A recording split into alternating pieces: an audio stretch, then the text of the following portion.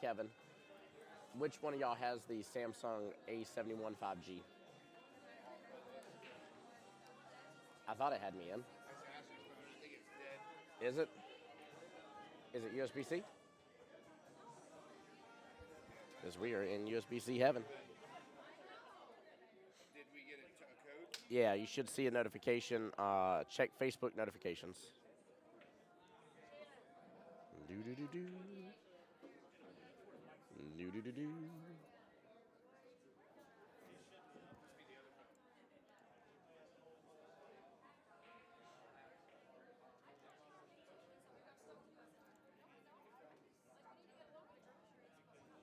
All right, got that pulled up on my end. What's going on, everybody? This is Tim Jones, Voice of Jacksonville Pool, coming to you live from one and only Park Avenue Billiards. I thought I was.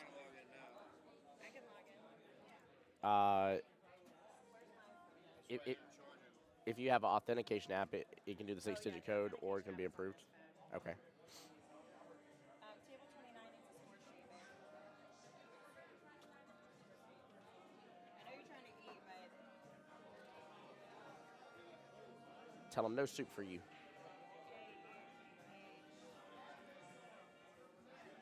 All right, so this should be 595, 975. 595, It's 5 about to 7. run out. Oh. Refresh. All right. 101, 297.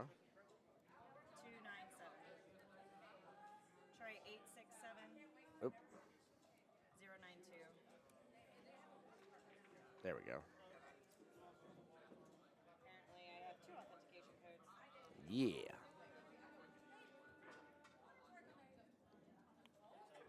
I need. Oh, JK. Yeah. Hold on.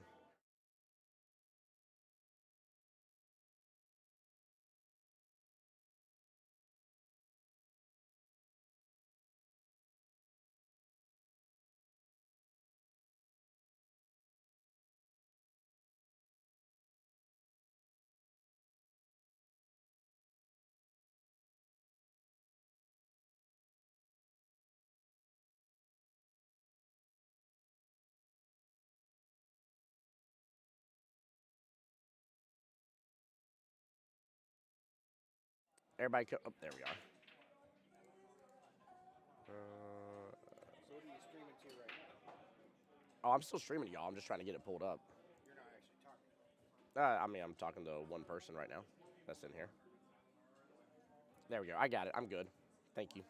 I'm so glad you're just smarter than I am. I was like, I've had y'all log in. I've had it saved. I ensure I sign out of it every time, but... All right, so we should be live on First Coast APA's page, and we are. There's the live stream. There we go. And then I need to get it shared out on my end as well, guys.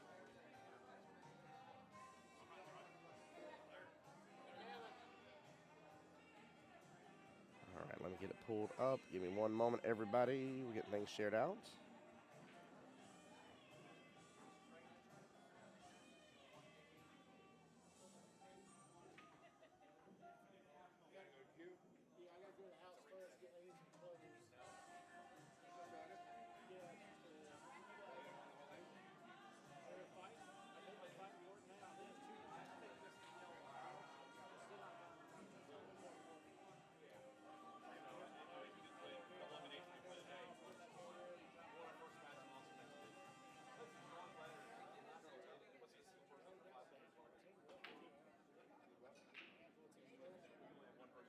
Yeah, we're down to probably. Let's see. 1, 2, 3, 4, 5, 6, 7, 8. All right, I'm missing 2 points. And Kevin, the lady at the table, is that Sandra? Okay.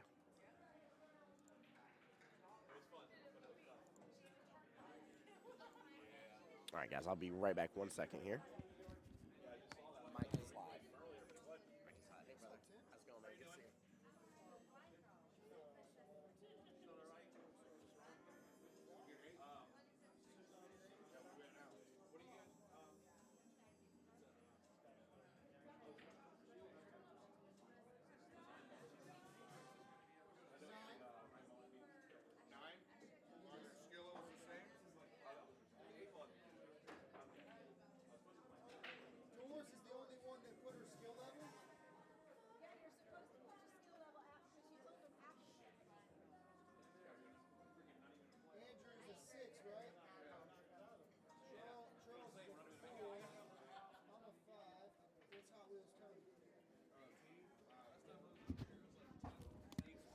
All right, guys, sorry about that. I am back here. 1, 2, 3, 4, 5, 6, 7, 8, 9, 10. All right, perfect. Ladies and gentlemen, this is Tim Jones, Voice of Jacksonville Pool, coming to you live from the one and only Park Avenue Billiards here. Where we are enjoying the one-day Scotch Doubles 9-ball tournament here.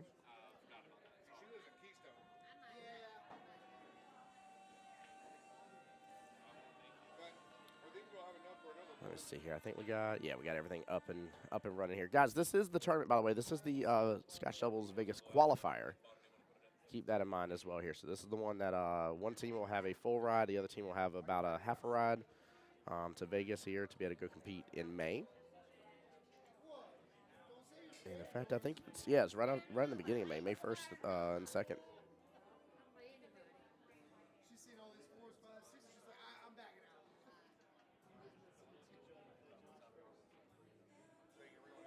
But come on in, everybody. Let me know if you guys can see the stream. Let me know how everything's looking on your end. I have it all pulled up on mine.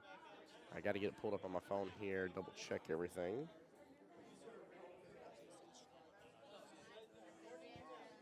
There we go. I'm going to try to get a little closer to the mic here as well.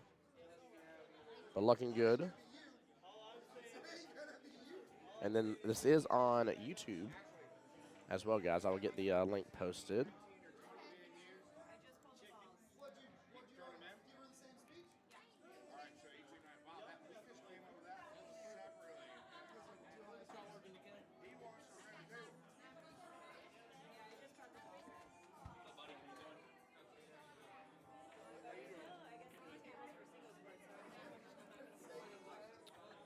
And should be 5-5. 5-5.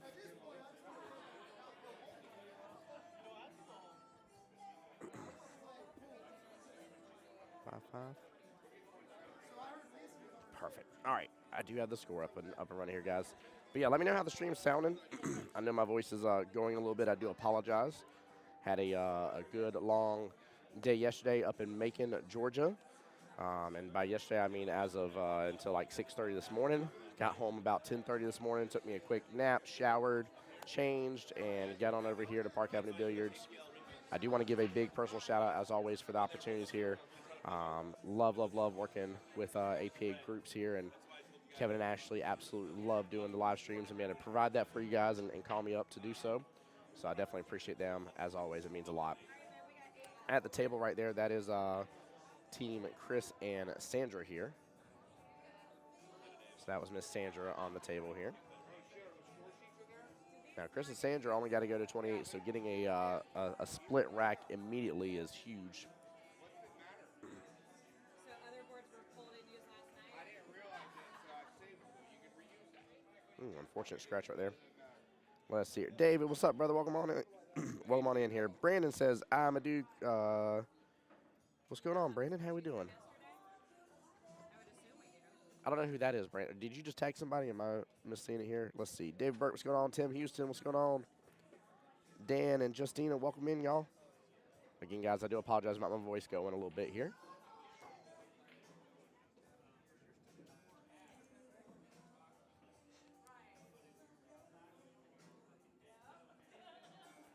Glad you made it back home safe. Already back to work. You are, you're the best. I try, man. I try.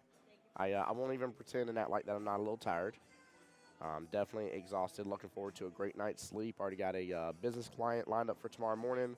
Tomorrow is my daughter Luna's 5-year birthday. Looking forward to that. We're going to do some Olive Garden in the afternoon. And just looking forward to a good and blessed week, man. It's the hustle. It's the grind, right? I had somebody tell me that I was absolutely cuckoo for Cocoa Puffs to be able to do this. And, you know, I won't lie. It's a bit much, to say the least. But at the same time, when opportunity knocks, you don't look a gift horse in the mouth, and you certainly don't turn down opportunities, especially in a field that you want to grow and get better in. And that's me. I want to grow and get better. I want to continue doing commentary, continue using this equipment, getting better, adjusting things, learning stuff, and get my name out there. And, hey, if that means I go without a little bit of sleep for a day, I make it up on another day, guess what? I make it up on another day. It'll be all good.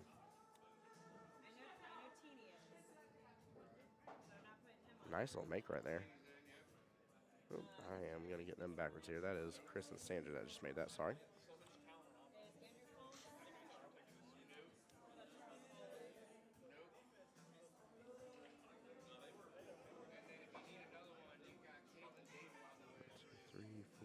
6.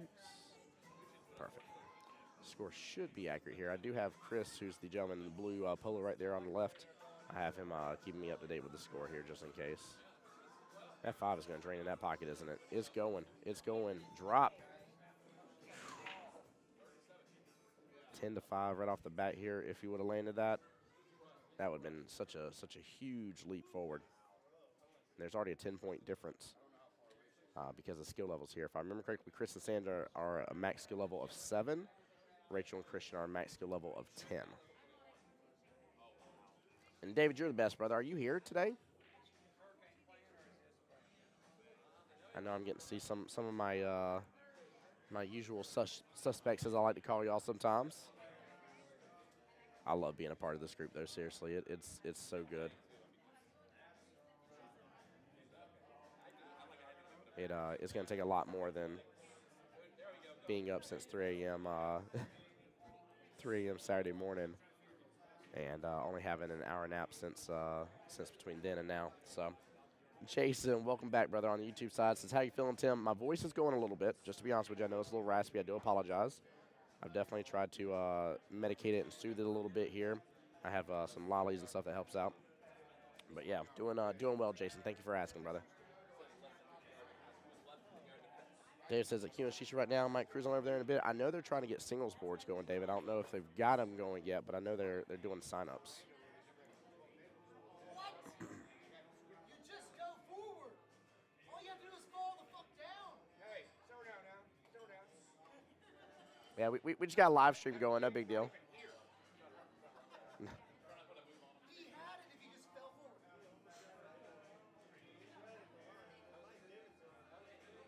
Friend said good shot to Chris. Yeah, Chris is shooting really well. How far away is Caitlin? She said 35 minutes. That was how long ago? About 10 minutes ago. I told her that y'all were going to do another. All right, double checking the score update here.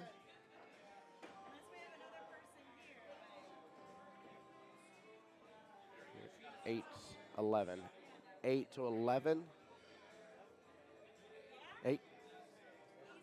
8-12. Got it. 8-12. I was off by 1. Forgive me, guys. There we go. 8-12 is the overall. Sorry about that.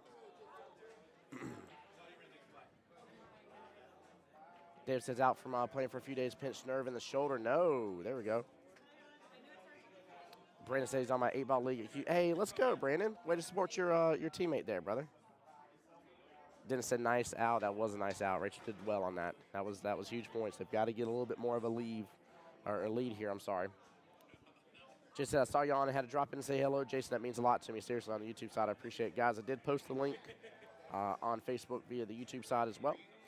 So that way, if you guys want to drop a follow, sub, whichever way, it's called a subscription, but it doesn't cost anything. But that way, any upcoming events and stuff that I have, if you guys want to follow along, I will be streaming to both Facebook page and YouTube page. It all depends on which tournament director I'm working on. Some want me to stream directly to their pages, which I don't mind. Some want me just to stream to my page instead. I always say it's tomato. As long as I get the tags in there, it really doesn't make a difference. We're gonna do another board here. Not a bad break, actually. Not a bad break at all. Nothing dropped, but it's actually a decent little spread here.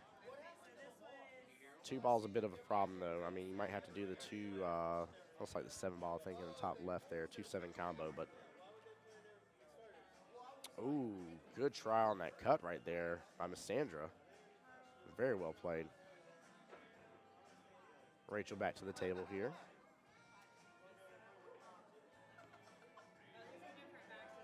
She has good eyes on it here. I just don't know what they're going to do about that, too, unless they just try for the combo situation. She's not going to be able to force and get back up table for it instead. So I think it's one of those, just take your medicine, get that point.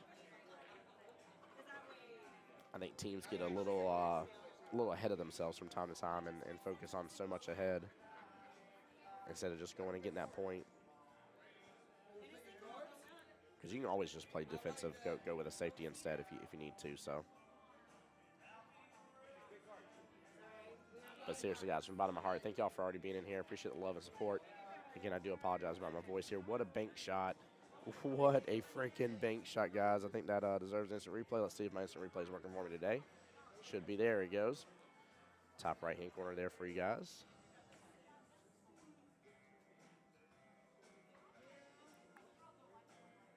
Very, very well played.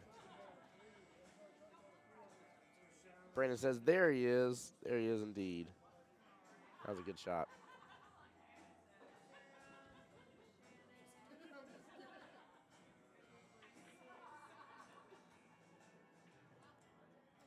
I don't think I gave him that point here. 8-4 is 12. 18, 19, 20. Yeah, I didn't give him that point. So it's 14-8 right now.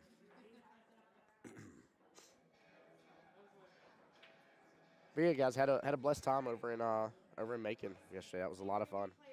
A lot of fun. Really, really good time. Great pool hall out there.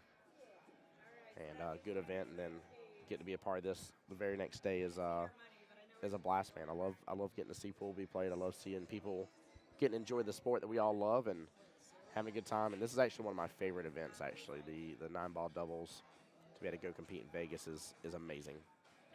What's funny is both these teams are actually already set up for Jack and Jill as well, even though this isn't the Jack and Jill event. But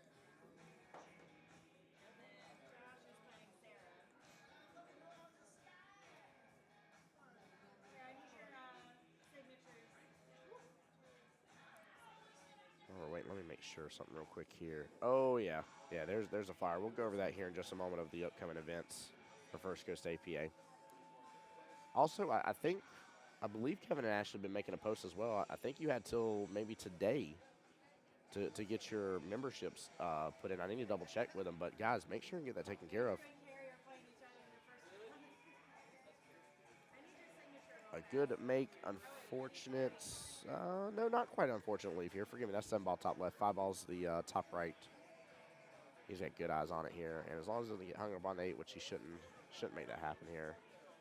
Rachel will have eyes on that 6-ball next. More likely on the left-hand side pocket, if I had to guess. She may end up opting to drain it all the way down, but he made sure to get the 8 out of the way, and he did. Very well done.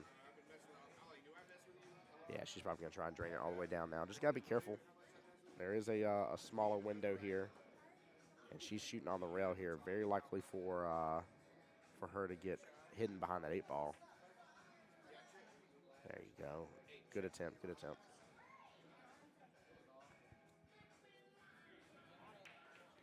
Kevin, find me when you come back. I'll double check about the membership dues, guys. I don't want to tell you guys wrong, but I'm fairly certain that you guys have to get it done by today.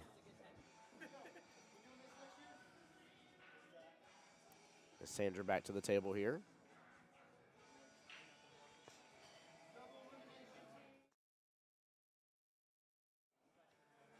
Good attempt right there.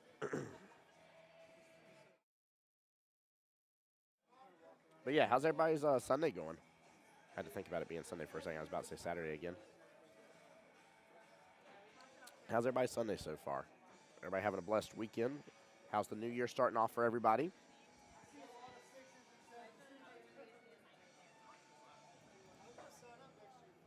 Rachel and Christian have done a great job. That 10-point difference is now eliminated. Even 2020 race right now.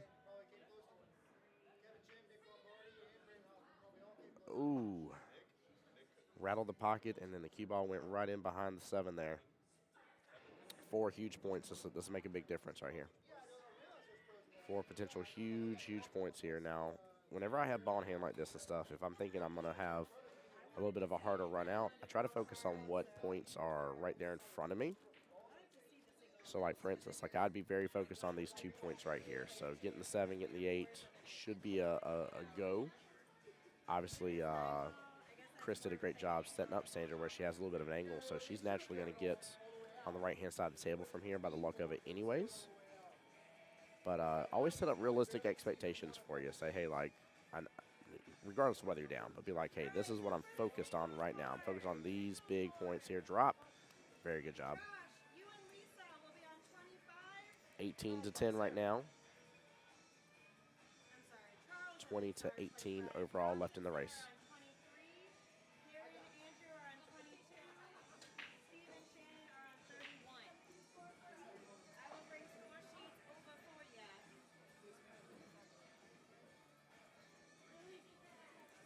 And that was a huge out right there. Huge out.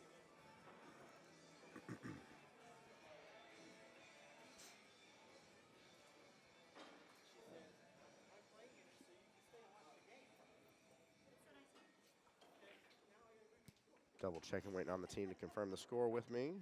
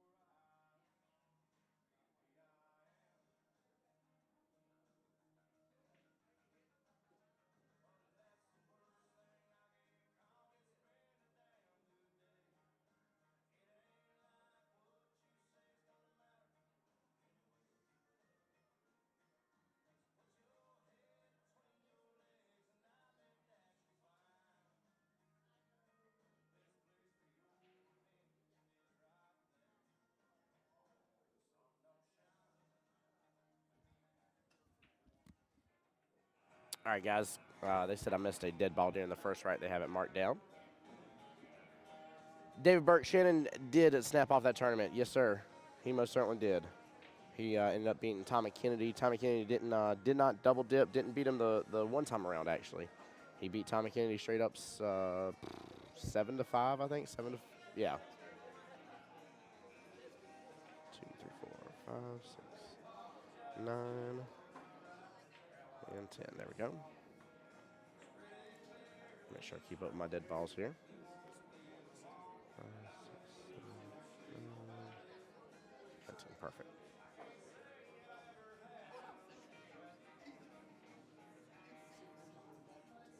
But yeah, it was a great event, man. It was a lot of fun, to say the least. And then I'll ask, once I see Kevin come by, I'll ask him about the membership dues, just to make sure I tell you guys correct on that. And then I'll also double check as well on the bracket. I know they have a link for the bracket.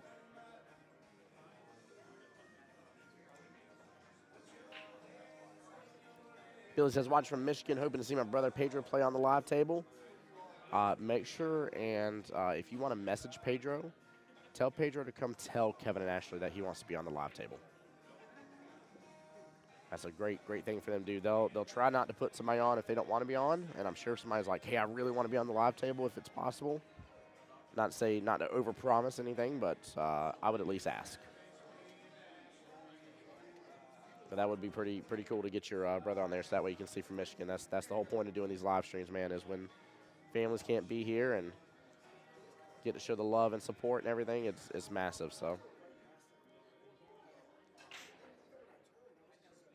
absolutely massive. Now I know these teams actually have the live stream pulled up on their phones right now. Actually,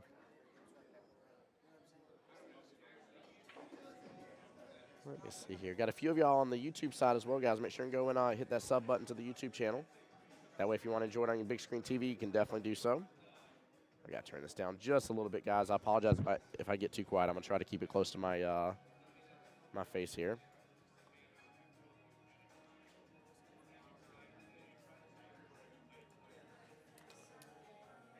Billy, you say you play APA here? Nice. Now, by here, do you mean you play in Michigan, I'm assuming, or are you just visiting Michigan right now?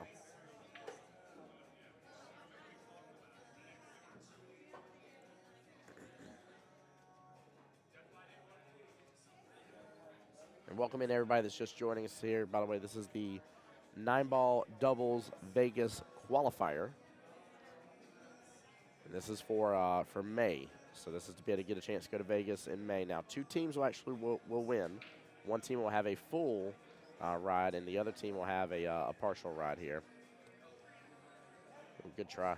Good try here. In Michigan, sorry, I'm a 6 and 9 ball. Nice, Billy. Very good. I know I got to be getting close to getting to skill level 5 in 9 ball. I've been working really hard right now for the session. I am 5 and 1 right now. I took my first loss this past week. I was very sad about it, but I've been playing on the 9-foot tables, which has been a new accomplishment for me myself. And thanks to all the billiards and commentary and stuff that I get to do, I've been able to really just improve my game. I'm working on a good open bridge now. My captain showed me a better way of how to hold my open bridge, and I've been actually exercising, as weird as it is, my hand muscle to properly like hold it. It's interesting because he actually has me cross my thumb over my middle knuckle of my pointer finger, if that makes any sense here. Oh, good try right there. Good leave. All right, let me ask Ashley here in just a second so I don't tell you guys wrong.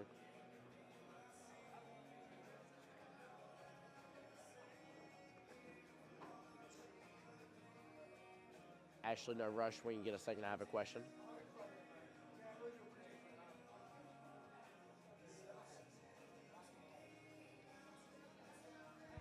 She's got a tough one-rail kick here. Got to really let it get down table. Let that angle open up a little bit. Thank you. That was one thing. Guys, the bracket link is right there in stream for you guys to be able to see and keep an eye on. And then, Ashley, did I see y'all post about membership dues? Membership fees are due today. Today's the deadline. Yeah, so quit, first and foremost, quit slacking. Secondly, don't make them have to go through and remove a bunch of people's name on rosters. That's a whole bunch of extra work. Don't be doing that. Go get your membership dues taken care of. Get them paid. Get them square. But yeah, that was the link. Thank you, Ashley. Yes, ma'am. But yeah, come on in, everybody. Get the stream shared out if you would for me. Hit the like button. It means a lot as well here. Definitely show the love, show the support if y'all will, please.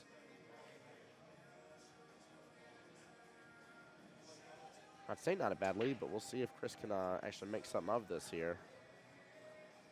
I almost wonder if he's just better off going defensive here. Use a little bottom, pull the cue ball, and hide it with the 9. He might have to be really precise on it, though. I feel like that's what he's going for, or he's just going straight for the bank. But I kind of like being defensive here. He went for the bank and nailed that bank shot. What an absolute drill of a bank shot there. 21-16. Overall race left is 17-12. Keep in mind, Chris and Sandra, max skill level of 7. Rachel and Christian, max skill level of 10.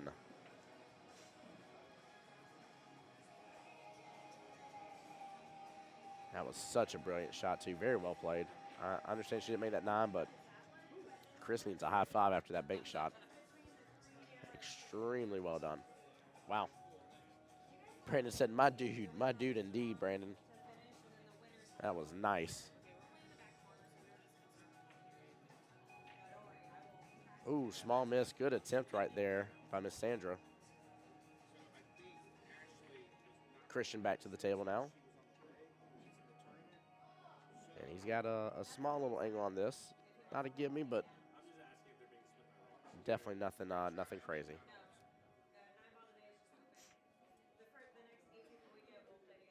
There we go. All right, should be 16-23. 15-12 left in the race.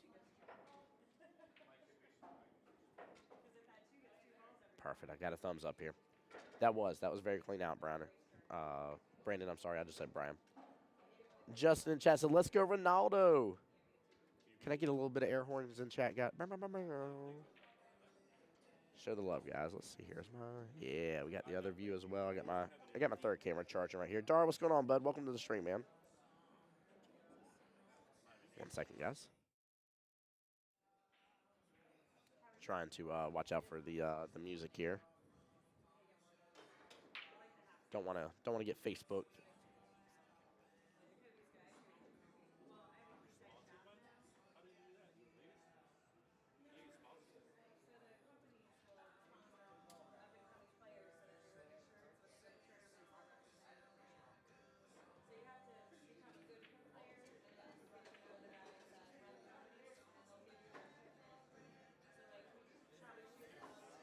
Good attempt right there. Christian back to the table now. Dari, how you doing today, brother?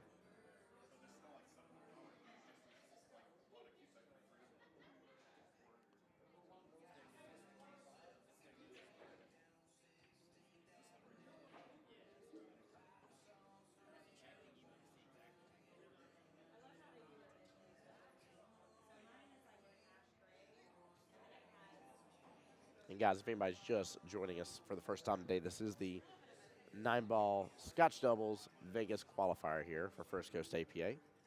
Again, 2 teams will win and advance. One team will have a full ride over there, and then the other team will have about a half ride for the payouts. That is not too shabby for a day's worth of work though. Getting to play some good pool. That's the way I always look at it. Like I'm gonna pay to play pool anyways. Why not pay to be in the tournament?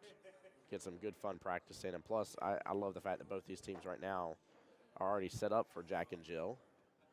This is not the Jack and Jill tournament, but they're already set up for it, and I mean this is a good practice for that. So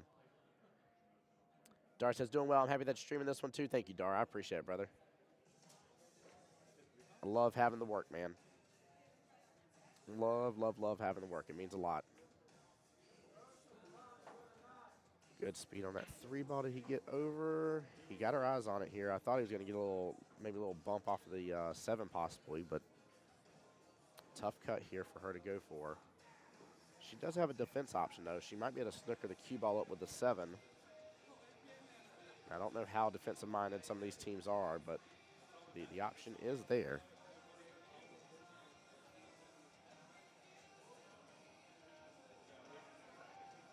A lot of people will just swing for this and try for the cross bank. And she went defensive-minded indeed. I love it. Very well. Let's go. I give claps for that one, actually. I love seeing some good defensive-minded teams. Very smart play.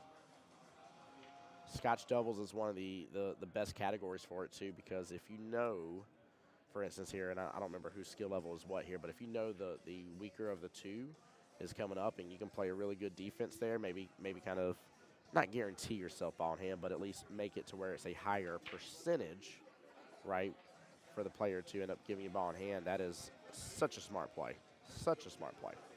Really, really good option here in Scotch doubles. And for anybody asks, I ain't picking on nobody. I miss ball in hand, or I miss kick shots, stuff like this all the time. And yeah, this isn't about picking on anybody. It's just about the strategy behind it all. I do love the fact that before any major issues are happening here, Chris and Sandra already taken their 1 timeout for the rack. Again, smart play right there. And guys, both the flyer and the YouTube link are in there as well. So if you guys wish to watch on your big screen TV, I know a lot of people have been doing that with YouTube lately. Feel free to do so.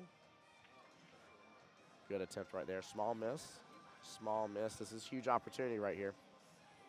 In case you can't tell, by the way, guys, it is a even 12-12 race. I know it looks like a massive score difference, but Chris and Sandra are only max skill level 7 for their team. Rachel and Christian are skill level 10. You coming to join? I'm just watching. Okay. Am I distracting you? No, you're fine. I didn't have it plugged in yet. I was just going to plug in. For the finals or semifinals, I'll Okay. probably, next round I'll jump in. Okay, heard. I love how you have that. She did that one for me, and then I have the YouTube link as well. But that's new, being able to see all the chats like that. Oh, yeah. I'm able to see both. So, like, see how YouTube's right there and Facebook's here? Yep. And if I type here, it types to both. That's why I laugh whenever people are like, why are you paying for Restream per month? I'm like, because of this compatibility right here.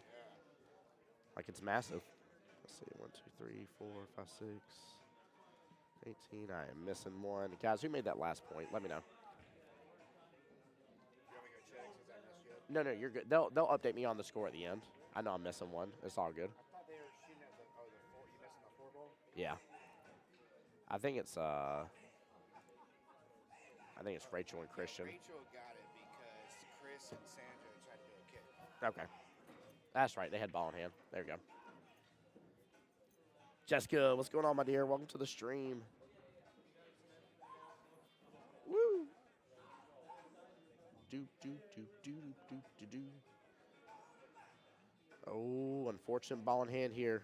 Rachel and Christian have really got to dominate on this. So again, guys, when you have ball in hand and stuff, especially for anybody that's a lower skill level player when it comes to APA, I know some of the higher ends like already have a full run out in mind with this.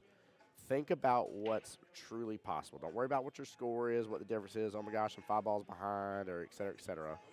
Think about what's possible, right? And say, hey, like I should have this point, and I should have the next point, right? Or hey, if I get this ball, there's 2 balls sitting in the pocket. I should have the next 3 points. That's your focus, right? Start planning ahead a little bit, but understand that in order to get there, you got to make the ball that you're on. So a lot of us get a little crazy about it. I missed ball in hand this past week. It upset me.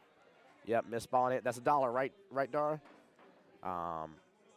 But you should really set yourself realistic goals.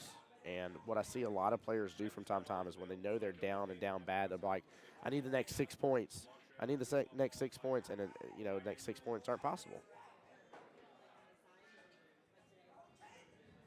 That is $1. Justin, you keep saying, come on, Ronaldo. Who's Ronaldo? Which one's Ronaldo? Or are you rooting on another team that's not on the live stream? It's okay if you are. I just want to make sure.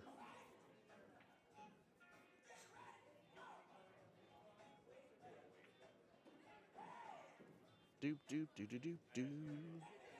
Yeah, welcome in, everybody. Glad you guys are already joining in and tuning in. Always, too, as well here, I'm always looking for feedback about how the streams are. And then also, don't hesitate to let Kevin Ashley know how much you appreciate the live stream happening here. Keep in mind, they hire me for these jobs, right? So this is an investment that they're putting into their APA community to provide you guys with the stream and commentary. So do let them know that if you like this, you're enjoying it, let them know. Give them a holler. Say, hey, like Tim being over there, I know I couldn't make it, or hey, I really want to see a couple of my friends in the tournament. I got to see them. Thank you so much for that. Let them know. Tell them how much you appreciate it. I promise you that will make their day and light them up and make them very excited. Plus, if I can just be so gracious here, it'll definitely get me hired back, and I appreciate that. Because I love doing this. In case y'all don't know, I was just in Macon as of this morning, as of 6:30 a.m. I've been up since 3 a.m. the previous day. And he is good with oh my God, he made the 6 ball. What a shot. That is huge. Miss Sandra has eyes on that 7. 9 is somewhat sitting right there outside the pocket. Chris will have to do a little bit of work here if she makes this 7 ball, but she's got to focus on that 7. No. I think she's got to slow down with the practice of her stroke just a little bit here. I feel like there's a quick fire to her whenever it comes to the practice strokes. She might need like the method where you go 1, 2, 1, and do a little countdown and stuff. Don't know how many people have ever trained with somebody like Joey Gray here, but he teaches you that kind of pendulum method and stuff. It may work. Yeah, he did come behind that 6 ball real good, Dar. That was nice. Christian is on the rail right now. A little bit of a trouble shot here. Even if this was easy, shooting over that rail just definitely adds that extra layer of difficulty to it.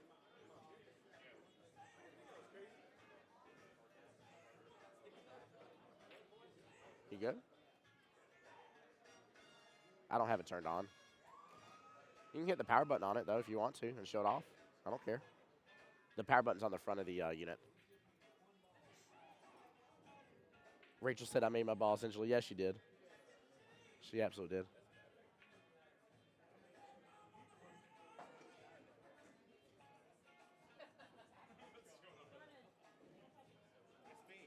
Justin, I don't know who you're cheering on.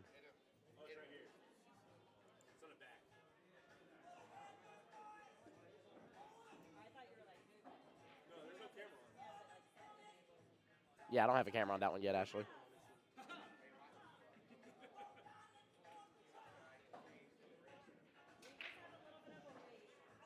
And a good out here should be 20 to 29.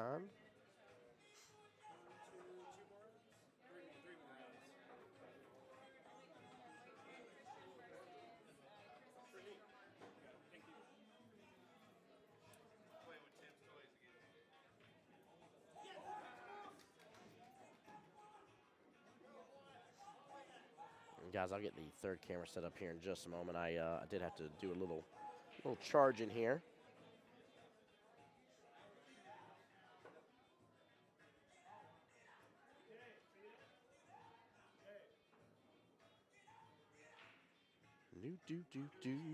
Do. All right, guys, this is Mr. Chris here for the break. Get our side view here going. Let me adjust that just a little bit here.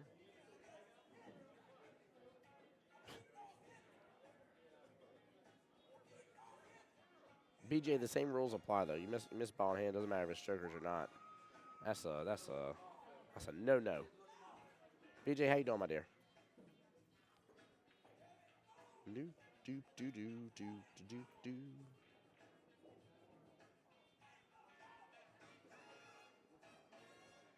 Wide open table, and she is hooked right behind that 5.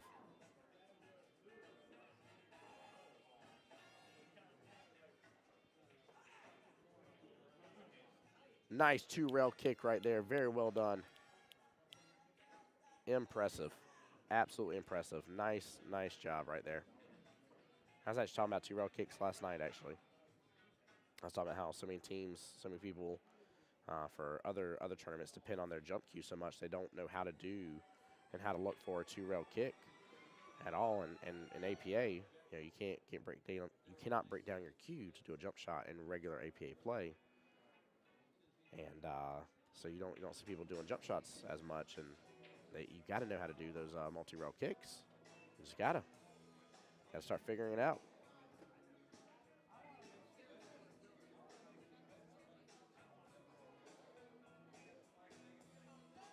Yeah, I did suggest about the $1. It's a new national office rule.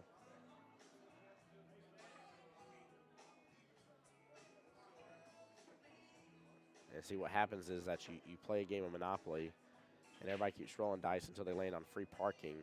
So at the end of the session, somebody gets to collect all those dollars. That's how that works, by the way, guys. I don't know if y'all knew that. That's a new thing this year. 2024, if you miss ball in hand, it's $1. It goes in the pot. At the end of the session, you and your team keep rolling dice until somebody lands on free parking in Monopoly.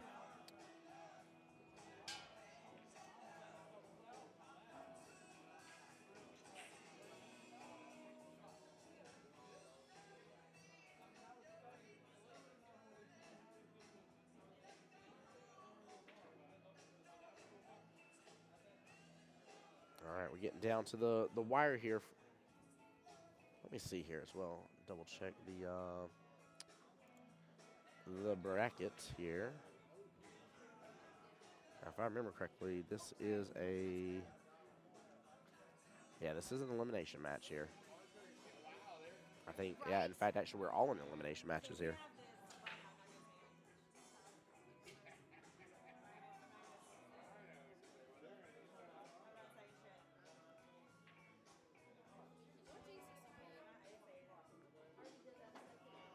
Nine to 8 left in the overall race here. And guys, the link for the bracket is right there for you if you saw it just a moment ago. I love the fact they got a link to the bracket here posted up on Canva. It's nice to be able to see. But there's still, let's see, 2, 4, 6, 8, 10, 12 total teams left. So there are 4 sets that are playing right now. Those are going to play the ones in the winner's side. And then we'll be down to our final 4 teams. So we're about to be in the quarterfinals, actually. Good attempt right there. I think Christian, oh, maybe not. I was about to say, I think he has maybe enough room to scooch on by, but.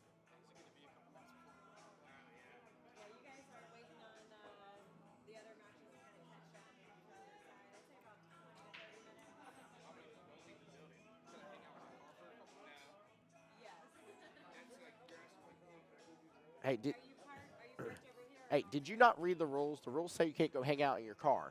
What are you doing? I got them right here. They're in there. Just trust me.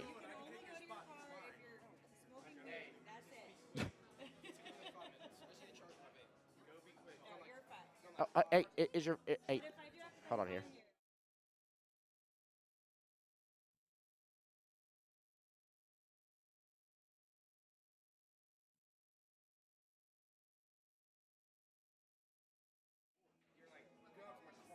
Hey, file a report with me. I'll make sure it gets filed away. I promise. Yeah. Yeah. I'll make sure it gets filed. I promise. I guarantee it. Just so happens the trash can's the filing cabinet, but. There we go. Chris and Sandra got that one. Makes it 9-7 left in the race.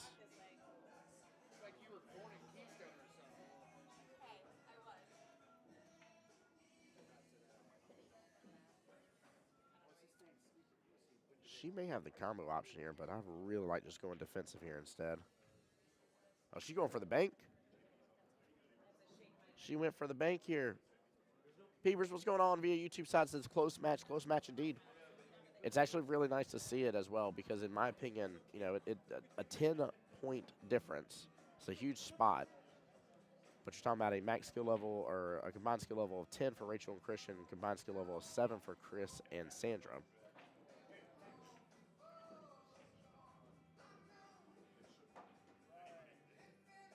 So it's nice to really see the handicap working out and really showing its true nature here. Like, if that 10-point difference wasn't there, you know, you can clearly see how much harder it would be for Chris and Sandra here. And they'd be down by nine full points right now. It'd be massive, absolutely massive. So, again, I like seeing this. Aaron, what's up, brother? How you doing, man? Welcome to the stream.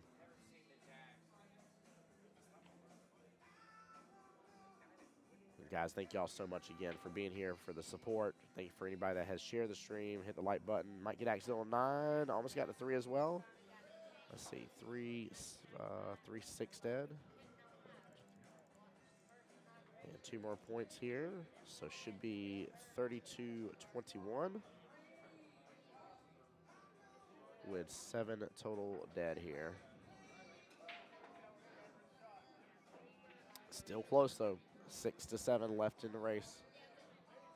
I'll wait for my thumbs up here for this score. Just to double check. Thank you. Perfect. Mr. Chris, let me know everything is good. And guys, while we're waiting here, just to show you, this is the left-hand one, the APA 9-Ball Doubles Championship Vegas qualifier here. Coming up February 3rd is going to be the next big one here as well. This 8-Ball Doubles Championship will be at Q and Shisha. Play starts at 10 a.m. Make sure you get signed up and join in here. Don't miss out on it.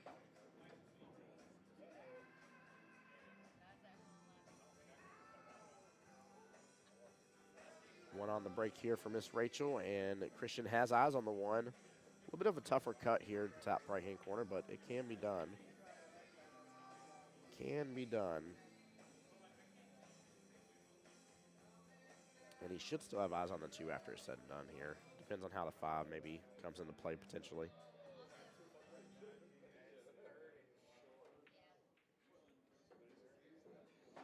Yeah, 5 definitely came into play. He bumped it, but what a nice bump here, getting the bump on the 2 ball at the same time. 34-21. It is 4-7 left in the race here. Keep in mind, this is an elimination round.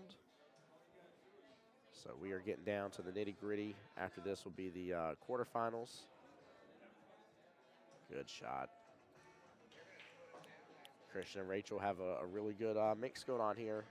Nice little back and forth. Look at that nice little fist bump. They know they're putting the pressure on to Chris and Sandra here. Christina, what's going on, my dear? Welcome to the stream. Appreciate you being here. Small miss right there by Christian. Good attempt, though. 3-7 left. Chris needs me to follow this up a little bit. Watch out for that 5 ball in the process. Ooh, I was about to say 3-9 combo sitting there, but maybe a 3-9 carom could work here. Got to thin that 3 ball oh so thin. That way the cue ball travels and just hits the 9 right there in that side, or into that corner pocket, sorry.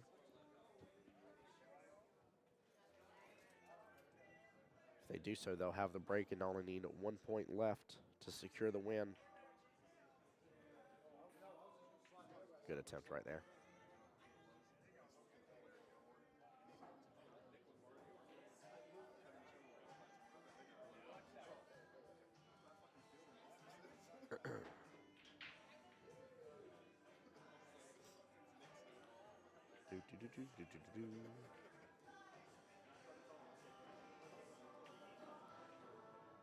There we go. Great shot on the 3 ball.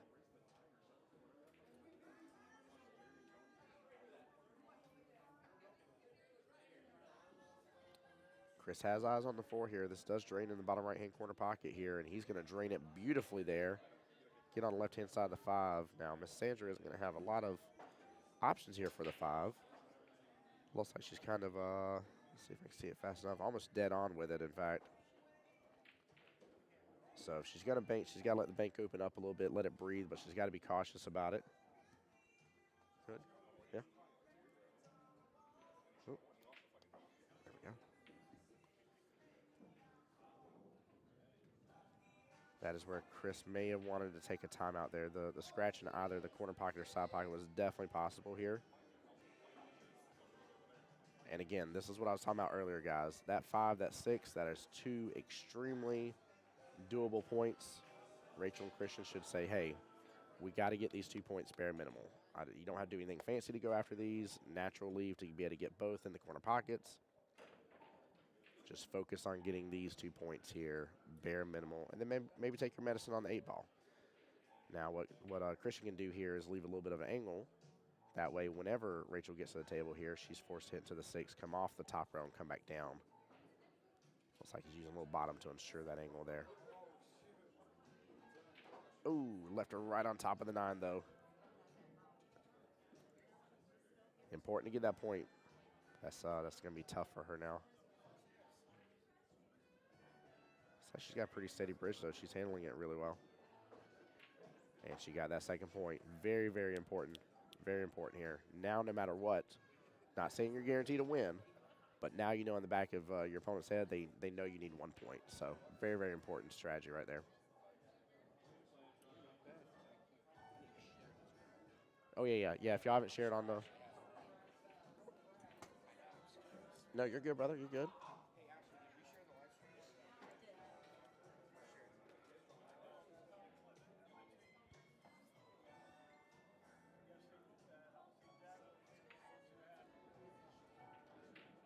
And what a brilliant cut. That's it, ladies and gentlemen. Congrats to Rachel and Christian for advancing. Taking out Chris and Sandra in the process there. Very well played. Good strategy overall here, guys. All right, while we're waiting on the next matchup to come up here, again, let's talk about the one-day Vegas qualifiers here. All 4 of these are options for you to take advantage of. Today is the last day to get your membership fees paid. Do not make Kevin Ashley have to do all this extra work, guys. Please, of removing people off rosters. Go get your membership fees paid. Get it taken care of. Katie, what's going on, my dear? She said good shooting. That was some good shooting. It was good teamwork, too. Rachel and Christian clearly are very, very competitive, but very good at talking with each other and strategizing, so it's very important. But right here, guys, you must be active in First Coast APA to participate in any of their Vegas qualifiers here. And right now we're on the January 7th here. This is the 9-Ball Doubles Championship. Now, I know you just saw both pairs be 1 male, 1 female, as if it was Jack and Jill, but Jack and Jill's not until June, so you got quite a few months here to be able to plan for that. Next one coming up will be February 3rd at Q and Shisha. Play starts at 10 a.m. Make sure you get online and sign up. And then you have the APA Team Captains Championship on April the 7th. Going to be at Solids and Stripes here. Still lots to do in January coming up here, guys. We're just only 1 weekend, as you can see here. Lots and lots to take advantage of. A lot of nights to be able to play as well. You got a lot of different divisions. If you notice there, one of my favorite changes here, 8-ball and 9-ball Park Avenue Mondays is non-smoking night. So that has been a change. That's been something that you and Kevin got to play a match with house cues. Yeah, but you have to play no 10. Are y'all about to be on the stream table doing it? Oh, I love that. All right, Kevin and Ashley about to challenge each other with house cues here. I'll get that on the live stream here for you guys. Also, if y'all see there on the 19th, 1-year anniversary of Kevin and Ashley owning First Coast APA. We're coming up on the 1 year of that, guys. Take advantage, be a part of it. Let's rock and roll here. Ashley's going to get things started over here. I'm going to get the scores cleared out.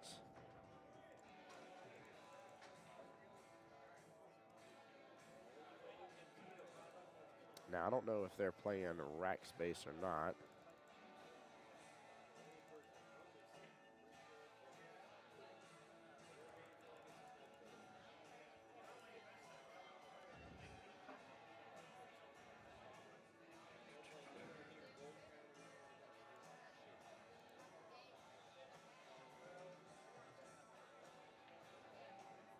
Actually, let's do this. Kevin, the man, Morgan.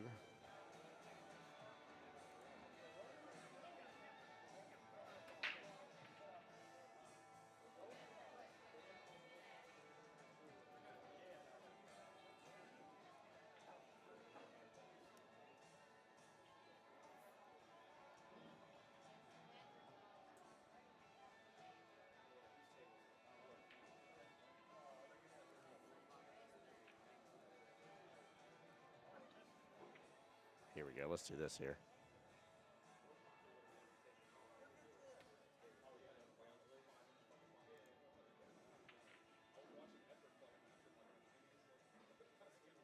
I'm not going to be able to fit it all on there. I don't want to mess up the font size either. You know what? We're gonna let it just drift over a little bit here. Oh, I won't be able to do it. Gosh darn it. Well, Ashley wears the pants, guys. All right.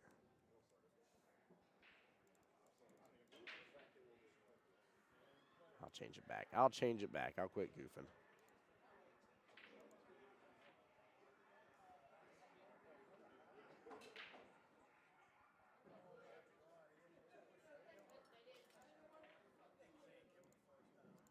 And then I'm gonna get my my third camera up on its tripod here.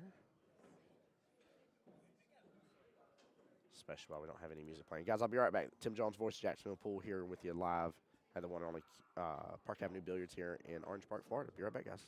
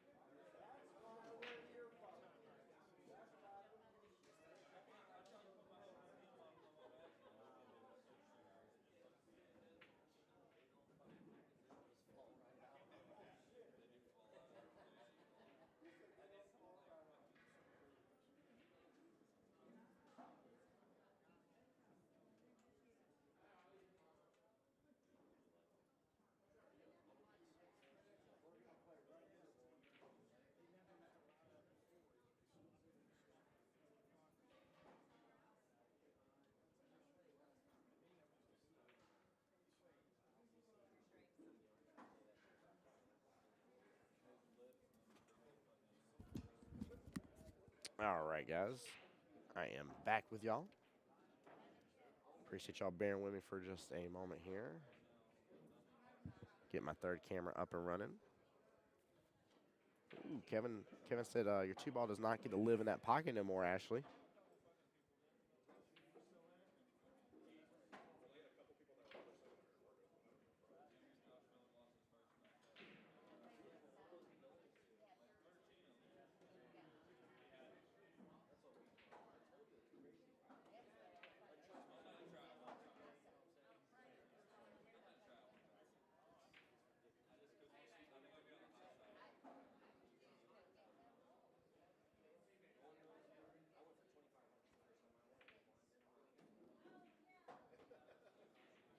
I don't know why it's not tilting up like it normally does, but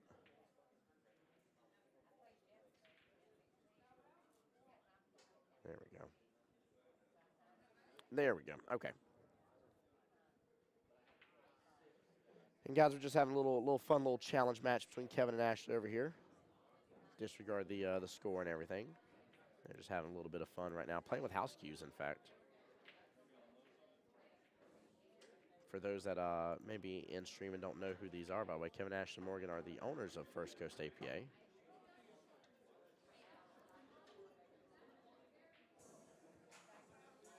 And Chad, I asked this earlier, but I don't know if I heard any responses. How's the new year coming for everybody so far? And then also as well, what's everybody up to this weekend? I know Sunday is most of the way through here, but would love to know. Kevin set himself up beautifully for that 8 ball in the right-hand side pocket. Oh, did he just call the bank shot? He did, and drains it. My man over there showing off, flexing the muscles. Oh, my goodness gracious, that was too awesome. David said Kevin cheated while Ashley wasn't looking. How'd he cheat?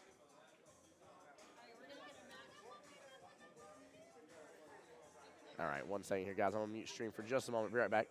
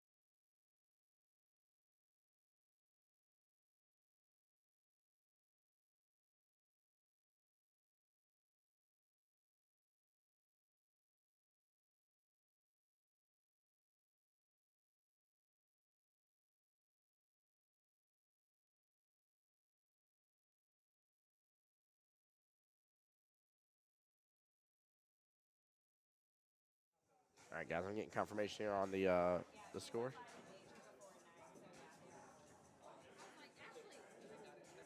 Up, combined skill level 7. So that is a race to 28.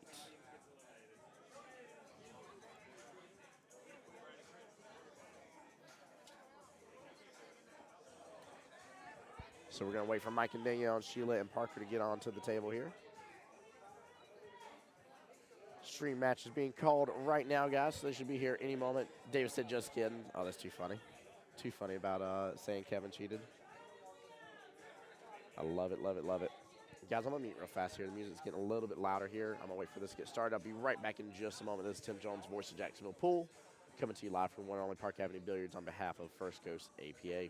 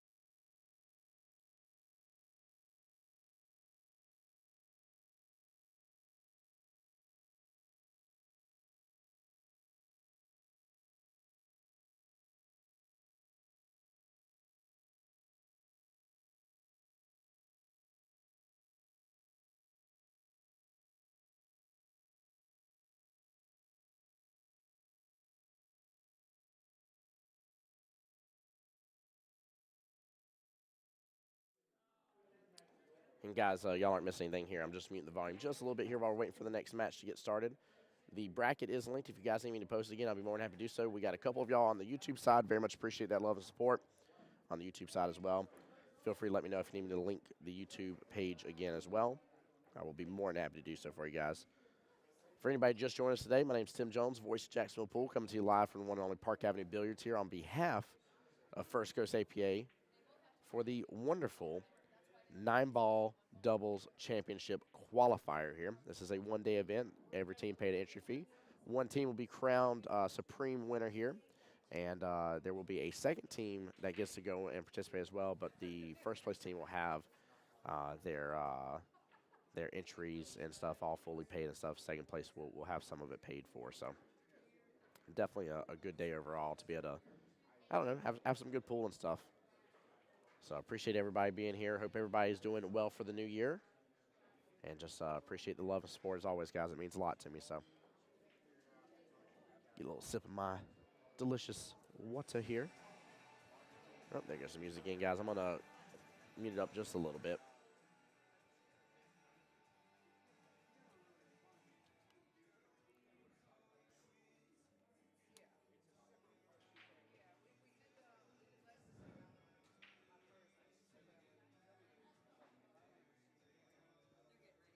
Yeah, no problem.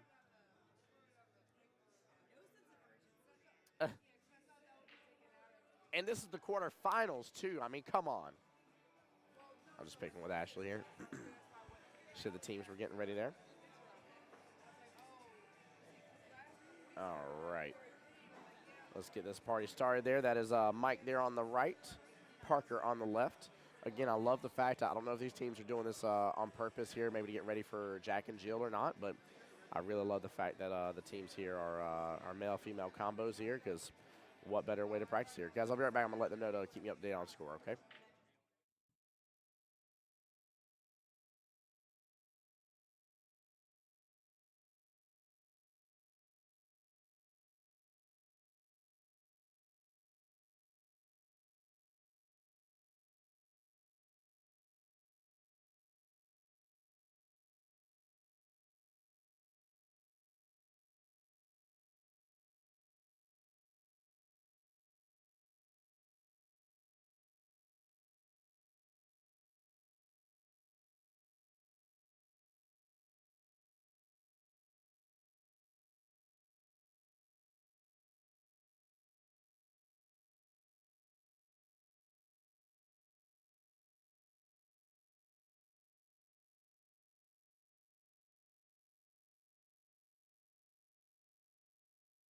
All right, guys, so I went in and talked to Mike and Danielle over there.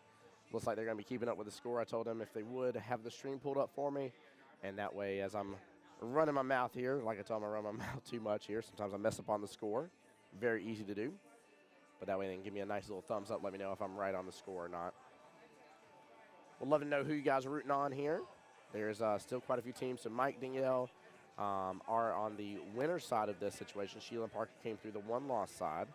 They beat out Tom and Macy there to be able to get to this point. But, yeah, this is the quarterfinals matchup here. So there's this matchup. You got a semifinals and then the finals. So there is right now for both these teams, including this set, there is 3 total sets of opponents that stand in their way of winning a good trip to Vegas. Again, that is Mike right there fixing the break here. What's nice, too, is with these tables, you can really let your stroke out on the break here. It really benefits you. There's no reason to baby anything on here. These aren't short tables. Not to say you should soft break, because that's not allowed anyways, but there are some people that don't slam it like it owes them 6 months of rent money, as I like to say. You know, you can do it just a little bit lighter on some of the shorter tables. This is a good one, just again, let it all out. Let it all out here. Danielle with a brilliant shot there into the corner pocket. Good speed on that, too, here. She made sure Mike was going to have eyes on the 2-ball.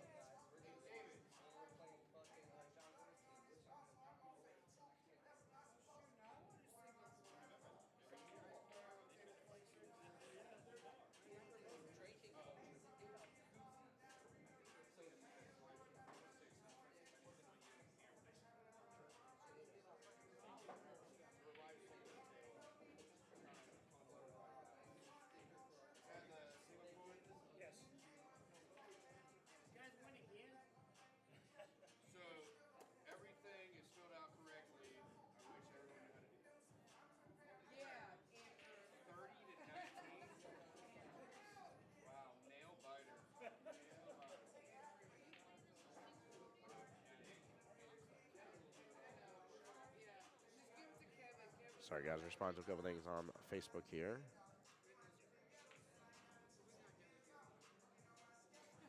Good shot by Danielle using the bridge right there. I don't think there's enough of a window for the 5-ball leave. Mike may have to one rail kick at this. I kind of like going from in between the long rails here if he's going to have to do it.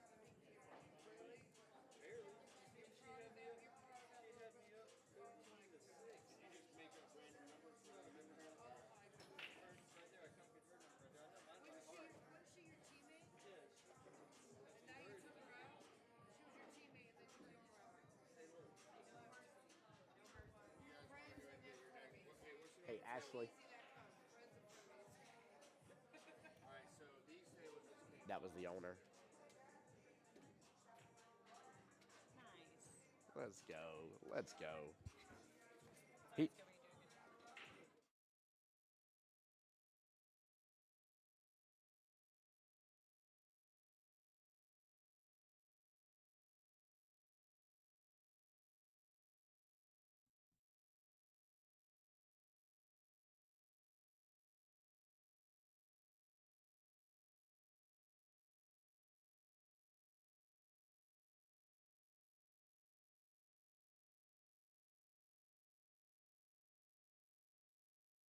it's important.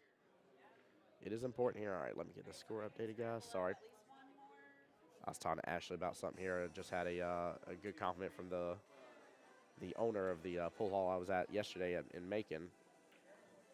I was just showing her about it, and I was telling her about how awesome him and his wife both were and how the staff was and everything. What a freaking shot right there.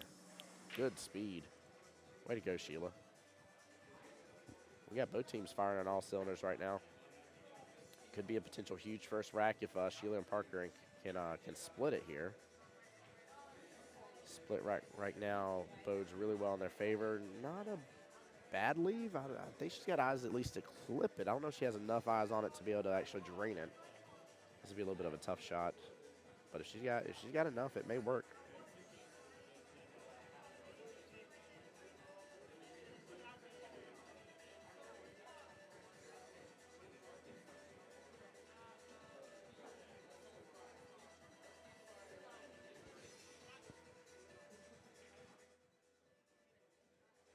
Good shot. She did have enough eyes to stay out of that side pocket, and it does. Very nicely done by Danielle. Brilliant shot here. Guys, I'm going to try to keep the mic down just a little bit, keep it close to my mouth here. Let me know if it's too quiet on y'all's end. I will bump it up, but we got some louder music happening right this very moment. So, ooh, small miss right there by Mike. Sheila's going to have an opportunity here to possibly drain that 8 in the right hand or bottom right hand corner pocket here. It's always a fun, tough shot to be able to take on.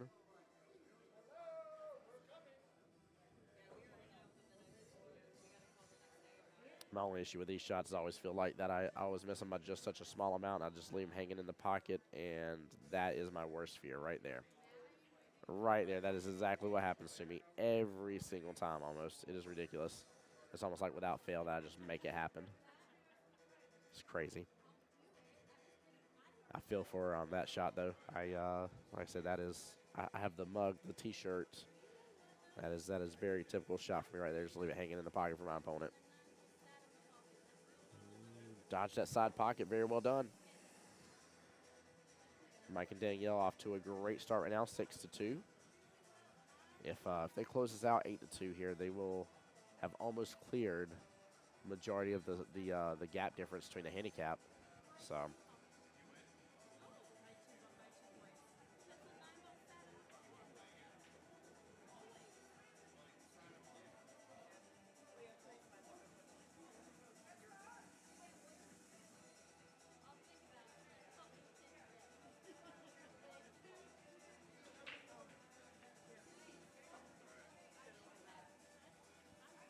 All right, nice out right there. Very, very important win here for Sheila and Parker. Keeping the race close here. Should be 6-4 overall. Waiting on my thumbs up. Make sure.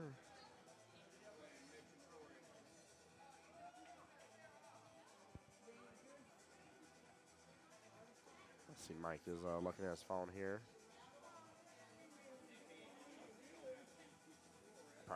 score is correct. I got a thumbs up for it. So not a bad first rack, actually. That's a good kind of getting a feel of everything going on rack. Nothing too crazy.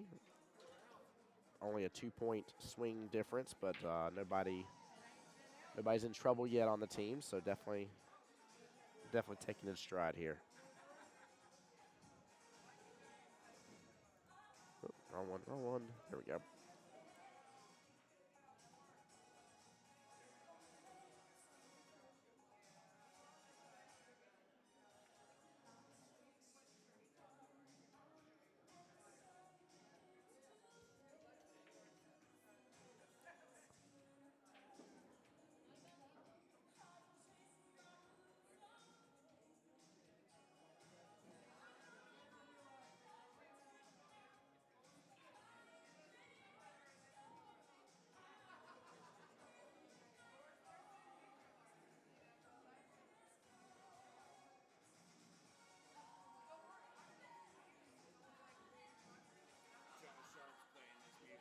Who is?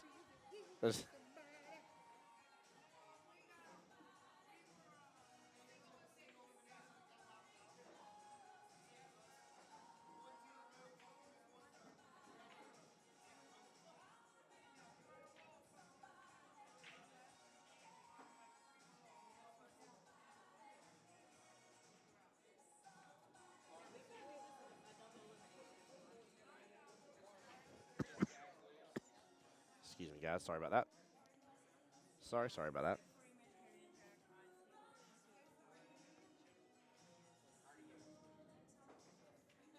All right, I am back here. Let's see here. What did I miss here? 1, 2, 3, 4, 6, 7, 8, 9. I am on point here. Okay. We got a timeout happening right now.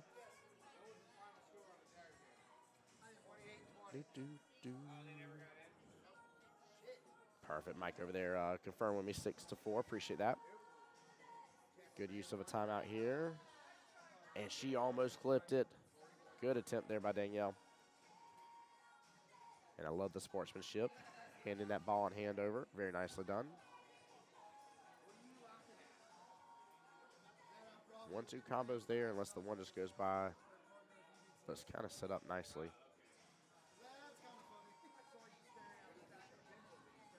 Good speed. Going to leave the one sitting right there close to the pocket.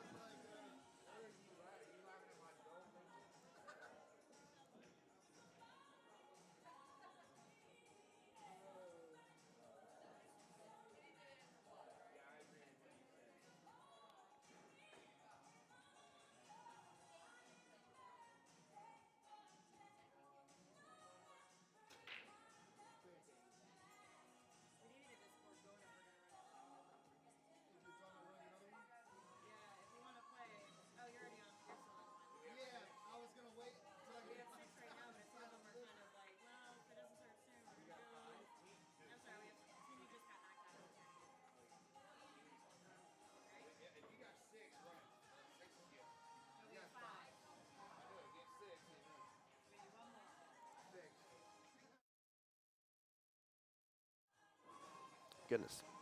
Where's my water at?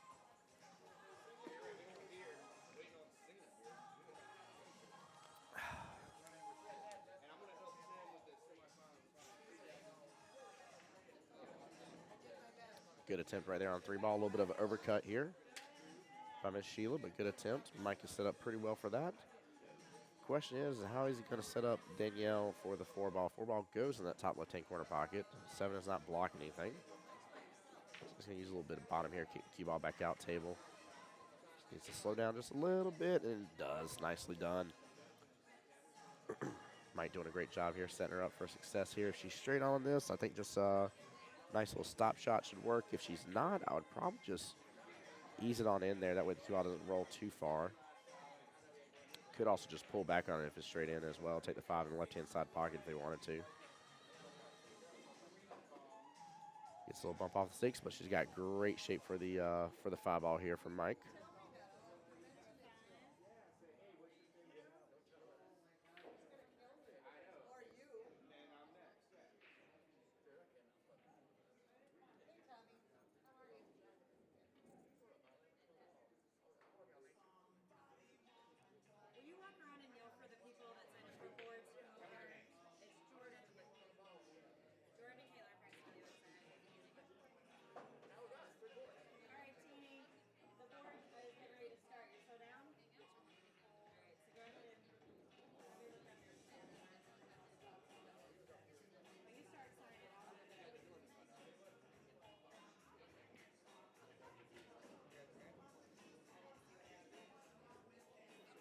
one second, guys. What's up?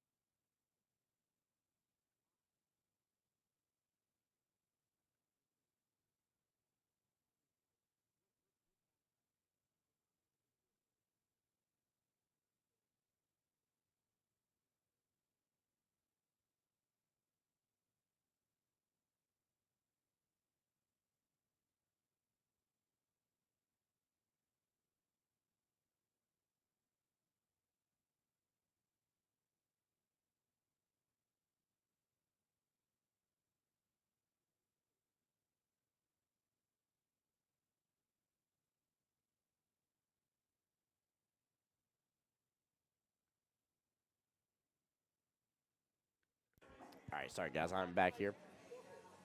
Sheila and Parker running away with it right now, it being a tied-up score. This is not boding well for Mike and Danielle. Cannot let a 10-point overall difference be the team that's tied up with you. If that made any sense, what I just said, guys. Sorry about muting for just a moment here. I was having a quick conversation about a couple things. Peepers via YouTube said, "Let's go, Sheila." Let's go, indeed. Looks like it should be 9-11 here. And we'll double check, make sure Mike confirms with me just in case.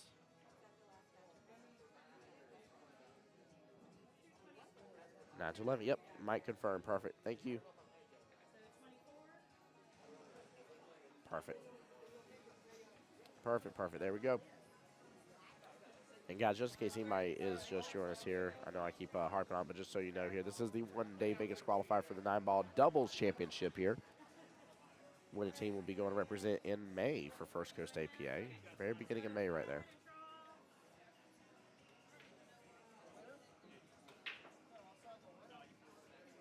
Solid snap right over there. I even heard it all the way over here with my headphones on.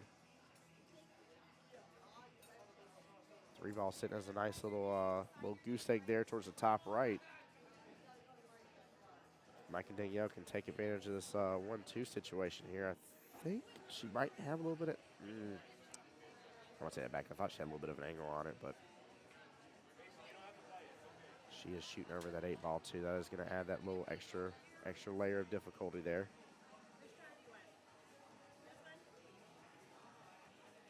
Good speed though. I like how she pushed that forward properly. Very nicely done by Danielle.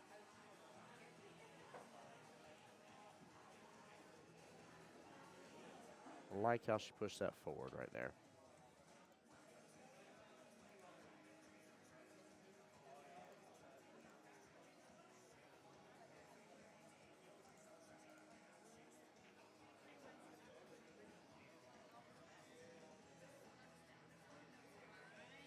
And looks like Mike chose to go for a defensive shot. Very well played. Nice little safety there.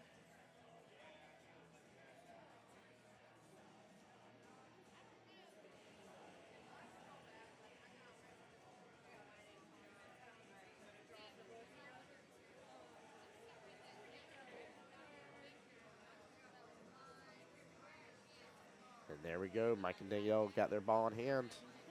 2 balls sitting pretty good. 3 balls sitting pretty good. 4 may drain past that 7 ball in the bottom left-hand corner. If not, they might be able to get back below the 4 here. Danielle did leave a little bit of angle right there. Very well played. I think a fair amount of some outside English here.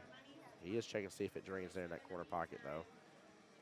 If not, they'll either want to be below it to take it to the top left-hand corner, or maybe kind of down to the right-hand side of it a little bit here to be able to take it in that left-hand side pocket. Dead ball.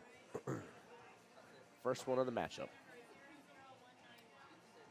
I think that's also why I like using a good amount of right or outside English there.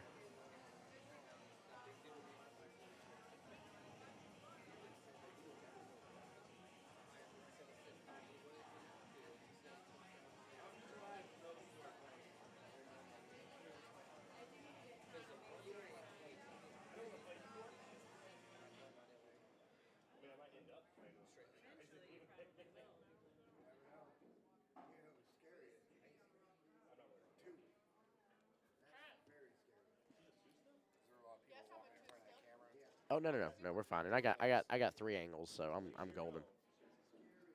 Nice drain there. No, we're golden. We are golden.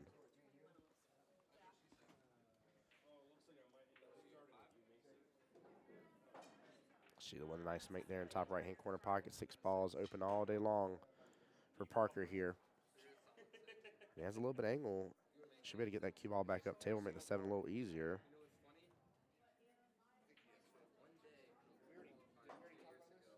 Ooh.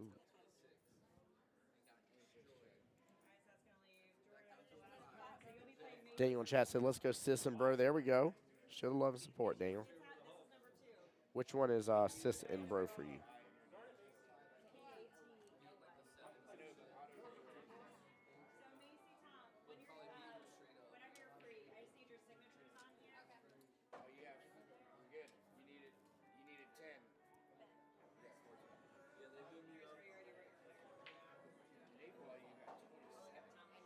Nice shot right there by Parker. Lori says, go Sheila indeed. Sheila's shooting well. It is a 27-12 race left. Sheila and Parker are running away with it a little bit.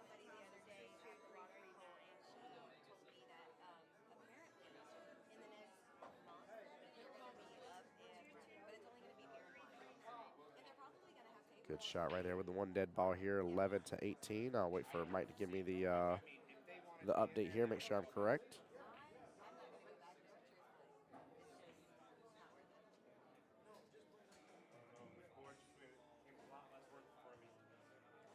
Somebody's got a little Creed playing in there. Mike says 11-18. 11-18, and it is. Perfect. Thank you, sir.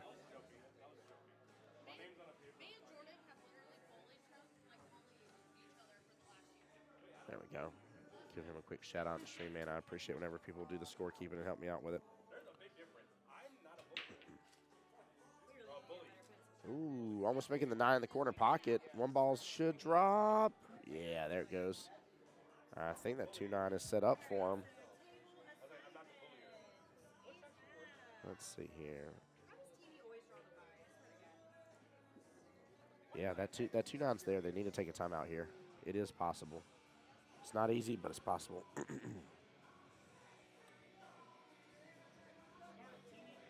you got to go for it. You got to swing for it. There's no reason not to. If they get these 2 points right here, make it 21-11, that would be massive.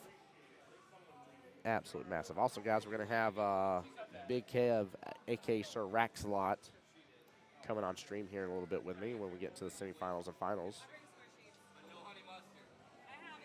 And a good out right there. 3, 6, 7 dead. Makes for 8 total dead. 2 points here. Should be 11-21 here with 8 dead, 8, 9, 10. Yep, perfect.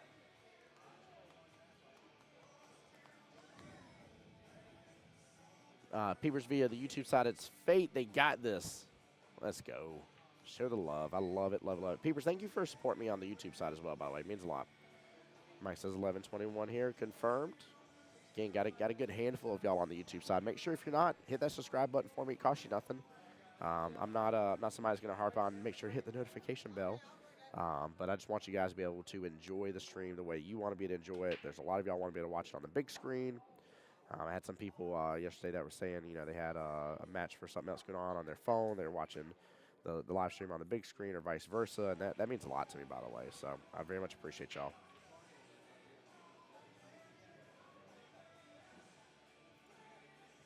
All right, 11-22 here.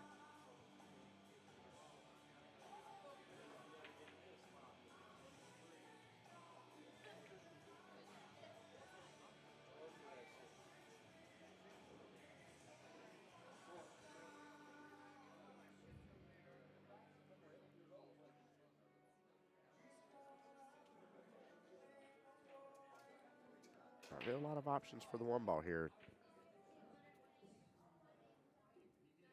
Chad said, sorry, Tammy, I was not able to make it. It is all good, Chad. It is all good, my friend. Hope you're doing well and blessed. Glad you're here in the stream with us right now, supporting. It means a lot.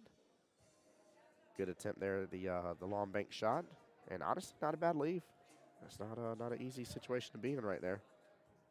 He's got a little bit of an angle on the one. A little bit. But the one's, looks like it may be off rail just a tiny bit here. That's going to be tough. Yeah, he ended up basically kicking behind it. Good attempt, though.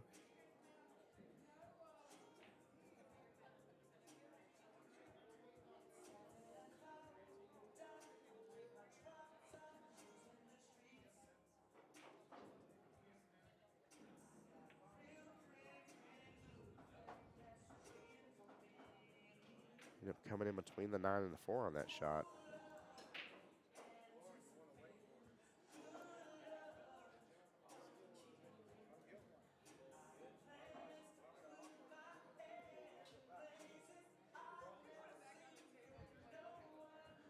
Danielle does have a great defensive option here. She has to use that 2 and hide it with the 5 if she wants to. Oh, no, she was able to cut it right on in. Very well played. I didn't think she had enough angle on it, but nicely done. Ignore me, chat. If you have the ability to cut that bad boy in, cut that sucker in all day long. I thought it was sitting on top of the rail, but she did a phenomenal job on that. Very impressed. Got to be careful on this shot of trying to over control. I think this is one of those where you kind of let the cue ball bounce between the long rails here. And he does so. It's going to get stuck up on the 9. No, I don't think the 9's blocking enough of it. And I think he may have opened up that window for that side pocket. May not be easy, but if Danielle can get it close to the side pocket will jump out and take care of business for her. I call it the hungry hippo method. Let that side pocket jump out like the hungry hippos. Oh, she went for the cut. Nicely done. Good lead for the 6. I feel like Danielle's listening to the stream and she says, whatever Tim says, I'm going to do something different. Oh, but it's always easier, of course, when you're on the table. You can see things a little better.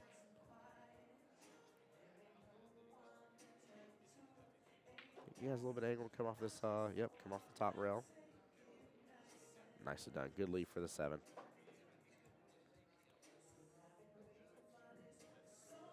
Not an easy gimme cut, but not something too difficult. Definitely not out of Danielle's well here. And honestly, I think just a smooth stroke here. Let that 7 just drop in that corner pocket. Mike's going to have great eyes on the 8.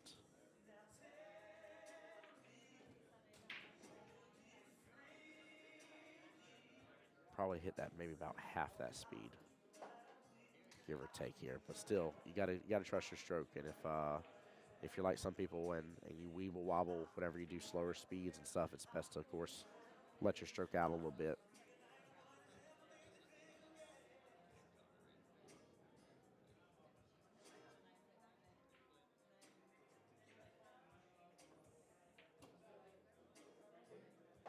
Great shot there on the 8 ball. Gets a little bump on the 9. She's got eyes on it. She's been cutting things in really well. Won't be an easy cut here, but definitely possible. Only issue with this is when you're that close up on the object ball. Yeah, the slightest difference amplifies as it gets further along.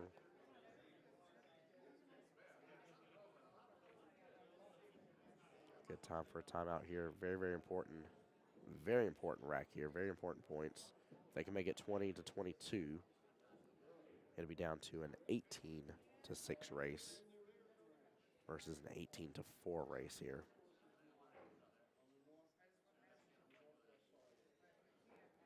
One goes from being difficult, but still very possible, to being extremely difficult then.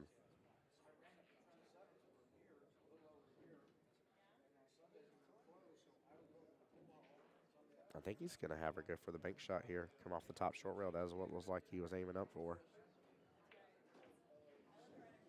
It is an option, and especially on these tables.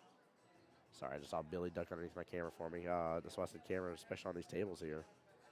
It's not a bad choice.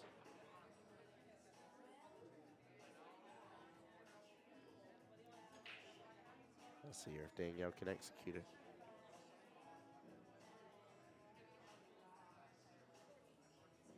Kind of a firm stroke here with it. Yeah, you had to have that angle close up just a little bit. Works almost kind of like a two-way to an extent. With her hitting it the way she did, and not too difficult. Then I bought it popped back out on the table a little bit. A little bit of a tougher cut here for Sheila.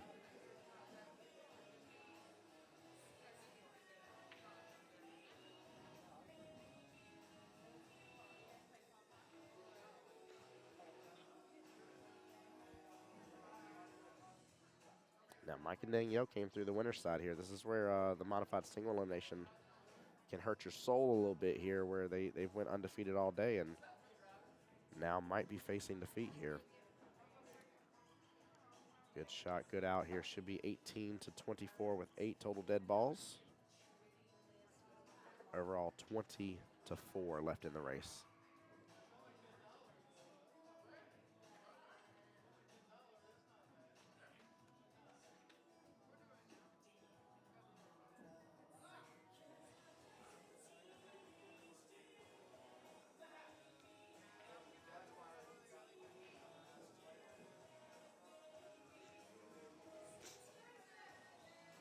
Perfect. Mike confirmed 18-24. Appreciate that.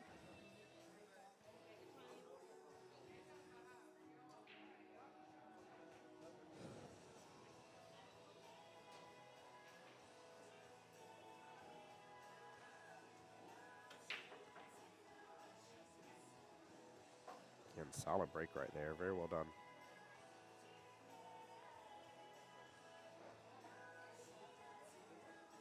Sheila and Parker are 3 away from being in the semifinals. That'll put them in the top 4 teams left.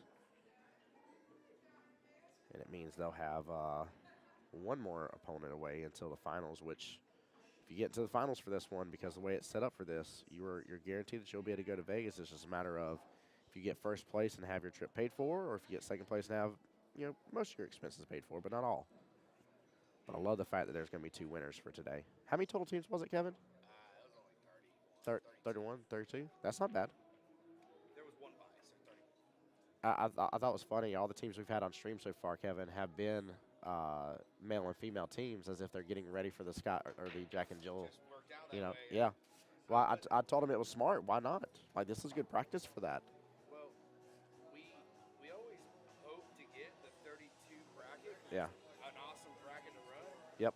But you're always going to have people that back out. Something happens. Yeah. So we actually had about 37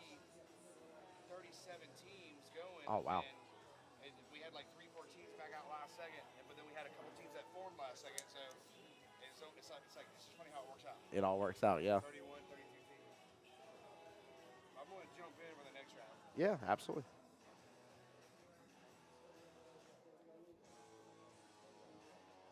Guys, I don't know if y'all heard Kevin talk about that here. He is going to be jumping in commentary with me for next round, so I hope you guys are looking forward to that. I always love having Kevin on the mic with me. He does a great job. Really, really understands the game. It's really fun when you see APA league owners that actually know the game and enjoy it as much as they do.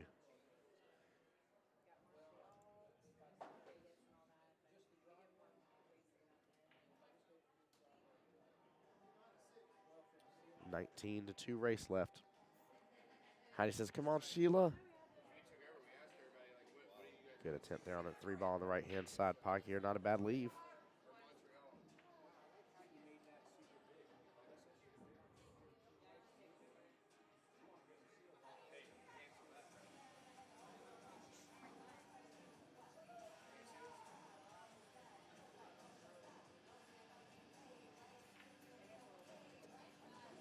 Oh, Mike able to cut that on in. Very well done here. And gets a good lead for the 4. Nicely done. That was very well played. 4 developed really well. He's going to be able to pop it into that bottom right-hand corner pocket. And because of that, Mike's definitely going to have eyes on that 5-ball next. Let it fall through this. I think a little bit of top here. Not a lot, but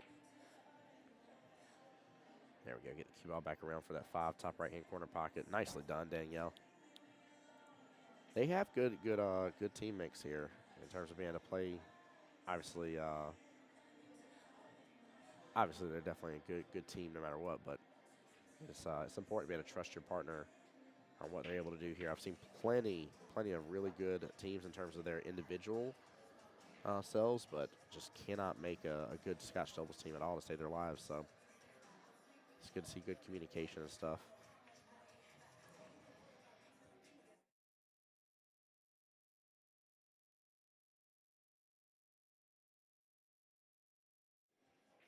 Sorry about that, guys.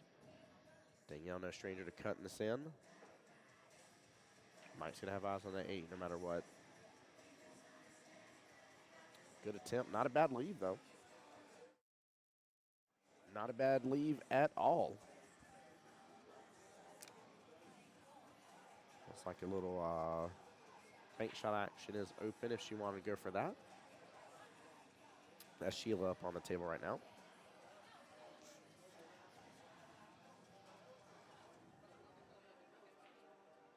Oh, nope, JK. Parker's actually at the table here. Now, guys, keep in mind, the rule in Scotch doubles is your opponent cannot lie to you about whose turn it is. So if you're ever unsure before risking giving ball in hand, make sure and just ask your opponent.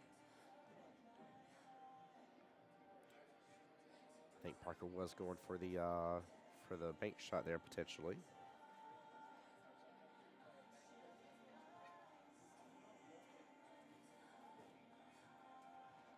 4 massive points remain on the table to tie up the regular score, but not tie up the race.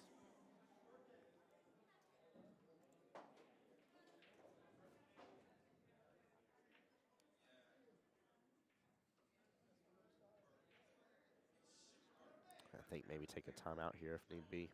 I don't remember if they've used their timeout this match yet. But if they haven't, I would definitely take a timeout here just to talk about the shot. Nothing wrong with that.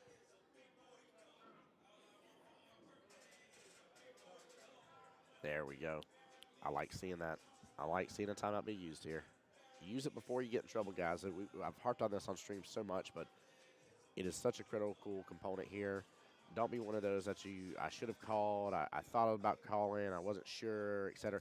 Use the timeout. Go ahead and get it in there. Use it before anything else happens. And definitely take advantage of it. So.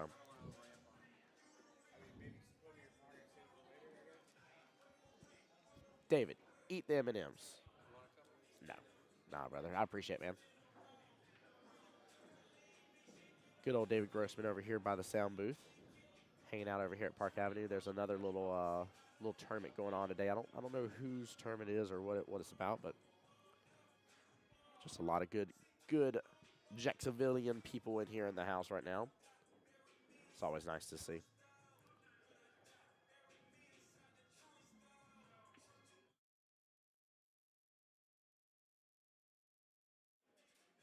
Good shot there.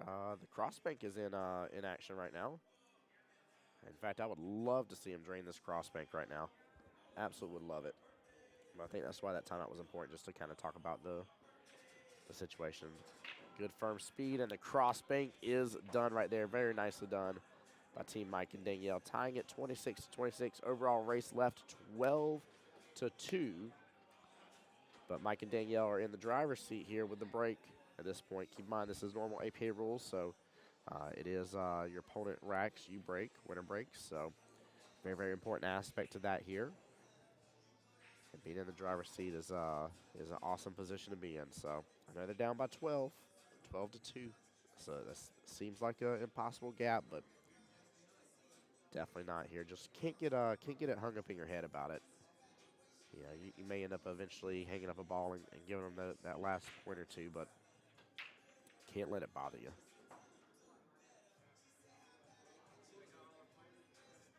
And not a bad break. Mike and Danielle will continue to be in the driver's seat here. He has eyes on the one. And looks like that one drains into that corner pocket there. Let's see here. Let's going to leave the 3 up next because the 2 is what dropped here. And honestly, he should still be able to leave our eyes on the 3, maybe in the same corner pocket if I had to assume. Mike opting to get the extension out. I like it, taking his time, going and taking a look here, doing the ghost ball method.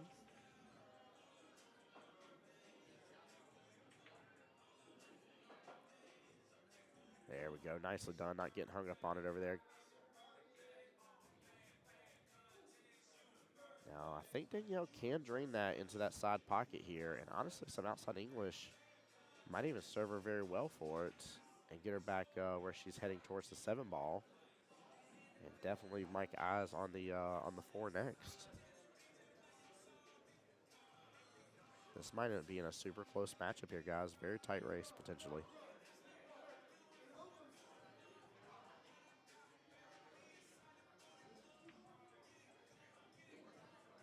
Good speed into the side pocket. That's where the outside English, a little bit of right would have done the trick for her. But Mike still has another option here, guys. He might be able to go and drop that 7 ball while then repositioning the 4 towards the bottom left-hand corner of the table here. You guys kind of see what I see here. He might be able to send that cue ball on over. He's just got to be careful. It is definitely possible to pocket that 7 and the cue ball at the same time.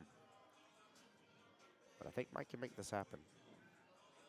I think he can. I think that 7 ball may be a saving grace here. He went for it and doesn't get the 4. Oh, an unfortunate scratch. No. Almost got the 7. Almost made the 4 in the process here, which he was really going for the 7. Very well played. Oh, man, that could have worked out so well for them, too. And just unfortunately, just that pancake flipped upside down. And that side was definitely burned. Golly. Good try here. Sheila and Parker are going to be set up really well for that 4-5. 1 more point for Team Sheila and Parker. 9 points left for Mike and Danielle. That was so close. That would have been amazing if he would have ended up making both those balls here. And may have taken it for granted. Mike and Danielle ain't out of this thing yet. 6 points remain on the board. If they get all 6 cleaned up, they'll need 3. And right now, that 7 sitting as a nice little reset, a nice little duck there. 5 does drain easily into this bottom right-hand corner. She could also go for the side if she wanted to as well. Good smooth stroke should win the day here. And just a small miss there. Just going to leave it dead on. Good try. Very good try. All thing she needs to be cautious of here is just the double kiss. I doubt she's going to run into the issue, but it could happen. I would probably even go as far to have this shot watched potentially. I think she hit that very well here. Good out. Sheila and Parker winning against Mike and Danielle. That's going to move Sheila and Parker into the semifinals here. Very well played here. Heidi says, woo! Woo, indeed here. Let's see. We got a few other matches happening right now. Chris and Brian versus Ethan and David. John and Leah versus Rachel and Christian. And Corey, Mitch versus Carrie, Jack here. Let's see if I can zoom out. No, I don't have another table close to me.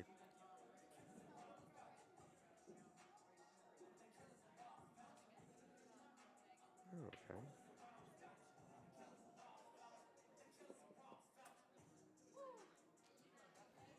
Yes, sir. Thank you, sir.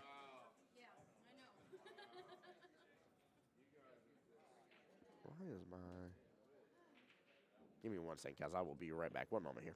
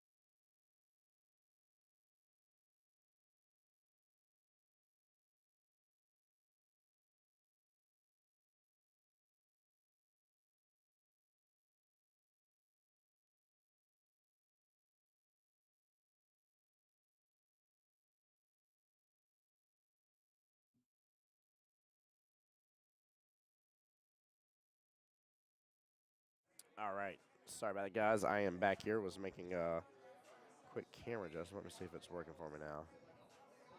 Yeah, there we go. There we go.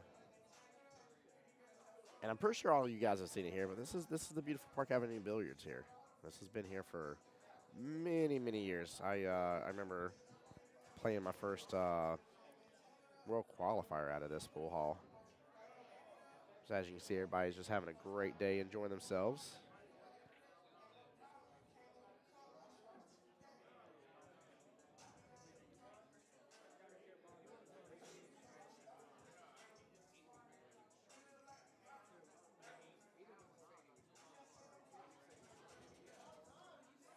Uh-huh.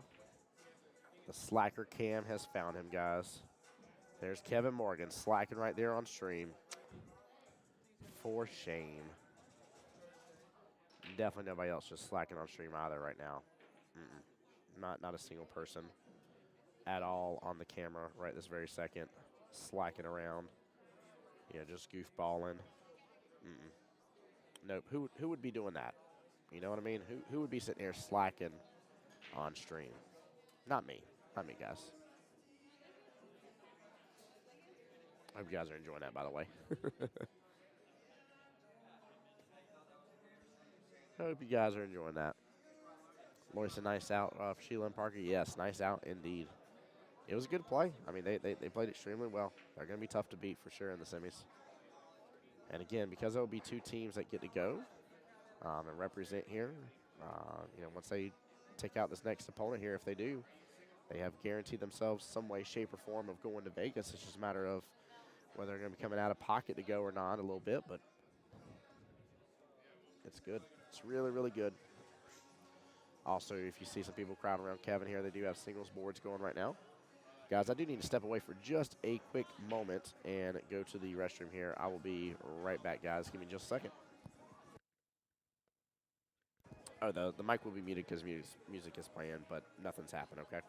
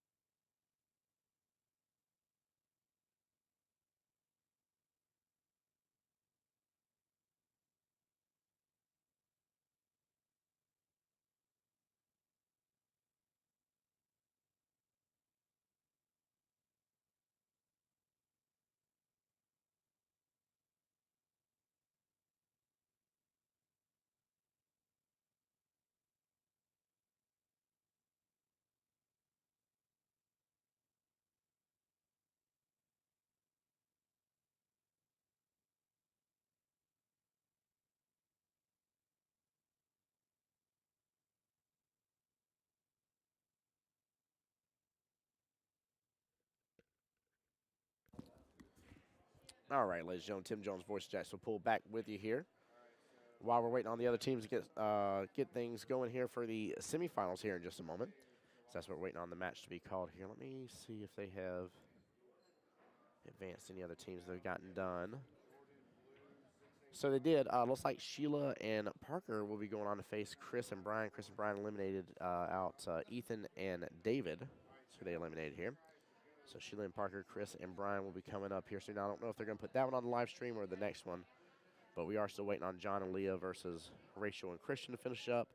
And then Corey and Mitch versus Carrie and Jack to finish up here. While we're waiting here, these are the 4 main one-day Vegas qualifier events here. Now, you must be active in First Coast APA to participate. Also, today's the last day to get your money paid for your membership fees. Please get that squared away, guys. Don't make Kevin and Ashley have to start booting some people off of rosters out of nowhere, and you go to show up on league night, you're like, why am I not on the team? Well, that'll do it right there. So, sorry, I was double checking something on my phone here.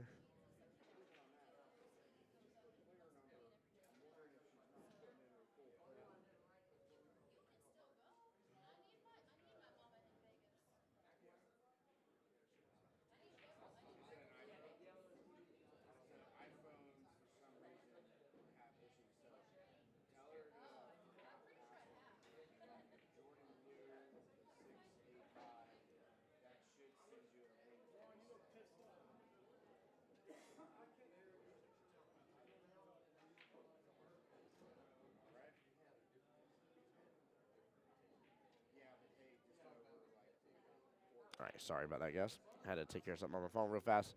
But yeah, 4 one-day Vegas qualifier events. This is one of them that's already happening here. Next one up is February 3rd here for the 8 Ball Doubles Championship. We'll be located at Q and Shish here. Make sure you get signed up as well, guys. You got the team captains format here on April the 7th over at Solids and Stripes. And last but certainly not least here, coming up in June, it'll be here before you know it, guys, the Jack and Jill Championship, which, again, quite a few of the teams that we've already had on stream are all male-female pairs.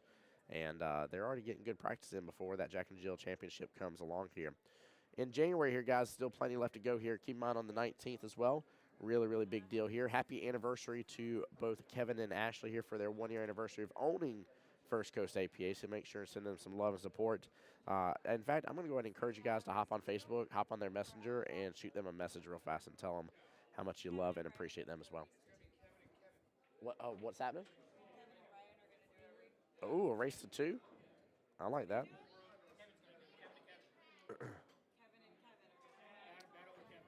Battle of the Kevins. All right. Who will reign supreme here, guys? I will just clear out the other score from earlier. Reset score. Ignore the scores right there, but seems like we got a battle of the Kevins here. Kevin versus Kevin. Race to 2 here. Nothing crazy on the stream table here. Just a little exhibition match while we're waiting on the other matches to finish up. And we just have two more rounds. We're finished up on this round, but we got semifinals and the finals coming up next for you guys. So make sure and stay tuned and continue enjoying the rest of the stream. Appreciate you guys being here. This is Tim Jones, Voice of Jacksonville Pool. Once again, coming to you live from the one and only Park Avenue Billiards here, located in Orange Park, Florida, on behalf of First Coast APA. I keep wanting to say Orange Park, Jacksonville, Florida, by the way, guys. It is such a weird thing for me to want to say it that way, but for some reason or other, my brain keeps thinking that.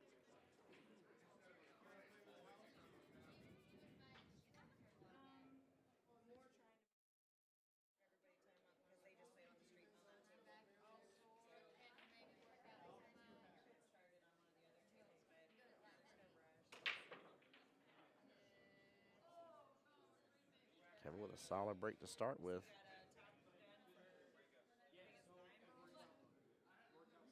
Nothing dropped, though. And in case this doesn't get confusing, that is also Kevin on the stream table here. These guys pick of the litter here. Table's open. And scratch didn't happen on cue ball, so he's able to shoot towards any of those that he wants to.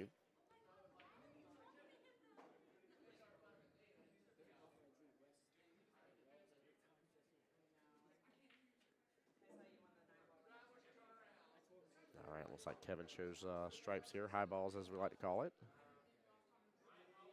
Or no, I'm sorry, he chose solids. Forgive me.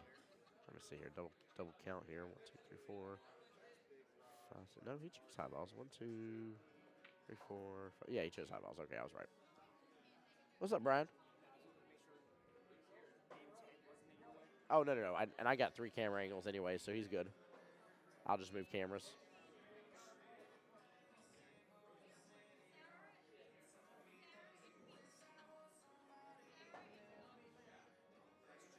He's still got that 14 ball to take, but he's got to figure out something with that little situation there in the top left with the, I think that's the 7 and maybe the 10 ball that's up there. A little hard to tell from here, but I'm pretty sure it's the 7 and 10.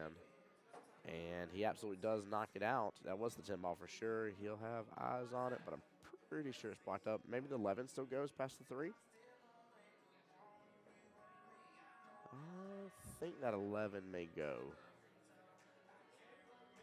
Maybe a little tough here for him, but. What's up, Big Kev? Kevin's smoking you right now, brother. What you doing, okay? Kevin's going to win. Kevin's going to win? You think so? Kevin's going to lose. Yeah, hey, that is true. I see what you did there. Slow down. It hits the rail, nicely done.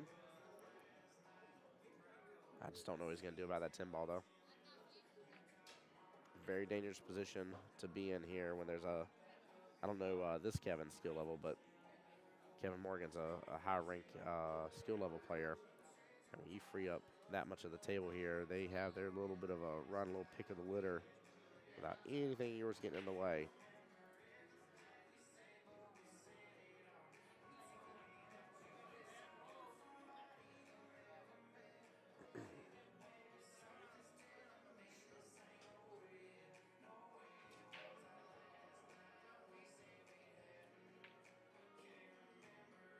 Big Kev here with a nice little draw shot, kicking the cue ball over there for the 5 bottom left-hand corner pocket.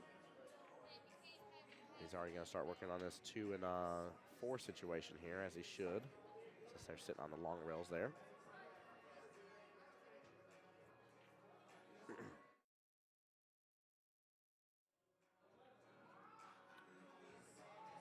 Ooh, used all the pocket on that one. That would have been a diamond. That would not have went. I like taking the 6 here and coming after the 1 next. And then going after 7 top left-hand corner pocket.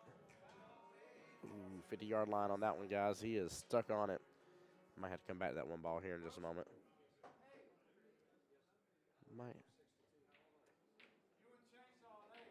Might have to come back to it here in just a second here. Ooh, small miss on the 7, top left-hand corner pocket. Not a bad place to leave it. Because now if he can take out his 1, he can use the 7 to lead to the 3, and 3 will definitely lead into the 8 for sure. But Mr. Kevin's back to the table here, though. I don't know if he has a bank shot because of where the 8 is. Yeah, I think the 8's playing blocker for the right path here. He might be able to drain it, though. Might be able to drain it here. Interested to see what he does with this 10 ball. As it does go all the way down here to the bottom right-hand corner. And he went for the drain. Good attempt here, and he would have had a pretty decent leaf. You know, the 8 rolled over a little bit because of the 10 ball contact, but honestly, he would have had a pretty decent leaf there. Kevin Morgan here has got to be able to get back down table a little bit for that 1 ball.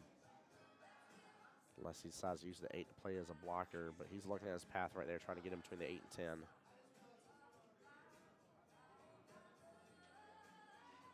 Good follow here, should get him to it. He does so, nudges the 10 a little bit, but that worked out perfect. He got back on eyes on the 1 here. A little bit of a tougher angle, but still gives him a good shot to be able to get back to the 8 just fine.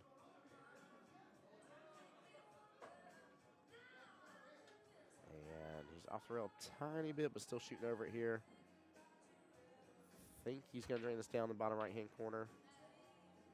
I really liked going after the side pocket, to be honest with you there. Personally. Now, granted, I don't know his point of view if it would have been better to go all the way down, but I think I kind of like going off the side pocket there. Smooth stroke here, should be just fine. Get off the rail.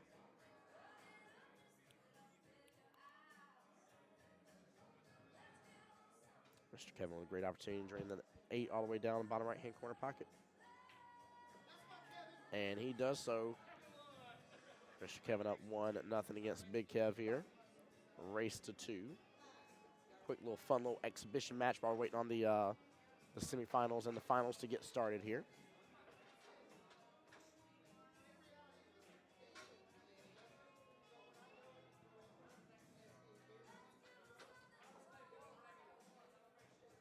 Very, very well done, guys. Give me just a second here. I'm going to mute up while we're waiting.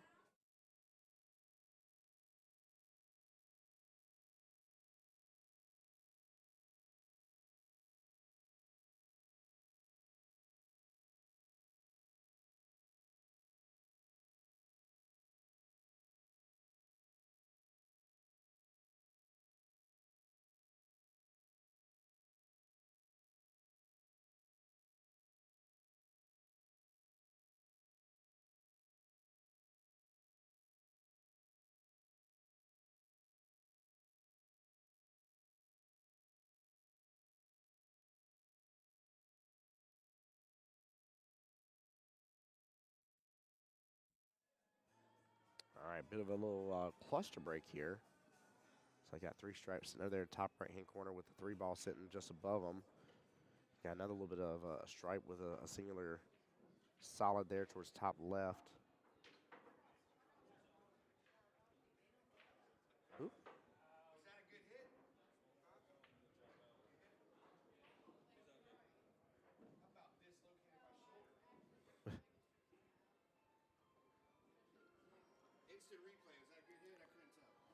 I didn't hit it in time. I don't know. I guess I could pause the recording and go back and look. You want me to? Had that been a Mucci, I would have been able to do it. Had it been a Mucci instead of the house cue with that awesome tip on it. Square head. Yeah, right. It's like I swear I can use this flat head to take out all the Phillips head screws. Swear I can. Till you start stripping stuff. So funny.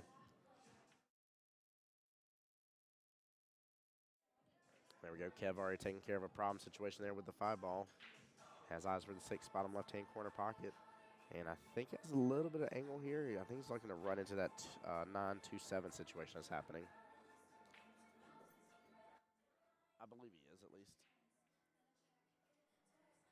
I believe. There we go. Yeah, I believe he's trying to run into that. Drifted out a little bit on him, but trying to make sure I'm not catching too much of that music that's in the background, guys.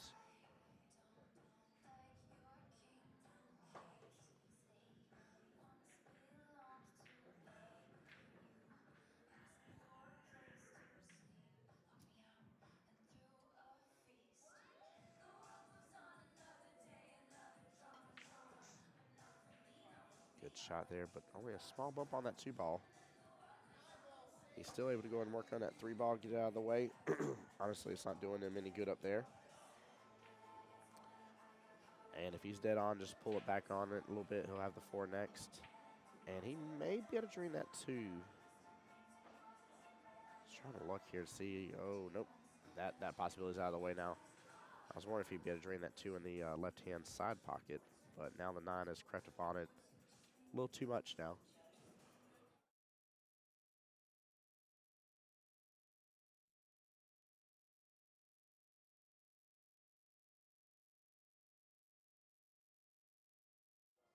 Guys, I'll be right back. I'm going to get me a drink refill. Give me just a second, y'all.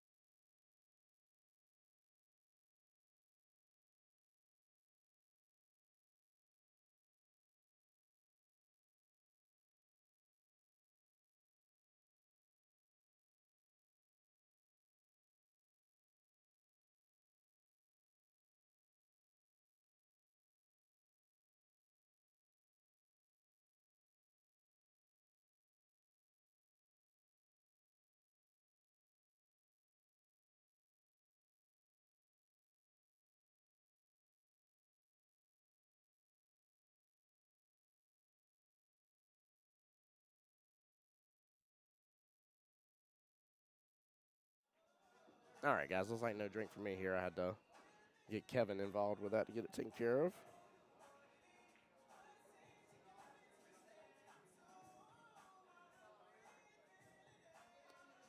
But no, guys, we just got a little exhibition match going on here. We're waiting for the semifinals and the finals to get started here. So,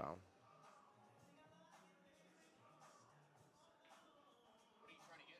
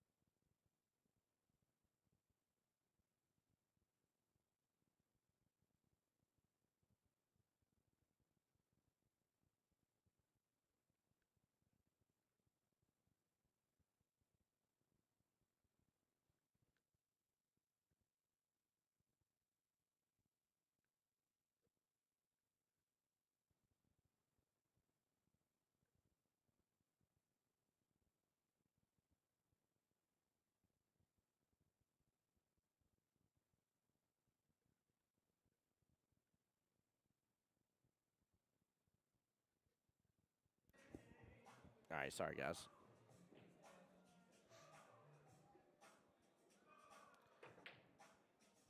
So we're waiting on John, Leah, Rachel, and Christian. They're playing on the other side. They should be able to look them. So look, you guys are going to be going to.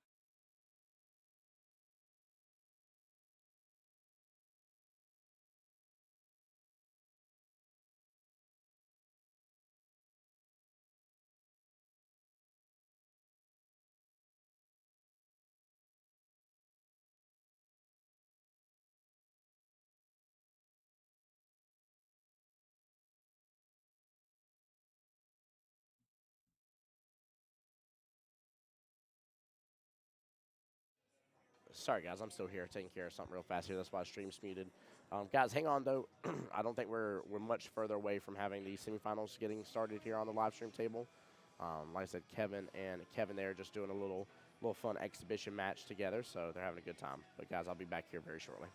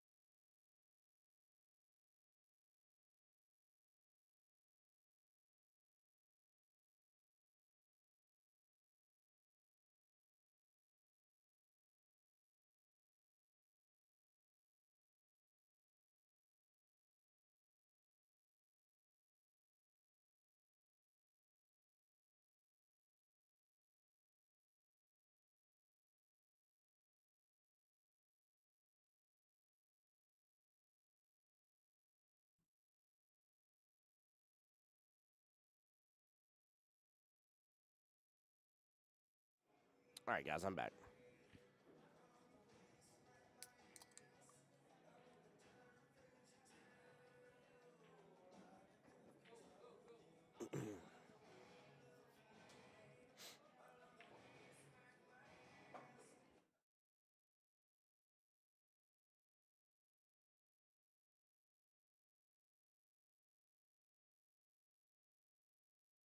Guys, for anybody tuning in, by the way, here, you're not losing audio or anything. Nothing's happening on your end. I'm just muting Mike. We got music going on in the background right now. I'm not talking as much right this second here just because it's just a simple little fun exhibition match between the Kevins here, having a good time.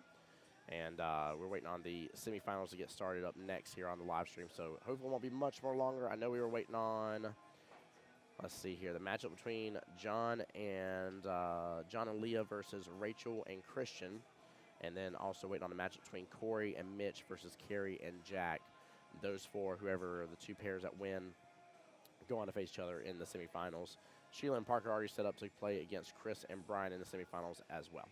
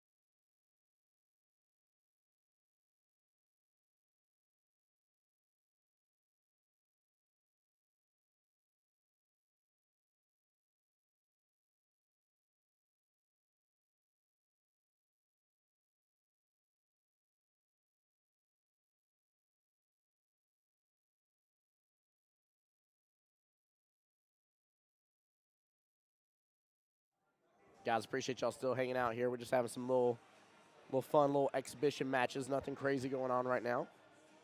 We're just waiting for the semifinals to get started here. In fact, I think, what table is that? Let's see, this is 26, 25, 24. Nope, that is not a match. 31 is all the way down. 23 is a match. That's Kerry and Jack versus Corey and Mitch. I don't know. Yeah, I don't know if that match is still going on right now or what's happening with that one, to be honest with you. Let me see here. Let me refresh, see if they've updated any of the brackets while I was away for just a second here. And that's a negative. We're still waiting, waiting on the matchup of John and Leah versus Rachel and Christian, and then Corey and Mitch versus Kerry and Jack.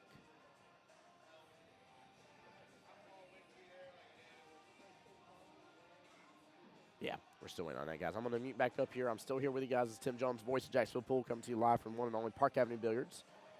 And then we'll get that started as soon as we possibly can, guys. No need to end stream or anything like that. But we're going to stay here until we crown our victors for the night. Keep in mind, first place team will have their flight and hotel expenses paid. Second place team will have some of that. So they'll be getting a chunk of the money here as well for the payout. And that way there'll actually be 2 teams going from this, which is awesome. Considering there was 31 total teams, there was 1 bye. So really, really good chances here to get in for that.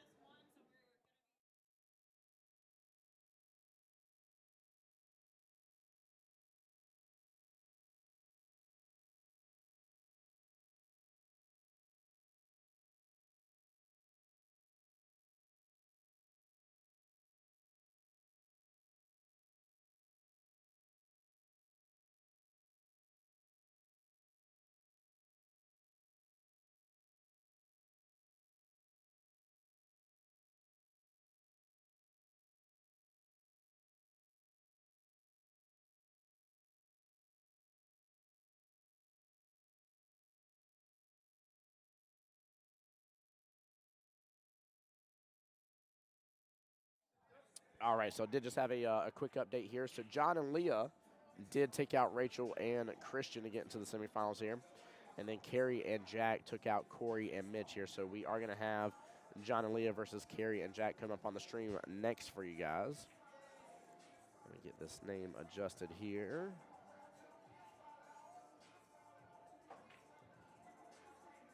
There we go. So that'll be starting up here very shortly, guys. Very, very shortly. So bear with us.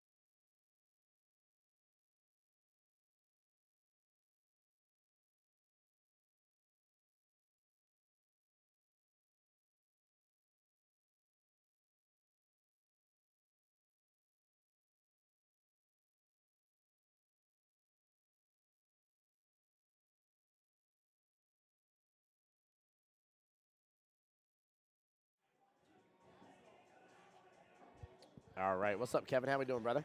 We are tired. Let me see here. Make sure we're coming through loud and clear. Yeah, there we go. You said we're tired? Yeah, Had just a been good here all long day day? yesterday, been here all day today, running on about 4 hours. There we go. Who needs sleep? I'm trying to get sympathy from you. You're the one that went to bed at 6:30 and Macon, Georgia or something. Yeah, I didn't go to. I did not go to bed at 6:30. So I was up at 3 a.m. Saturday morning, and I was in Macon all day. Left there at 6:30 this morning. Got home at 10:30. Took an hour and a half nap, and then got here. Oh, yeah. The burn and turn is what I like to call that, right? That's exactly what that is. Burn and turn. That's exactly what that is here. We already got Justina in chat saying, let's go carry Loomis and Jack Knight. There we go. Oh, yeah, that's right. Y'all had 8 ball. I was like, what are they doing? But y'all had 8 ball on the table. That's my sister. She's not lying. Now, who's that at the table is right that now? from earlier? Yeah, that was from earlier. Yep. Yeah, okay. So that is John Reed, a.k.a. Batman. I'm Batman. Is that the vintage Batman? Yeah. I mean, Yeah, that's the old school because he's got the blue on it. yeah. So that is like the actual, like, back when they had the Bat phone and one of the older Batmobiles and stuff. Yeah, that's the older show. Yep, Batman is what it and is. he is going to be lagging against Carey. So that's John on the left, Kerry on the right. Oh, he's doing the old one-arm lag. He did one hand? Yeah, he did one hand. I like it. Apparently that's all he needs. Oh, look at that. That was, I think the 3 got it. The one-handed lag win? Yeah, I think the one-handed lag won that he's one. saying the 8-ball got it. Okay. All right. He's saying the 8-ball got it. Well, boom goes that dynamite. So what you got planned for tomorrow then, Kevin? Let me ask that since you just spent a whole weekend doing a whole bunch. Tomorrow's BAU, business as usual. Okay. Kind of Monday's the day that I spend getting ready for the week, and that's like normally a pretty long day once I get that going. I'm excited about tomorrow because we have a new Masters division starting on the 9-foot diamonds up here at Park Avenue on Monday nights, and it took us like 4 weeks of marketing to get the 4 teams together. Now we got the 4 teams together. We're like, all right, let's do it. And then like 3 days before we get it going, I hear all these other people talking about it now. Like they're asking about putting teams together. So apparently you just got to find that one person that goes and tells everybody. Yeah, it does a little domino effect there. Yeah. I like that. So actually having a Masters division on a weekday instead of a weekend. Yeah, and weekly. First weekly Masters. Weekly. Interesting. Up here, we've done weekly Masters down in Orlando, but I think they had a weekly Masters up here, and it just fell apart. So how does that work though? Like how many weeks long is it? Like. Okay, so your normal Masters, have you played in normal Masters, like where it's 2 weeks at one time, right? Yes. Yep. Okay, Yep. so yeah, so you play once a month there. So if you think about it, you play 10 months times 2, that's 20 weeks that you play. So in the weekly Masters, you can do 16 weeks in 3 months or 4 months instead of doing the whole year. We are going to double up like 2 or 3 of the weeks to kind of get them to the minimum number of matches. So I would almost call this like a spring fling. I like that. Than, because some leagues do that. It's called a spring fling. You come in, you put an 8-ball division together, you bust out 12 weeks and like 6 weeks, and people just trying that last chance to get qualified, Understood. That's amazing though. Very, very good choice. All right, so it looks like, oh wow, so John and Leah got so Carrie and Jack had the break. Yep. John and Leah made the 1. Carrie's back to the table. Okay. And she's, What a drain. Yeah, Wow. I was gonna say, and John and Leah have to spot them 10 balls. So it's like that's the deficit that you want to make up for, like right in the beginning, right? That you do for sure. Yeah, what a great shot to start that with too. Justine, I just sent it. It may take a second for it to pop up on your end, but it should show up in just a second there. There it goes. And then again, I just want you guys to be able to enjoy the content the way you want to. A lot of people were talking about having, Facebook apps not on a lot of TVs anymore, so people are enjoying the YouTube streams and actually having that up on their big screen. So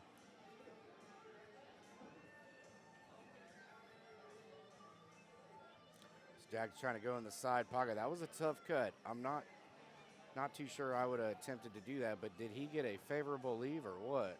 let's see here. Favorable leave. Yeah, I think that's really good. That's awkward as can be. I don't even know if the bank's there with the 5 there. I'm sure he's going for the bank. He has to go for the bank. Oh, it looks like he might try to. He's going to try to drain it, I think. Yeah. Or just Safety, yeah. I mean, if he was trying to go corner, he tough to tell with him hitting 2 diamonds in front of the pocket, but I guess it's possible. He's so worried about scratching, Yeah, right? absolutely. And that is key in these Scotch doubles. You play in these teams that you're giving up 10 points, and if you can prevent the BIHs, you know what I'm saying? Yep. Like that.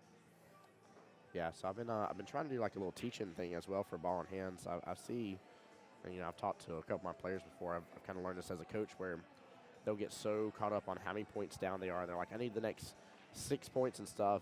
And I'll tell them, I'm like, look, like that's not for a lot of people, that's not realistic. And so what I want to really see teams start doing is I think really looking at your ball in hand opportunity and saying, hey, like for sure, like I have this ball in front of me because I can put it wherever I want to. And I have this next one that's kind of sitting as like a duck in the pocket. So I've got to get these 2. I'm focused on getting these 2 points. Bare minimal, that is my focus. That's my goal. And Small kind of victories. Yeah. Take it within stride, right? Like take advantage of the situation you can take advantage of. Justina says, got it on the big screen. Thank you, Justina. I appreciate that. That's always cool to find out, isn't it? Like people just sit at I home. love it, yes. They could be watching the football or whatever. Nope, they got the Voice of Jacksonville. And what's also really amazing about it is there's been a lot of other like high-end events in the world, and there's been times where people are like, yep, got you pulled up on this and got the other high-end event on my phone or vice versa. And I'm like, just so I'm clear, like you're watching an event that 100,000 plus people are probably watching, and you have our stream pulled up as well. Yeah. Thank you. Yeah, super cool. I've Right. actually had people send me like if I turn the camera around and do like a little selfie, I'd actually have a 65-inch picture of me. There we go. Yeah, on my phone. I like that. So I'm back to the game here. You got Carrie and Jack, John Aaliyah. Carrie and Jack are technically going ball for ball this rack. Yeah, it's not good. John and Leah are going to need to average like a 7-3. Yep.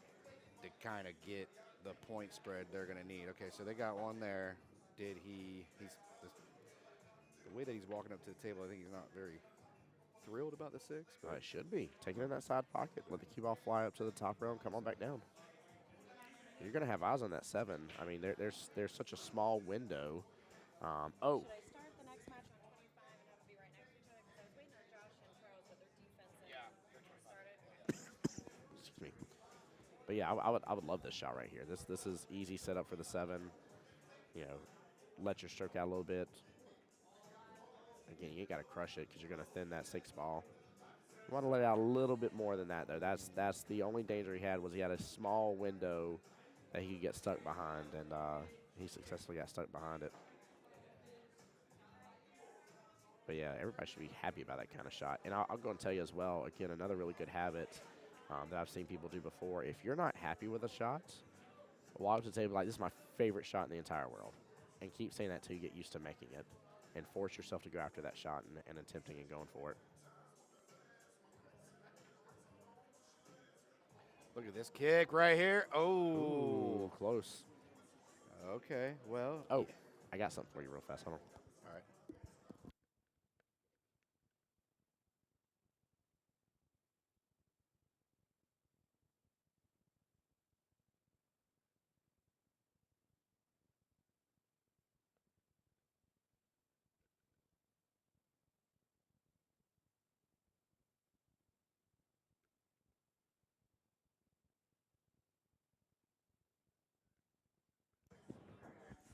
Sorry, I had to share something super top secret Well, with Kevin. I will keep your secret safe, but I was Secret, gonna. secret. I think You got a secret.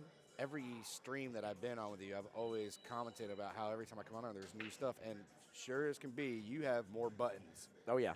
Yep, you yep, know, yep. and I'm excited to push your buttons. Oh, Well, wow, look at the bank shot. Look at that. That was So, good. just like that, the 7-8-9. Yep. And this skill level 7 is going to come and take a huge lead right off the bat. Potentially a 34 to 22 race if he makes this.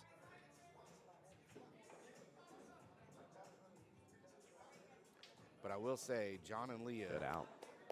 they have played many Scotch double matches together. They are very familiar with their strengths and their weaknesses, and it wouldn't surprise me if I see a very strong match coming forward from this dynamic duo. So in Scotch doubles, there's a couple things I look for when it comes to partners. And one thing that's very, very clear, it's not the team that individually is strong. It's the team that understands just how to be able to trust the other, to be able to do what they need to do. Is there anything else that you really look for when it comes to Scotch double teams, or maybe in your time of being a special league operator? Like you've seen, like we've talked about before, we've seen some teams that just get thrown together the same day that rock and roll and kick butt. So there's a team in the semifinals that walked through the door, and Ashley went up to him and said, that's "Hey, funny. do you want to play?" And he's like, "Play what?" And we're like, "Well, there's a tournament today, and you're eligible to play to go, because you're a league member and you got 20 lifetime matches." He's like, "Yeah, I was just coming up here to hang out. I'll play." There we go. And they're in the semifinals. Every time. He's got a 50% chance of going to Vegas. So that's really wild. So what I guess my question to you is, like, what do you look for? What do you see that really makes successful Scotch doubles partners? What are some of the behaviors maybe that you see that really gets them to the finals and gets them the ability to be able to take out other teams? Chemistry. I mean, Yeah. you start seeing Scotch double partners fight over, "Oh, you missed that shot. How did you miss that shot?" And now, pool is such a mental game. It's, Yes. Be able to reset. So if you're beating yourself up and your opponent's beating yourself up, yeah, I mean, you'd be lucky to make it 2 rounds. Yeah, I definitely agree. Wow, that was a good attempt. I always get, I guess I'm going to say the word disappointed here. I ain't trying to sound like somebody's parents, but I always get disappointed whenever I see a team, and I'm like, man, I was like, y'all are not doing bad or anything. And like, I just start seeing the little bickering back and forth. And I'm like, that's not solving and helping you out. Like, for a fact that's not solving and helping you out at all. That's doing nothing for your game, nothing for your partner in crime right there. So I definitely agree. I think between understanding the chemistry and understanding timeouts, I think those are 2 biggest crucial points in Scotch doubles teams that it really makes or breaks the situation.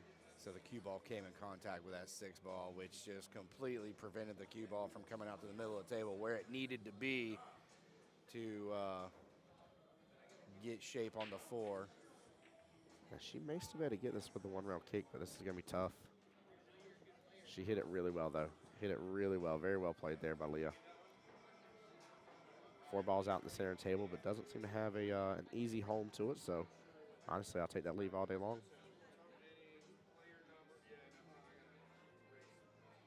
Honestly, I'd take that leave all day long. I really don't think there's anything wrong with that. I don't think Karen Jack's going to be able to do a lot with it, to be honest with you. Maybe play defensive. Maybe just push the 4 to the top short rail.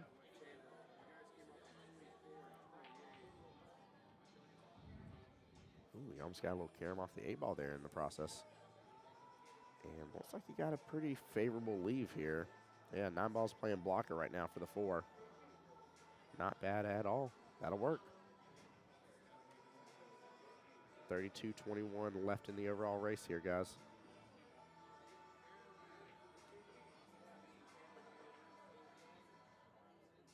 And a good hit. Does he end up draining that 4 ball? And he does. Wow, what a shot by John right there. Very well played here. Leah back to the table. Eyes on the 5 here. Looks like crossbank is an option. She's got to let it breathe, let it open up a little bit. So I think using a little bit of right-hand English from her point of view here would be the way to go with it. But that's not an easy crossbank. It's not kind of dead set in there. You gotta kind of help the angle to happen by the luck of it here. She is going for it, though, but may come short unless it goes back through the second time around. And it does. I love her little shoulder nod right there. Very nicely done. Very nicely done here. She gave it a good speed right there for it to be able to come back the second time. I know her goal was obviously the first time around, but still, hey, can't be upset with that. As I always tell people too, I see where teams get. Hold on here, I'm just check something real quick. All right, let me make sure I put that back. I always see teams get upset. They're like, oh man, you know that was lucky and stuff. Hey, she had to hit it hard enough for it to be able to do that. So.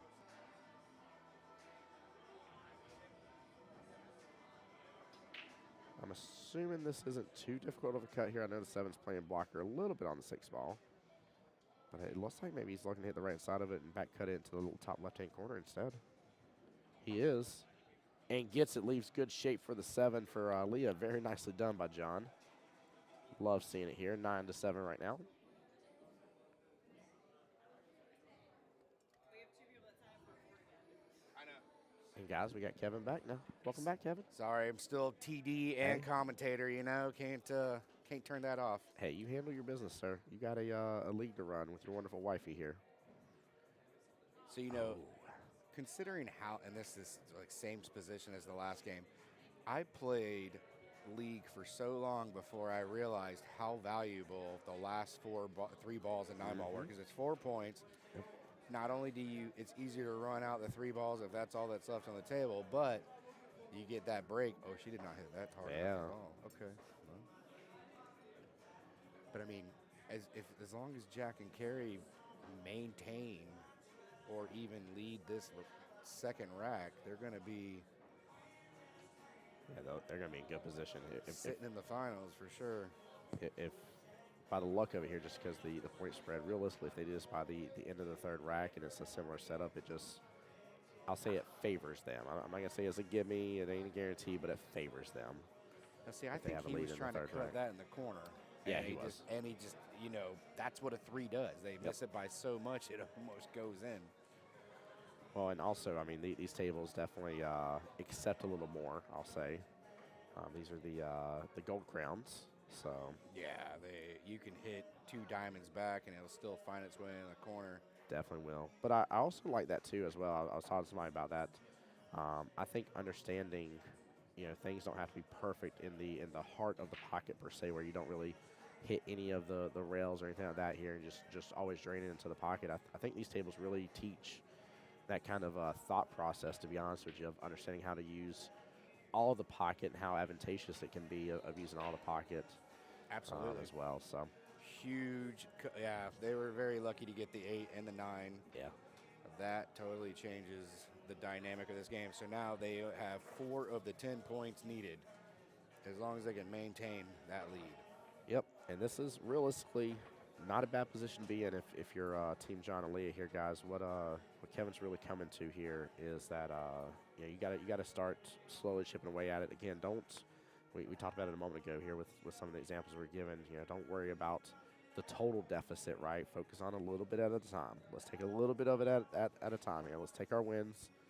Let's celebrate. Let's be happy, right? Positive duos team as a winning team at that. So, sorry, Kevin, my hands are freezing over here. I know it looks like I'm like trying to like start a fire or something out of nowhere. I am like actually roasting, but I'm heavily caffeinated. Oh, you can use my fan? Oh no, I mean I'm good. Like my whole body core temp is like. No, sir. I'm finna cool you down. I've had it. We're gonna. Well, how am I supposed to warm you up? All right, so nothing to dry break. I love this little portable fan. By That the way. thing actually put out some airflow. Well, and also, so rechargeable via USB-C, but also you can actually use it to recharge your phone. Get out of here. Yeah. Yep. So. And that thing folds up almost next to nothing. Yeah, folds up about yay big.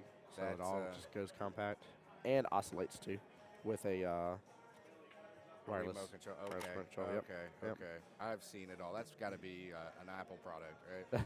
It might as well be, right? Yeah. Remind me too next time. I'm gonna probably bring it to test it with. But instead of having the larger monitors, I did get that the TikTok Arzopa monitor, the 15-inch portable one. Right. And I happened to use that other day in my shop while I was working on a customer's computer. And I was like, man, I was like, this thing is, for it to be so thin, is super crisp and clean. It was. What's up, brother? How you doing, David? Good to see you, man. Good, man. Good. How you doing? So here comes Carrie and Jack with a 3-ball run. Huge. I mean, just tying the score right back up. Yep, they're taking away all that extra advantage John and Leah had. Not an easy cut here, but doable. Eyes on the 5 will happen no matter what.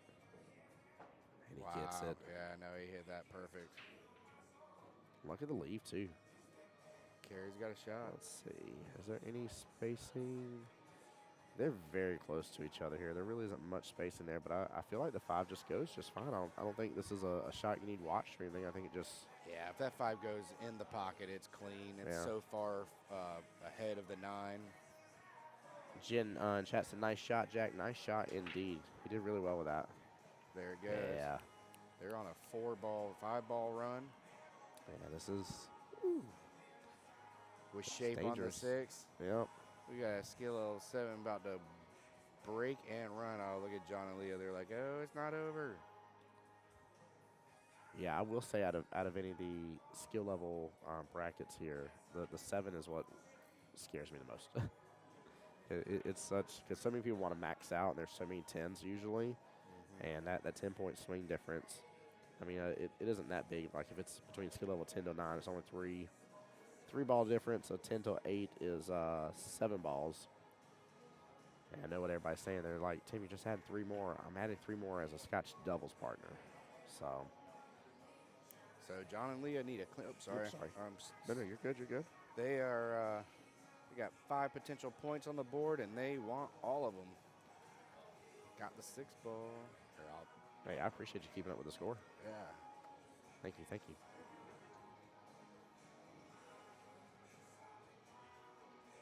So a little difficult shot on the 7. I'm thinking I'd probably go for the cut here, but So they go for the cut, but do you use a little outside here to kind of transition it on over, or you just keep it clean and simple? yeah, no, I would just hit this ball with center ball, focus on making it. Okay, he's playing a safety. And I would say he succeeded on the matter. I like that. How do I mark that on here? Just kidding. I will say the only thing I do use, even though this is meant for like innings or something like that here, I do use this to keep track of dead balls. Right. Because it doesn't show anything on their screen, but it's just my way of counting. And we know we didn't miss any ball. Yep. Gotcha. Let's see here. I want to take... She's got a little bit of breathing room. She can be defensive with that as well. No, she was going for a defense. Yeah, not bad. It's better than straight in or ball in hand. I would probably serve a defense right back.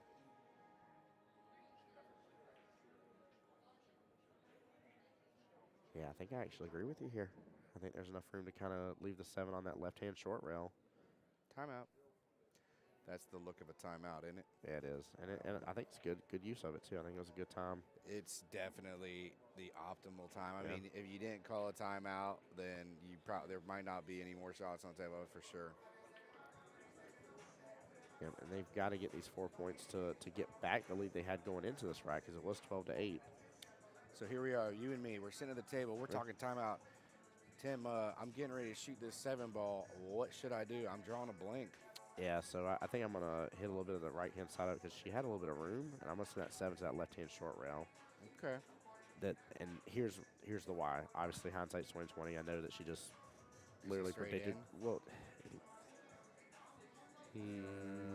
yeah, it's a makeable yeah. shot. I know she just proved what I was about to say was my fear, but I feel like on some of these I underpower because I know I have to be so gentle with it that I always leave my shot afterwards. I would have somebody watch this hit all day. I would too.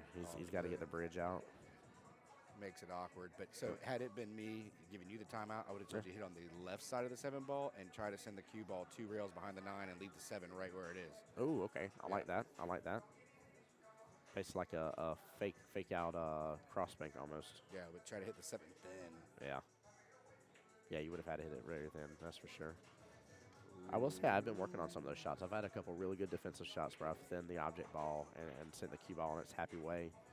I think the hardest thing with it though is mentally, like I'm always trying to understand that like I'm losing such little bit of energy because the transfer between the object ball and cue ball is just such a thin cut that that cue ball isn't losing almost anything. Like Right. if you consider 100% energy for however hard you send it, you might be at 95% energy still left in that cue ball. So Yeah.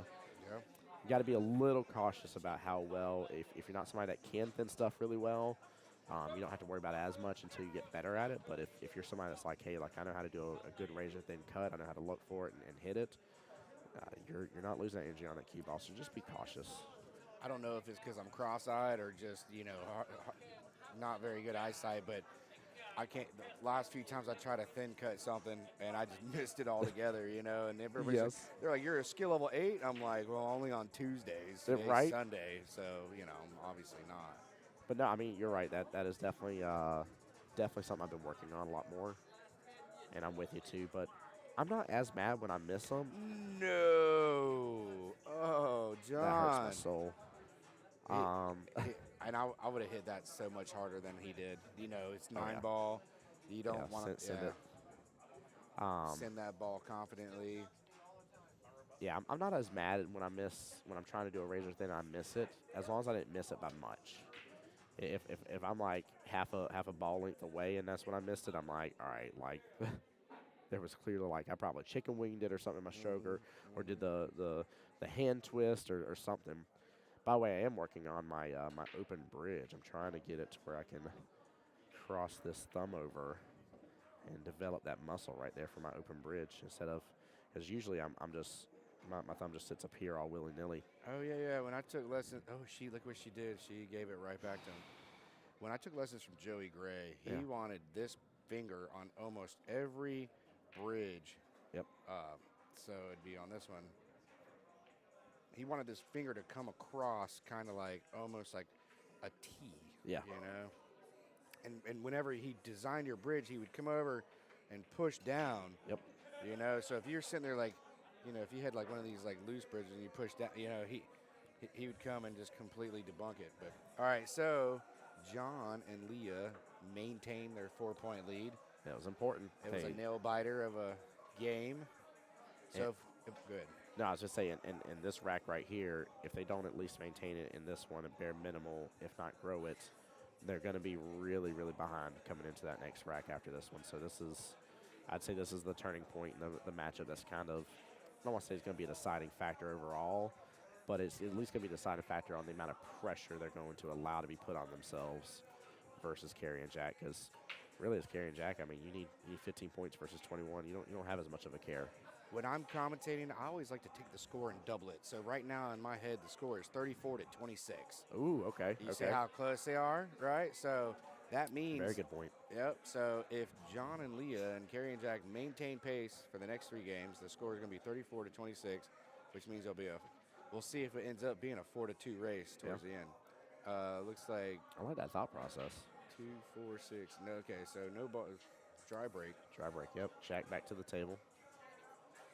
And good natural shape here to get on the 2. I love shots like this. This is one of those when you know that your cue ball is just going to come off rail and just go back over, and you're going to have eyes on that 2. This is one of those situations where, like, my focus is not about me having a shot on the 2. I know I'm going to already have some sort of shot on it. My focus is I've got to make this one ball the most important aspect, and it really, from a mentality standpoint, I know it sounds simple because they're like, duh, Tim, of course you got to make the one ball. But, like, sometimes we get too far ahead of ourselves. I was actually just looking at the 4 players in this picture. John was the Scotch doubles champion from 2022. Okay. And Carrie was the 2021. And Carrie was the Scotch doubles championship, different partners, both of them. Scotch doubles champions from 2022. No, last year was 2023. So, yeah. John was 22, Carrie was 23, and I already forgot it's 2024. Like, It is. We are in 2024, yeah.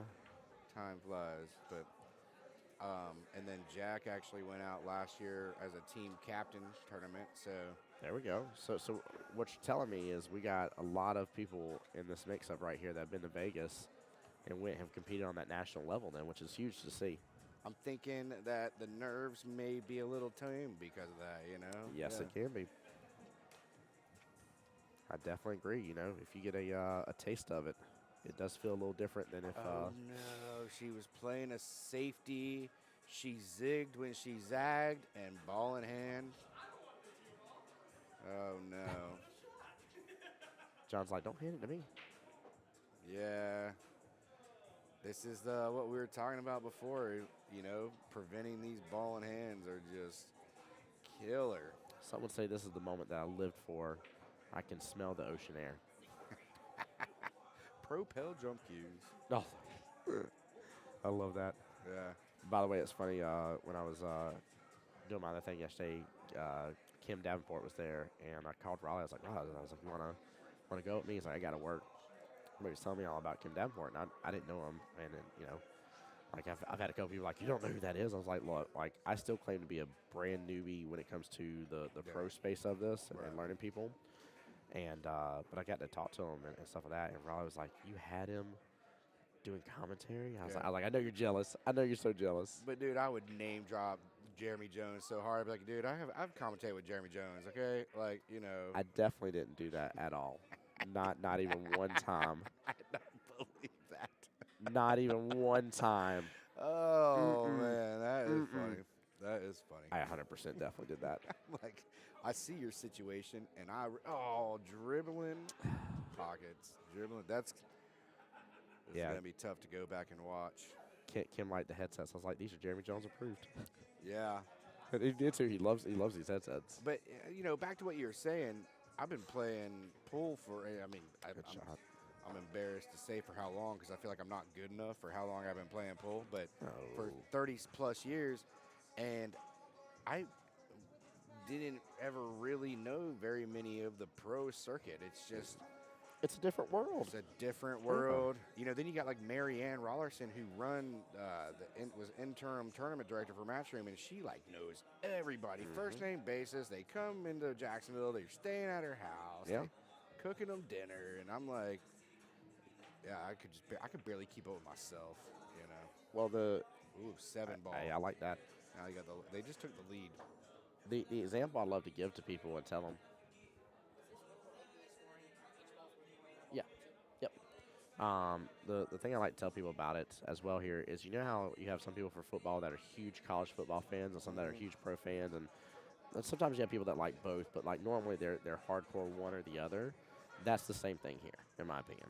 So like you're either like huge into the amateur pool and you love the amateur pool and like, you know, your local league and people in your local league, and that's your world, that's your bubble, that's what you enjoy and get out of it. And then there's the ones that really like the pro stuff, and that's their world and that's what they enjoy. And that's the way I look at it. It's really a different mix, and also I think they serve two different purposes, both from an entertainment standpoint and also just from a realistic standpoint of what you're wanting to do. You know, there's some of us that like, I'm perfectly fine just being an amateur pool player and enjoying it. And yes, ma'am. As a matter of fact, yes, you can. But I enjoy, you know, doing my amateur stuff, and I'm not worried. Even if I had the money and the time, I'm not worried about ever going to a pro level. Like Oh, I yeah. don't foresee myself ever being like Jeremy Jones in the sense of being like, yeah, I'm going to be not only the world's great commentator, but also I'm going to be on the Moscone team. Like Yeah. I don't plan that. That's top level. Yeah, that I mean, and that's like a whole bag of tricks. Yeah. Like that goes back to like the saying of the jack of all trades and master of none type deal situation. I mean, that man is multi-talented. So, but it's just not what I want. And it's also just not what I enjoy. I enjoy being at this level, playing with people on a local level, and talking trash to the pros and saying I'll give them the smoke. Just think how many players out there that probably could have competed pro, but either don't like to travel, or maybe they don't Yes. want world recognition to where if they did go into a tournament and signed up as a nobody, you know, nobody's buying them in the Calcutta for $640, dollars or $800 or whatever. Yep. Crazy, Hey, okay, so totally squirrel moment here. Yeah. When you did the tournament down in Sanford, were you saying there were cash payouts of 40 G's? Yeah, so first place between the Calcutta and the actual tournament, I think we added up was like over 55 grand. For first place. Yeah, and that was combined. That was the tournament and the Calcutta money combined. And it was $1,000 entry tournament. $1,000 entry tournaments. Full field, 128.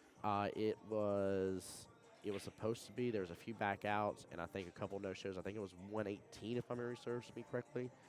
I think it was right under 120. I don't think it got to 120. But it was prepay, so the people that no showed, they paid their. Yes, yeah. Their There was yeah. I think it was still right at a full payout for the field. Yeah. And so the Calcutta, which sounds like it was even higher than the actual. Calcutta got wild. It got very wild. Oh, it was online. There was online Calcuttas, right? Yes, Yeah. yes, and it had to be. Like honestly, it had to be. It had to be handled that way. Wow. So Dominic literally legit ran an event that just blows anything I ever heard of out of the water. Yeah. I mean, payout wise, I've never heard of anything like that. Yeah, no, it was wild, and it was so much fun to see, and everybody was just having a really good time and stuff. But also, like, I know for a fact when I talk to people, and again, this goes back to my point as well, that I know when I was talking to some people, they're like, I just, I don't care about that. Like, I don't have any enjoyment. There was people there that specifically were there just to watch their horse in the field, because all they did was just bet on the Calcutta. They weren't there to play. Yeah. They weren't there to even just practice on any of the tables. If there was overtake, like they weren't there for any of that stuff. They just simply said, "Hey, this is my horse. This is who I love, who I'm rooting for, and that's the only sole purpose I'm here for." That was it. Yeah, that doesn't surprise me. I would imagine there had to be 200-300 people in that. Well, did you see the cut? What a Instant replay. shot! Instant What a replay, shot! though. Here, take a look, top right hand corner, guys. Watch this. Ooh. Yeah, I mean, I can't believe she just got that. I had no idea what she was even thinking, and then all of a sudden she just goes out and. That's cuts. tough. Yeah. That is such a tough shot. Look at that. Looks like a little bit of top on it as well. She nailed that so perfect, too. Wow. Oh, did I not get? I didn't give them the full 2 points. There you go. 22. They now have a 4-point lead. I'll go double check real fast, make sure. I'm pretty sure that's correct.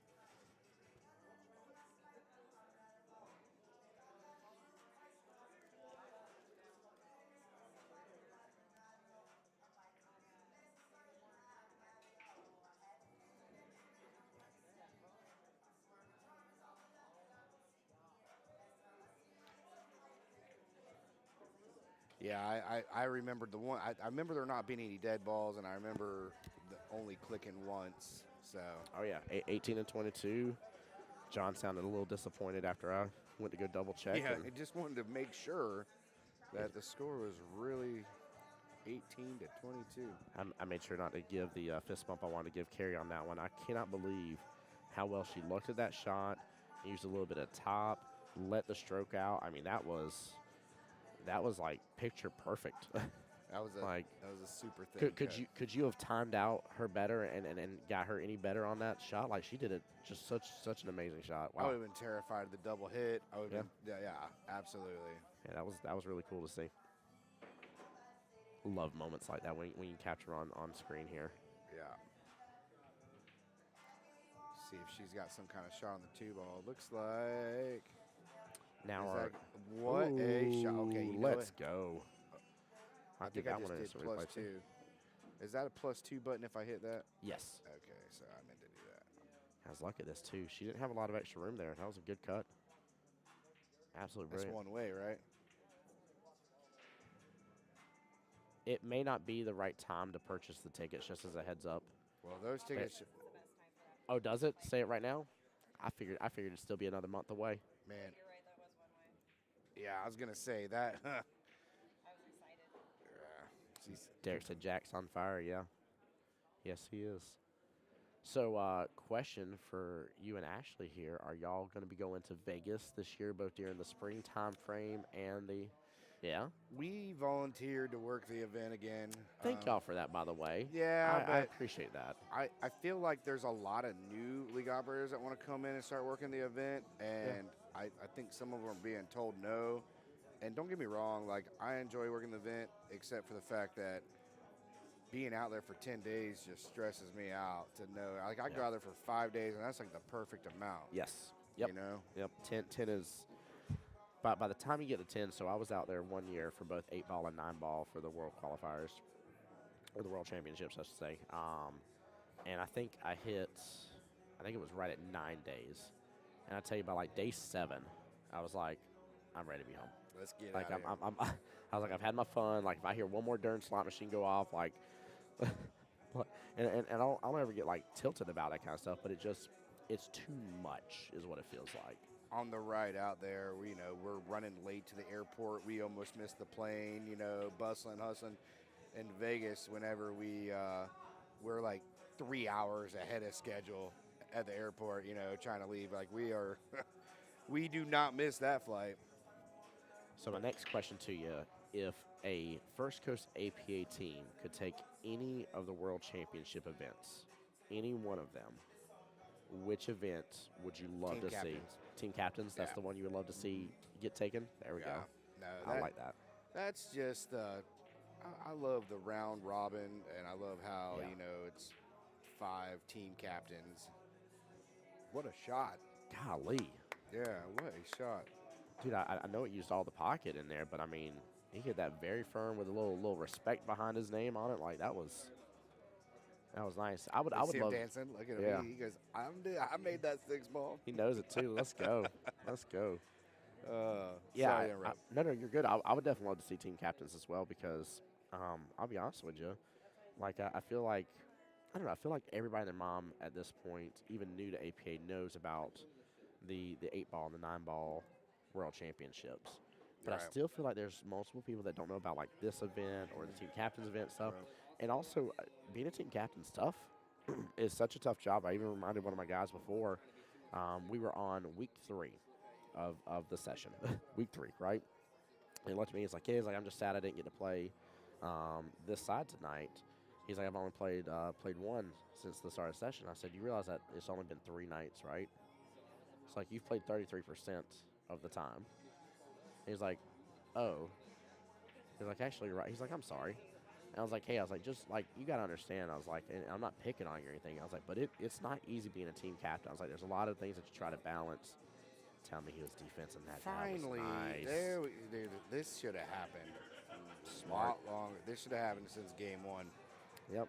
Anybody who's playing either one of these teams should know, hey, these couple people that can run 5 balls. I'm pushing that 9 into that 7, and I'm leaving them locked up on top of each other where they're not combo. Yeah, she's gonna kick into it. I just don't like the kick because I don't feel like I'm going to make it. I'm going to leave it. I'm leaving the pocket. 7. Nope. Oh. I thought she was going to get a little tight there with the 8-9. So we were talking about Vegas earlier, and I was gonna tell you something so I've been to Vegas like an insane amount of times. Dozen plus times. Yeah. Well, I mean, dozen in the last 6 years. 'Cause Yeah. Twice every year. Hold on. How long have y'all been league operators? This is year 6. Let's go, buddy. Yeah, man. Congrats on that, sir. Started in Way to go. 2018. It's 2024. Wow. Sorry. It's all good. That's I mean, amazing. it's been long enough now where I feel seasoned, Yeah. and like when I go out and I bring up stuff, I feel like, my voice mattered. But anyway, so this is how many times I've been to Vegas. So like I fly out there to where I land probably after hotel check-in time is, right? Yeah. Like no matter what. And then I always make sure that my flight leaving is like around 1 or 2 o'clock. So you check out of the hotel at 11. Yep. You go throw all your stuff in the cab. You go to the airport, and you got a couple hours before you hop on the plane. Bingo, you ain't rushing. You're not rushing, but you're also not hauling. Oh, did they just get that 7 ball? I missed that. Yeah, they did. Sorry, they had ball in hand with it. And I mean, I've seen people carry their luggage and their bags around Vegas for 12 hours. Of course, another thing a lot of people don't realize is you could go to the bellhop of any hotel and say, hey, hold on to this luggage, tip them $1. Yep. If any, you don't have to tip them anything. They will work pro bono. They obviously work off tips, but if you're slap out of money, just say, hey, yeah, hold this luggage for me. They'll give you a ticket tag. I think he wanted a little less or a little bit more. I'm surprised they used bottom on that, to be honest with you. Anywho, sorry. I think he thought he could hit it soft enough. Yeah. Yeah. Yeah, try to over control it. And he didn't need much bottom there either. I mean, just one of his little, not even a firm stroke, like just a good little, like, I'd say like a little medium stroke in it. You think you're calling a timeout here? I definitely am. Nope, she's going for I it. definitely am because I'm gonna tell her just to push it into the top rail, keep it simple. Oh, yeah. There's no need to do Straight fancy. on, Yeah, no need like- to do fancy on this. And then I'm sure they'll probably try to do the same thing. But Can I vent about something, by the way, Please. about doing defensive shots? please do. I had somebody say it to me before. They're like, yeah, but you didn't get ball in hand. My goal in a defensive shot isn't about me. Scratched on that 9. My goal about defensive shots isn't about me getting ball in hand. My goal in defensive shots is to get another shot, another chance on the table. Yeah. If I get ball in hand because of it, then that's I already got the milkshake, I already got the whipped cream, and the cherry on top. Think about football. You You know? don't punt to get, ball in hand. You punt to get better field position. Yep. So when you play a safety, you're look at it, 25-25. Well, if you double the score now, it'd be 50-50 and it's over. yeah, by a long time. I'm just about to switch it. No, Jack and Carrie need 3 balls, and John and Leah need 13. I'm not saying it's over, but they're going to have to be flawless mistakes, and hope Carrie doesn't make a ball in the break. Hope that she doesn't hide them behind the ball and can't see the one. Accidental leave and stuff, yeah. Yeah, you really left it up to hope, dream, and a desire here. Whatever team beats Carrie and Jack will have to be a defense. Oh, there's the 5-4 in the side or corner. Oh. And she just made 2 balls with shape on the 1. It's over. Yep. So when you go to Vegas as well, is there? Can you go to the side view on that? Yes, sir. Oh yeah, Yeah, that's clean. It's over. Oh, it's so especially hard to watch. especially if he knows he doesn't need shape for the 2. I don't know if he knows that, but if he knows it, there's nothing to think about here. Just smooth stroke it. You know what I would do That's to it. get? You know what I would do to get 2 balls on the break and shape on the 1? I dream of getting stuff like that, and skill level 4s do it all the time. You know. Yeah, But- he'd give away a pair of his Nikes. There we go. Well, that is one of our finalist participants right there, Team Carrie and Jack. And then do we have the other semifinals hasn't started, has it? Yeah, they're 2 tables over. Oh, are they? Brian on table 26. Oh, they're done. Oh, Both finish at the same time. oh wow. So it'll be Carrie and Jack versus Chris and Brian. All right. There we go. So both of these finalist teams are. So Brian, believe it or not, is another Scotch Devils winner from the year 2023. The last 3 teams we've seen. That's amazing. All right, let me update. Keep going, keep going. I can't, yeah, he can. I got his back. I got to remain neutral, sir. Well, the fun thing about remaining neutral no matter what here is that both these teams have the right to go to Vegas now. Yeah. That's the beautiful thing. It's just a matter of which team's going to pay a little bit out of pocket. What is the skill level combined for Chris and Brian? 10. Yeah. That has been everything on the stream the entire day. 10 versus 7, 10 versus 7, 10 versus 7. That's hilarious. And the 7s keep winning. Oh, yeah. I was telling him the 7 skill level, because everybody wants to do a 10, right? So if you're a 4, you're like, where's my 6? Where's my 6 buddy at? No, and 9 ball was all kind of crazy. Who was 10 on the 10 last team? points. But that was Parker and Sheila, right? Yeah, that was the team. That was Yeah. the team that we threw together. That's so And here funny. they are going home at 6 p.m. They All did right. good. I'm gonna take a quick break. You need a Go. bottle of water, or anything? No, sir. No, I still got stuff. I'm trying not to. What about a Reese's? You need a Reese's? You want to split one? I will. Because I can eat just one. I'll Perfect. just eat Yeah. this one. Okay. Yeah, I'm good All with right. that. Thank All you, right. sir. That's a great idea. Cold Reese's sounds like it's gonna hit the spot. Because I want a little something. I'm not hungry yet, but guys. Oh yeah, guys, stay tuned as well. I'm gonna continue asking Kevin some questions. But if y'all have questions for your league operators, please know there may be certain subject matters and certain things that they can't answer, or completely divulge stuff. But I do love to encourage these streams as well for you guys to get a chance to know your wonderful league operators, guys. Take advantage of it.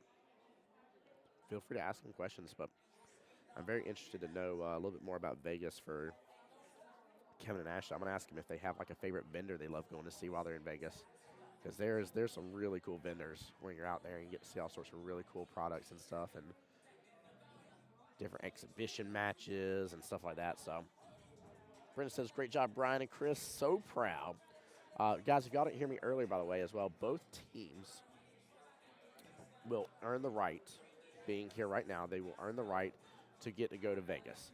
One team will be paid in full for their flight and their hotel, and one team will receive partial payment here. I'm going to try to ask Ashley to see if I know or if we're able to tell.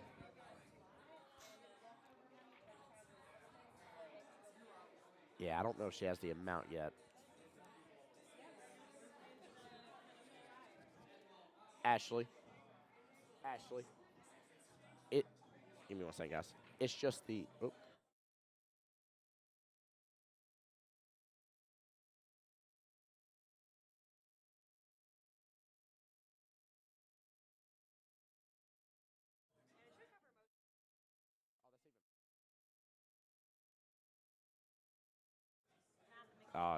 Ashley's already on top of it here. She's trying to see how much for that secondary team will be covered. She believes it's going to be most of it here. They'll come out of pocket a little bit, but she believes it'll be most of it. So that's still amazing, though, because normally these tournaments, guys, in case you have not been a part of this before, normally there's only one team. So 32 teams compete, 64 individuals, and only 2 get to go out to Vegas as one pair, one team.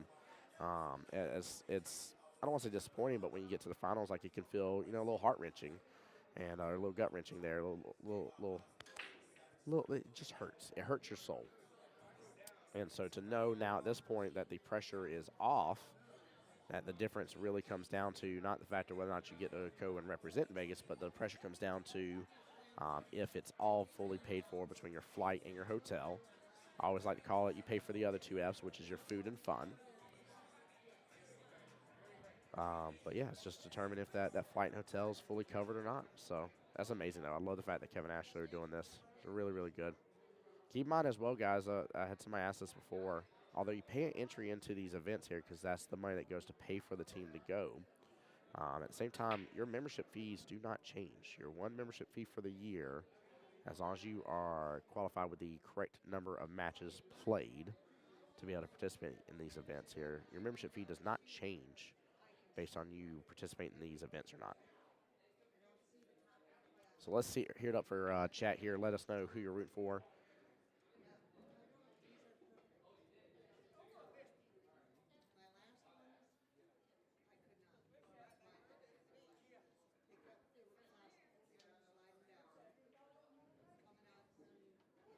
All right, ball in hand right off the bat here for Team Chris and Brian here. That's Mr. Chris at the table there in the gray. He's got good eyes on the one ball here because of ball in hand. 2 sitting there to the right, bottom right-hand corner. Don't tell Brian, he'll be jealous, or he'll make other people jealous. But he's one of my favorite people I get to see. People like him, David Burke. It's always good to see some wonderful people over here in First Coast APA. Using some bottom here. Ooh, it scooted a little bit. It may get tied up on the 7. Didn't get tied up on the 7, but the 7 is still acting as a blocker here.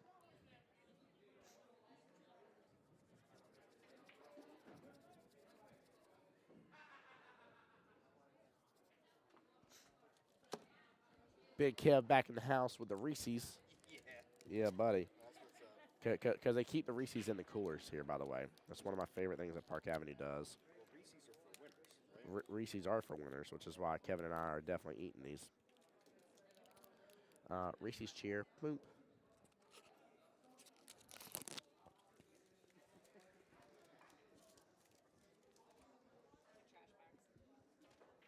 Mm-hmm. Good hit right there.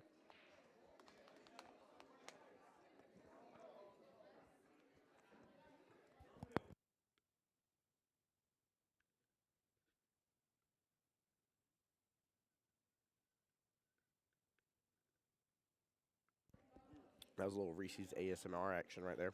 I was Most thinking people have to pay for that. next time we'll have to eat our Reese's in one at a time, so we're both not muted for so long. Like you get your 10-second break, and then I'll get mine. I think what he's really saying is Reese's. I think AP First Coast would love a sponsorship. I don't know if that's the thing, but I didn't even think about that. I've actually been reached out to before by Cricket Wireless, Oh, wow. and I was actually really impressed. Like when Ashley and I first started live streaming back in 2018, and believe me when I say there was not very many people live streaming, Mm-hmm. but the equipment and OBS, but Oh, like I'm the off by one, sorry. I'd say the Harpers were the only other people live streaming, but they didn't do commentating. They would just like, have OBS running and have someone keeping score, and it was just muted. Yep. And Ashley and I started commentating from the word go. Like 550 to give to the second place team, and then take out the tournament slot from that. Hey, Kathy, how you doing? Showing some love to Brian. Says, good job, Daddy. Yeah. So, next question about Vegas. All right. What's one of your favorite vendors to go visit while you're in Vegas? Oh, At the that's AP events. tough. Don't make me answer that. No, I can't. Can make you answer that one. Okay. No, because there's a few of them out there that I like really appreciate, and if I was to try, it's kind of like putting your best friends in order. Like, all right, you're my best man, but you're my groomsman, and Lord. hey, you're over here number 4. Okay. They're all jealous. Yeah. Like I couldn't do that, but I will say some of my favorite things to do is to walk around in Vegas and go see Q-Tech and Coda, and I've known these guys now for several years, But I will say I can tell you who my least favorite vendor is. No, I won't say that either. That's funny. You know who it is too, don't you? Oh, yeah. I definitely do. Yeah. I definitely do. I know better than to say it. But no, one of my favorites that I love, and like I make a note, like beeline to them as one of the first ones I go to. Like I skip so many other people. I always enjoy just going to Q-Tech. You were talking about Q-Tech a second ago, and I know I'm a little biased in that regards. My whole setup's Q-Tech, but I'll tell you why. Even if it wasn't the Q-Tech name, and they just still did what they do, it's because they're always having fun. It's one of the most fun booths out there. Take the name away and just watch what they do for a little bit and watch the fun interaction. B, they are super hands-on. There's like not even alcohol involved. We're just chilling out. Yeah, they're just chilling, having a good time. Florian shows up and starts doing like trick shots, and then Joey Gray's like critiquing him on his stroke, and then you got Matt, a.k.a. Bowflex, who's, every time I see him, I try to feed him because I know the quickest way to my stomach's through my heart. So I'll be like, hey, Matt, man, you want a couple hot dogs? He's like, you know it. So that's going to lead up to my next question. And I love how you did that. Didn't even know, but I was trying to plan out a couple of them. So what is one of your favorite venues to go eat at while in Vegas? What's like like if I'm going to Vegas, I've got to go to this place. Okay, outside the Westgate for sure. Outside. Westgate is so limited. But after 22 times, look at this. This is number 3, maybe? There she goes. She got it. Couple swings of the miss, right? Yeah. That I've probably, out of all the restaurants to eat in Vegas, I have probably only visited maybe 5%. I mean, and like some of those local spots are like really, really neat, but I mean, definitely the Gordon Ramsay. I mean, which one though? Burger? Is it Burger? The one in the Paris Hotel. I got the beef Wellington or something. It was like did so you? good. Yeah, it was so good. Yeah. It was so good. And I think I even went to his burger place. Burger was fire. And then you got that guy Fieri or whatever, Fury. Am I butchering it? Guy Fieri? You say it like you're Italian, man. I say it because that was my mom's like heartthrob. So if there was ever a time she was trying to make my dad jealous, she'd be like, I bet Guy would make this for me, or he would take care of this or whatever. And that was like her heartthrob. So it was always a funny joke in our house. 2-rail kick, or is he going? I think he's going 2-rail. I think he's probably trying to go 1-rail. I don't think 2s and 3s really think to go 2 rails, but. No, they don't, but he ended up getting got it. And look, he got the 7. He made 2 balls. He made the 6-2. What do? You got to hit the +2. Wow. Yep. We'll instant +2 that one. So here you got a 4 and a 6 that just say, hey, we got a safety these guys. They're in the finals for a reason. So they play a safety, and the skill level 3 goes and kicks in perfectly 2 balls. Yep. I don't even know. I mean, he was just going for a good hit there, and he absolutely capitalized and got a good hit. Oh no! Look at this. Oh my God, this is devastating. And then they turn around and get the leave. Oh. But you got to keep your head down. You got to keep your head down. Don't Oh man, this is Don't where get you can't- frustrated. Yeah, you can't be worried about what your opponent's doing, right? Luck will happen, rolls will happen. It doesn't change what you're capable of doing. No, my one of my favorite places to go is the Pepper Mill. Love Oh, going to yeah, Pepper yeah, Mill. Gotta go to touche. Pepper Mill. That I will say I have been to that restaurant the most. Yeah. Yes. At least every time I go one time. You're Yep, right, Yep. 100%. Get your own teed. And and what's funny is you're like inside, but you're outside, and they come out with these huge dishes, right? Mm-hmm. One time I ate there, and Adam Lambert was filming his little. This was years ago, man. This was probably This was before I was a league operator, so this was as a player. I went out there and probably like somewhere between 2012 and 2016. But Adam Lambert was there, the American Idol guy, and they told us when we went in the Pepper Mill, like, hey, guys, no cell phones, whatever. And apparently nobody ever listens. Okay, so that was a huge miss for Carrie and Jack, and Chris and Brian are able to come and tie this up. But here you got Carrie and Jack that are just hanging with these skill level 10s. Hanging with these skill level 10s. So anyways, Adam Lambert was there, and they had the whole backdrop, and he was obviously lip singing, so they were playing the song for him to hear, and he just kept like redoing the same thing over and over and over. And this girl in our group pulled out her phone and was like videotaping, we're taking her pictures, and like his security details like straight up grabbed her phone and was going through it and deleting photos. And I just didn't think legally that was allowed. Like, I was like, yeah, that's probably, but we ended up just getting our stuff and going. Yeah, I definitely would have. I'd been like, I'm out of this place. Yeah, it was, I think they actually had us, you know what? We had to sign something going in, so that's probably what gave them the ability to do Gave it. them the right to it, yep. Yeah. Little NDA action here. Trying to think here.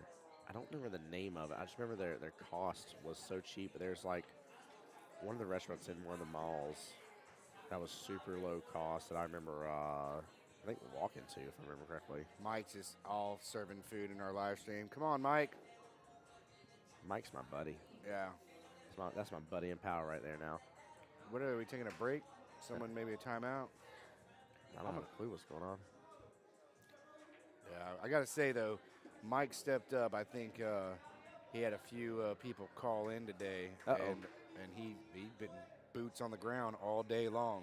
I'm glad he has been. All day long. Y'all have a tournament going. There's looks like a little fun tournament going on as well for some other people. And this pool hall's been popping since I walked in here. I can only guess it's been popping since before I ever got in here, too, because y'all had more people here before I even walked in earlier. So I was actually really surprised about today. Of course, this other tournament, they got like a 10-ball tournament here. Yeah. But they have enough tables. Like, they were so able to accommodate everything.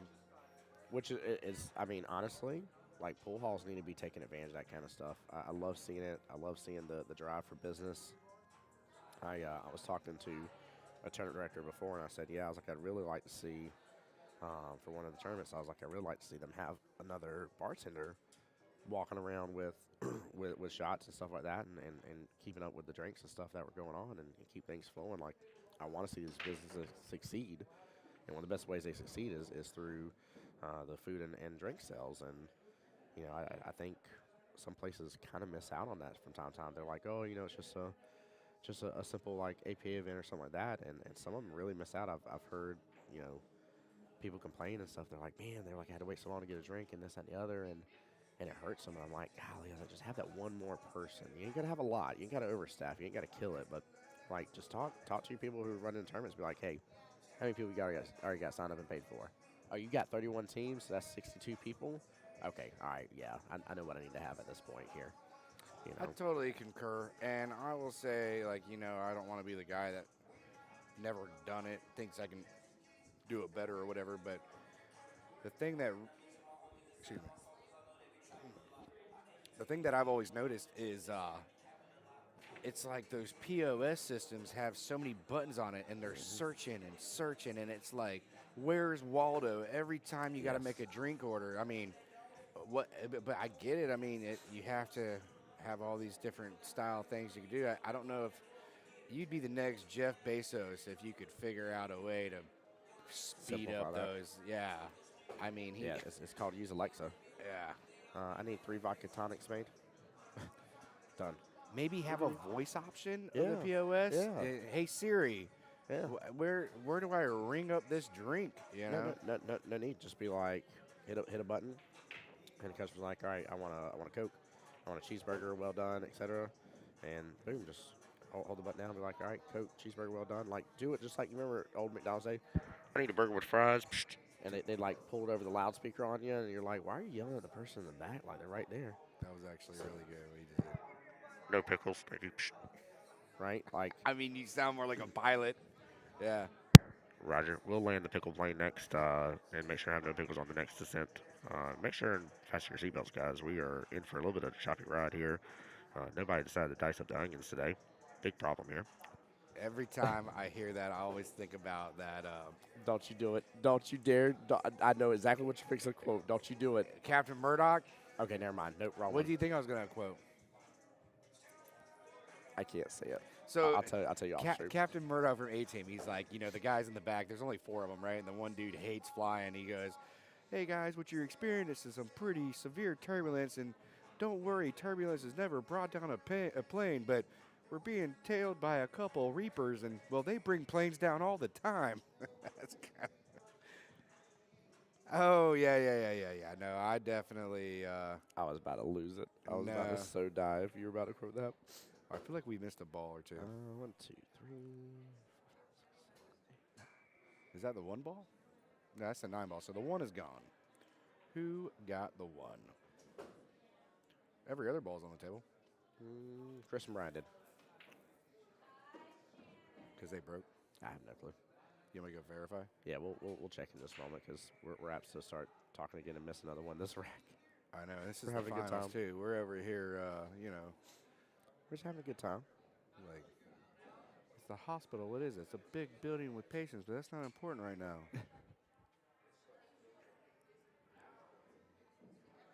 Trying to think any other Vegas. Oh, I know. What has been, or maybe what is something that you're hoping to do from an entertainment standpoint in Vegas? Well, Thank you, Paul. Look at that. I guessed correctly. Let's go, Paul Miller. How you doing, brother? Oh, thank you for that. I don't have to get up now. Yeah. Oh, no. He tried to force it in there, but he got the lucky leave, so he's all right. Golly, this whole little cluster mess over here. What was that? 5, 6, 3, 9, 4, and 8. Oh my gosh. But no, I mean, every time we go, Ashley and I have a new rule. Like, we definitely have pretty much given up on gambling. We both realize that we are not good at gambling. Yeah. And That's okay. You're not supposed to be. I think the last time we went to go see Blue Man, yeah, but Blue Man Group. Let's Blue go. Man Group. Did he come in contact with a 3 and make a ball? Yeah. He made the 3. That is the second kick shot. Instant That replay. was legit right there. Top right hand of your screen here, ladies and gentlemen. I would have even got. I mean, I would have somebody to watch this hit, and he just hits it straight on, breaks everything up. And the 3 goes in that top left hand corner pocket. Just screws right on in. Past the 7, and now, oh my goodness. Did we give him that point? I don't think we gave him that point. Well, So you went and saw Blue Man Group this last time? yeah, we did Blue Man Group, and then before that we saw Penn and Teller. Yeah. And I'm jealous of that one. I'm definitely. I can't remember the magician's name I went and saw last time I was there. Is that gonna go in? Ooh. But he was. Oh yeah, we've seen some. Yeah, we definitely. Oh yeah, the one guy from the Link. Oh, the Link, that's what it was. Yeah. He was impressive. Not only is he an excellent magician, he has this like photographic memory. That's the only way he can do whatever he does is to just have a memory. Like he looked at the whole deck of cards. Yep. For like maybe 50 seconds, but he's like shuffling them around, moving around, doing all this stuff, and then he goes and tells the story. And as he's flipping over the cards, The 4 queens and yeah. well, Yep. there was no order. It was him just like looking at the numbers and memorizing them, and then just Telling the story with it. writing the story with it. Yeah. Yep. And then the very last 7 digits was the serial number to a dollar bill that was in the beginning of the show. Yes. Yep. Yeah, I was Yep. like, Yep. Come on. I lost it when he did that. I was Come like, on. my jaw hit the floor. And what was amazing is I actually did a front row seat. Yeah. And so there was like even a point in the show where he was like 4 feet from me. And I was like, this guy's so freaking awesome. Zach almost made the 9 going for another kick. That dude is a kick master. He is. I would say, though, I mean, just to have a memory like that, you know, what that guy can do. I mean, because the whole show, I think, is legit. And plus, he's a sleight of hand, you know. You see him where he's, like, pulling the unlimited number of cards. Yes. Right? He keeps bringing them out and stuff. But I never saw him actually. I mean, it was all sleight of hand, you know. I mean, he's probably one of the best modern-day magicians that I have seen, personally. Yeah. Franco, right? Oh, yes. Matt Franco. Matt Franco, that's what it was, yeah. Yep, thank you, yeah. Did she just cut Yeah, that in? and left him the 6, 7. Dude, I don't think anybody is going to be able to keep up with This this. team is dangerous. And look, he's like completely in pain. So Jack actually like does a lot of like heavy lifting. He clears, you know, houses out and stuff. And Oh, wow, okay. he had this like, I guess he was like building a porch or something. And he was actually like showing me. Did he just make both? They made both. Twofer. Oh my goodness, they are in the lead with a 10-point game weight, but yeah, no. So he had these bruises on his back from this equipment falling on him, and I think it just happened like 2 days ago. Oh, wow. Yeah, and you can see he's like really suffering because of it, but he's out here just maybe it took his mind out of making balls. Yeah. Well, She almost made that, too. yeah. And then we're about to see the Hungry Hippo on that side pocket right there. Yeah. Love those shots. Oh, that was Joey. He was like, "Oh, live stream." Turned around and backed up.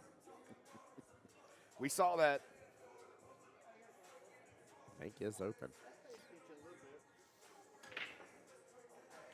Look at this shot. Yeah, Boom. that bank was definitely open. Very well played. That bank was definitely open on a Sunday. On a Sunday. That check ain't bouncing, baby. Yeah, mine would. Give him that MX black card. Let's go. Wait, there's a black one? I think, right? Isn't that the unlimited? I think you have to work your way up to that.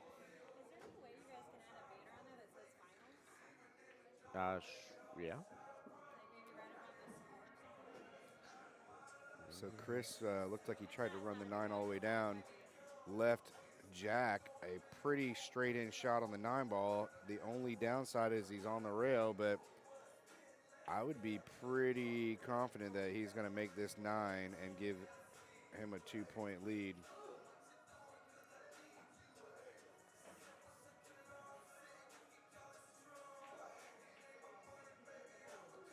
Oh, he missed it. Okay. A little bit of a saving grace for Chris and Brian. Brian's going to pocket this 9 ball, trying to leave Chris the break. And this will be very much so needed. He got it. Chris and Brian +2.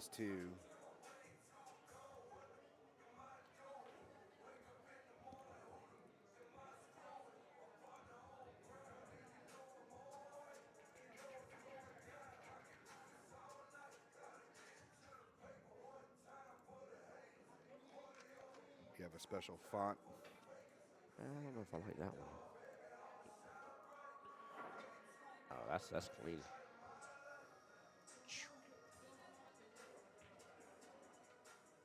BEA, beautiful. So I was curious to know, why'd you bring up that and the bracket? Why'd I bring up what?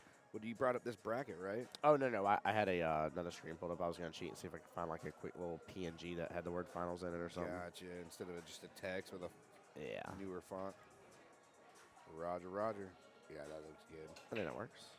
Kind There of goes Chris, the break. 1 almost in the side, 2 almost in the side, and the cue ball almost in the side. And unfortunately, instead of making a ball, they left Carey a very makeable shot on the 1. I think you like that side pocket here. CJB knows what's going on. He says, Tim, you're not human. Back at it after the weekend when we put you through in Macon. Yes. Peter, what's going on Facebook side? Welcome in, buddy. Yeah, CJB, so I was up 3 a.m. Saturday morning. I left Macon 6:30 a.m. this morning, got home at 10:30 a.m., took an hour and a half nap, shower, changed, and then got up here. Honestly, I probably still would have asked you to come and because oh no, Ooh. dead ball. There's the first one. Yeah, and a very needed ball in hand for Kerry and Jack. I mean, I would say I thought some of these races in the finals were going to be a little bit closer, but it's like Kerry and Jack just get this huge lead in the beginning, and these higher skill level teams are struggling to come back. I was gonna say though, I do when I call you and I'm like, hey, can you come do a tournament? Because I know I'm close. It's not. It's probably this is probably like a walk in the park compared to going to Georgia or whatever. But you love doing it so much, and for me, it's just I feel like I'm putting on such a great event when I got the Voice of Jacksonville there. The people love it, man. Totally boosting your ego, but I can't help it. You definitely are, and I've been telling people too. I was like, please send Kevin and Ashley a message. Let them know how much you appreciate this. There was a couple people. There was one in chat that was like, "Oh, my brother's there. Hope to see him on the live stream." I said, "Text your brother right now. Tell him to go talk to Kevin Ashley and ask if his next match can be on the live stream." I was, "There's nothing wrong with that." I was like, "I ain't gonna promise anything." I was like, "But there's nothing wrong with that." We probably actually have more people requesting to not be on the live stream than requesting on the live stream. So absolutely, I wouldn't have any problem with that. Yeah. Yeah, and I get it too. At first, I didn't quite understand it, but I'll never forget when I was doing singles, and I actually made the semifinals. But the match before, 2 matches before the semifinals, the lady I played against, I smoked her all because I knew that my daughter was on the live stream watching me play. And it amplified my game so much so. But I get it. I mean, it definitely can be a little nerve wracking. Did he get within that window? I don't know if he's in there. I don't see any window. Yeah, that 8-ball's playing blocker right now. That 8-ball's the size of Saturn. Yep. Oh, he's going to try to swerve it. I'd be so nervous of doing this just because it's hard to control the lead whenever you're swerving. But nah, he did good. He got it. Jack's going to have a very long bridge shot. That was another thing I always paid attention. I was playing Scotch doubles. I was like, which partner is up behind me? Because if you get set up to where that the lower skill is behind you, you get ball in hand for your partner. It's better than, you know what I mean? But so it's hilarious you mentioned that because we didn't even set this up, but I talked about that earlier. I was like, don't take it as me being a bully, but if I know that there is a big gap between the two skill levels, so a 7-3 or something like that, and I know that I can defense and that lower skill level player is up next, then you'll see me automatically play more defensive shots on purpose, just to get that extra ball in hand and stuff like that. So Kathy over there cheering on our dad said, "Woohoo, Daddy, you got this. I know you can do it. Be brave of yourself. You got this, Daddy. Love, Kaylee." There we go. So Kaylee, I believe, is the daughter. Kathy is the wife. I love it, love it, love it. Was that a safety? I guess that was a safety. Yep. Yeah, okay. Kind of just squared it up.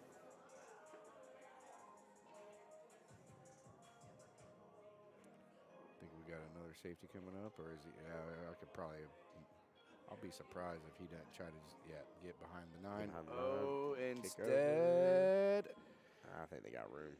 Oh. Let's see how fast she gets down. If she gets down quick, she ain't got nothing to worry about. But these pockets are no, she's just double checking. So it's close, but it's not close enough. Yeah, no problem. Good attempt there, though. Yeah, I mean, that was the right call. You could be frustrated, but the safety was the right call.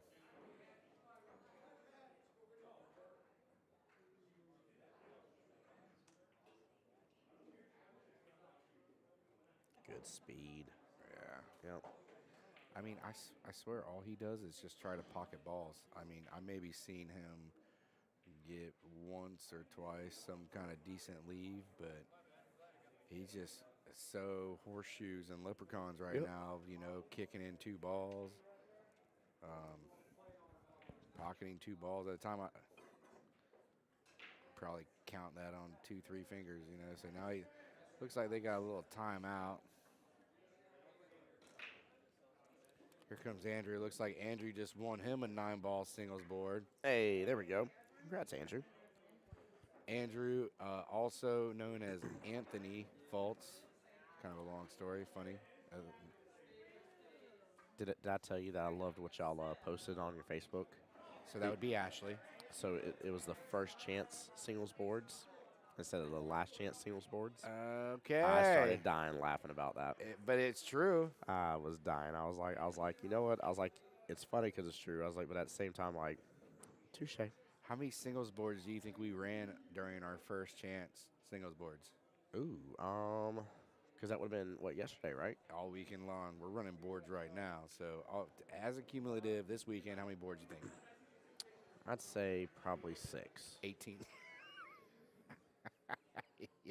Mind you, there's MVP boards and stuff in there. Jesus. Yeah, no. I will be spending the next like 2-3 weeks just putting boards in.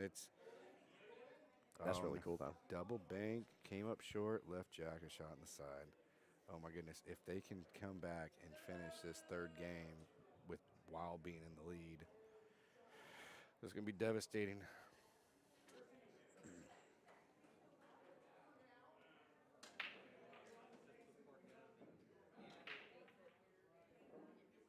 Oh, he got it. He said he's talking to it. He said stop, but it stopped too. She's gonna make that no problem. She's got eyes on it. Good shape and everything. Preventable. Doesn't really have to worry about much of a scratch for the most part, as long as she just doesn't whack them all it, force it into the side pocket somehow. But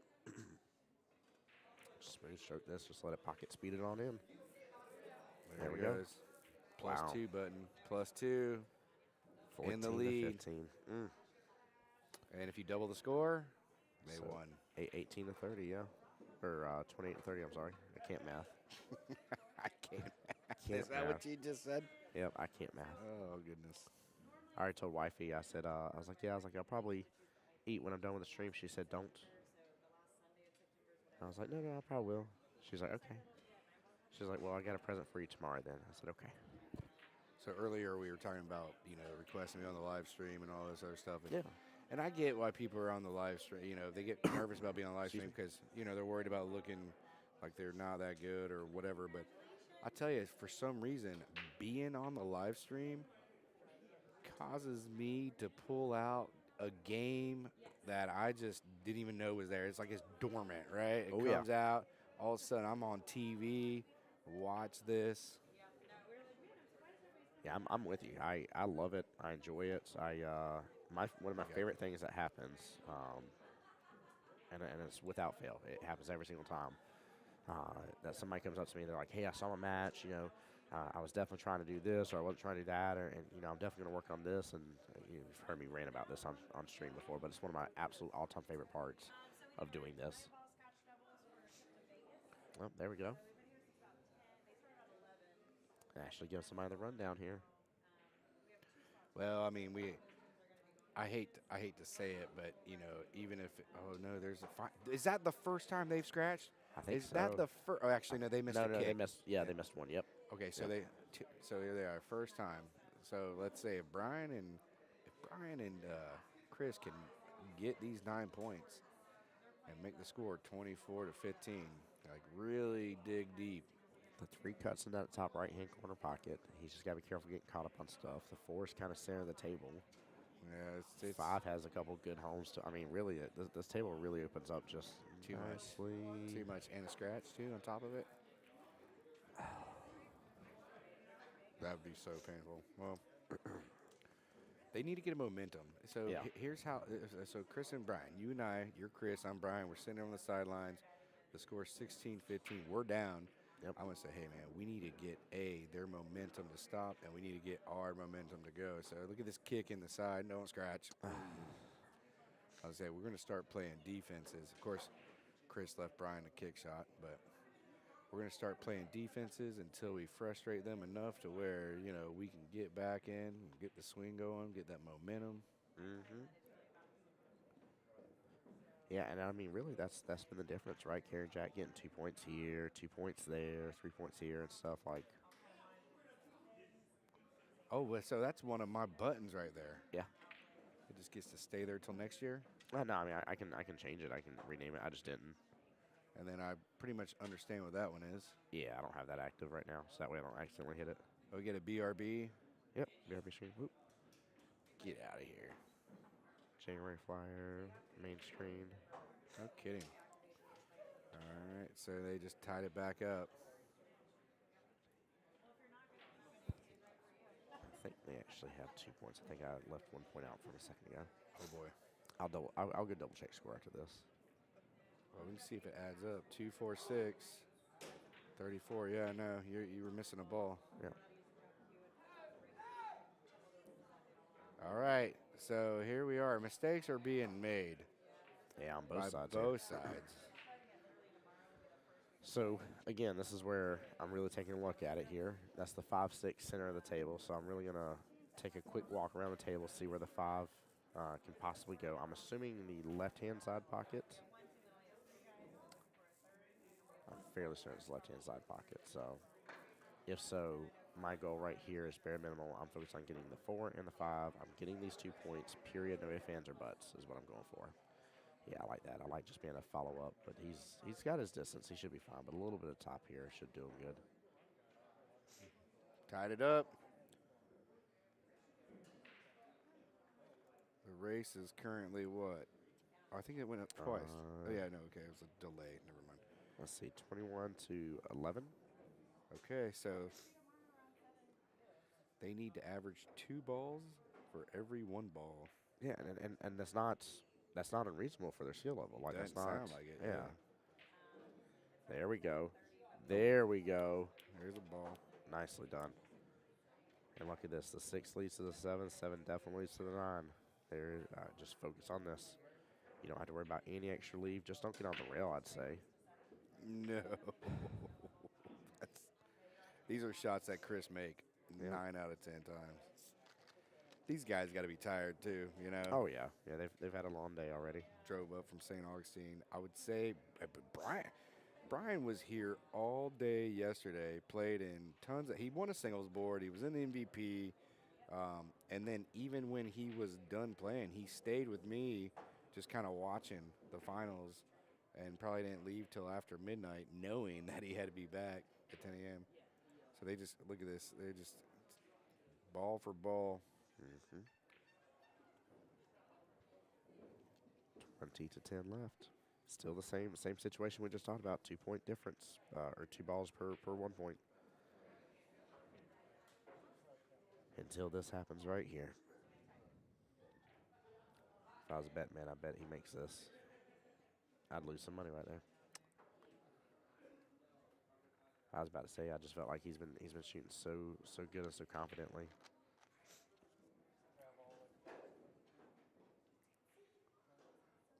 So we run divisions all through Clay County and St. Johnson, but Duval County is my companion, so that's kind of their area. Nice shot. Like North Farm area, it's like communication solid there.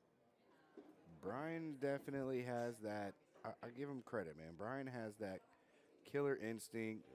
He doesn't drink, so he doesn't ever hit walls or falls off cliffs. Yep.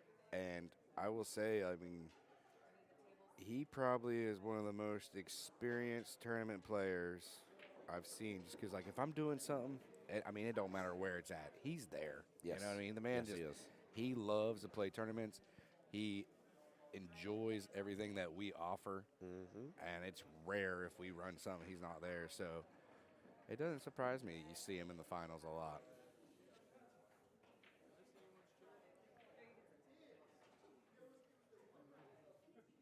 By the way, did I tell you I learned something about snooker? Probably something I don't know. So did you know there's special cloth for snooker tables to where it's rough on one side when you go downhill, or when you go uphill, and it's smooth when you go downhill? So that way, if you're shooting the cue ball uphill or up table, like where you would shoot from to break, it's rougher felt, so it slows that ball down. Why And if would you're you? shooting back down the other direction, Why would it is you? smoother. Why would you want that? That's the way they're designed. It's special felt that's made for snooker tables. I'll tell you right now. I know they'll hook up like a blow dry. Well, she just got a nice shot. Yep. I know they'll hook like some kind of heater device or like a hair dryer to the bottom of it, which like it'll heat the slate. Yep. Yep. That does make a big difference in the way it rolls. Oh yeah, I know. If it's heated up,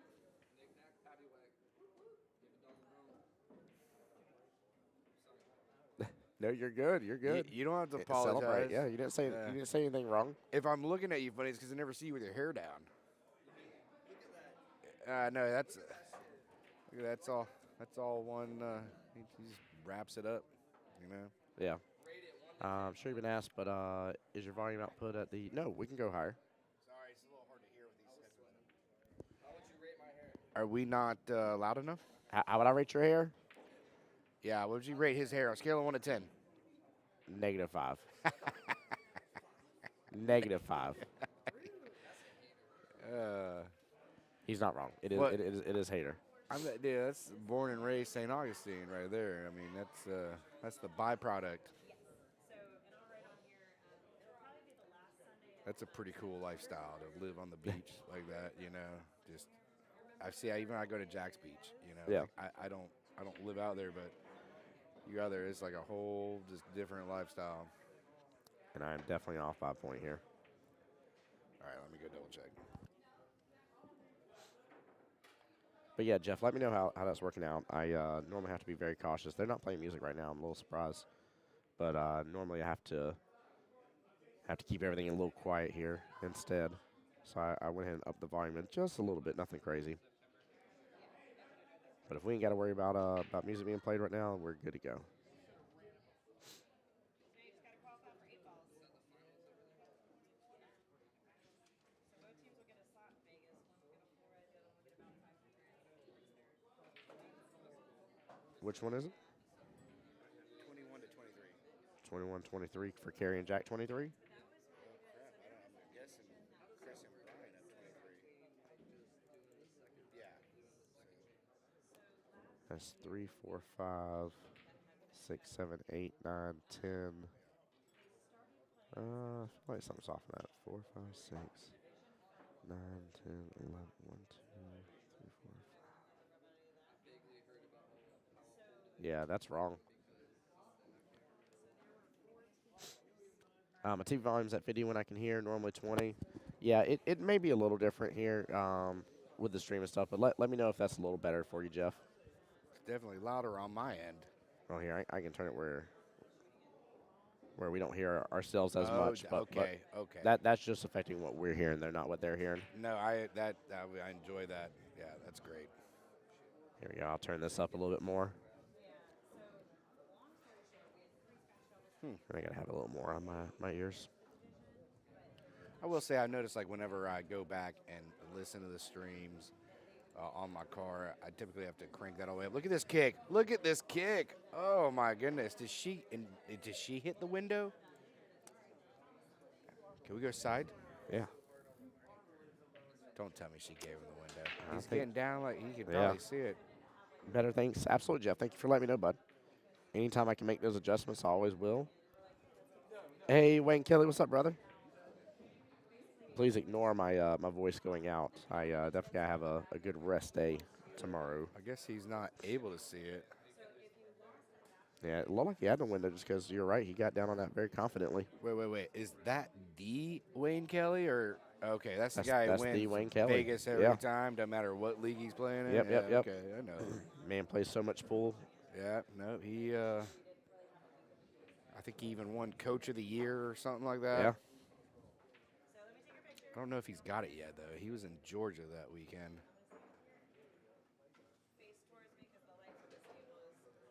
He hopped it. Oh no. He was Rush trying, that shot. Well, he was trying to draw it to get just like a little bit of backspin so that 9 would go in the same pocket. Instead, the cue ball becomes airborne and lands on top of the 8 ball. That's like the shot where you do that and cue ball like just goes nothing but net in the pocket, and then Carey makes the 8. Oh my goodness. Bumps into the 9 as well. Bumps it to the 9. If they come back and make this 9, it is going to be tough. Yep, it'll be a 3-13 race here in favor of Carey and Jack. I wonder what emotionally it must be like to play in this game right here. You know you're going to Vegas, but like, all right, I'm going to Vegas, but do I get the full ride or I get the half ride? Yeah.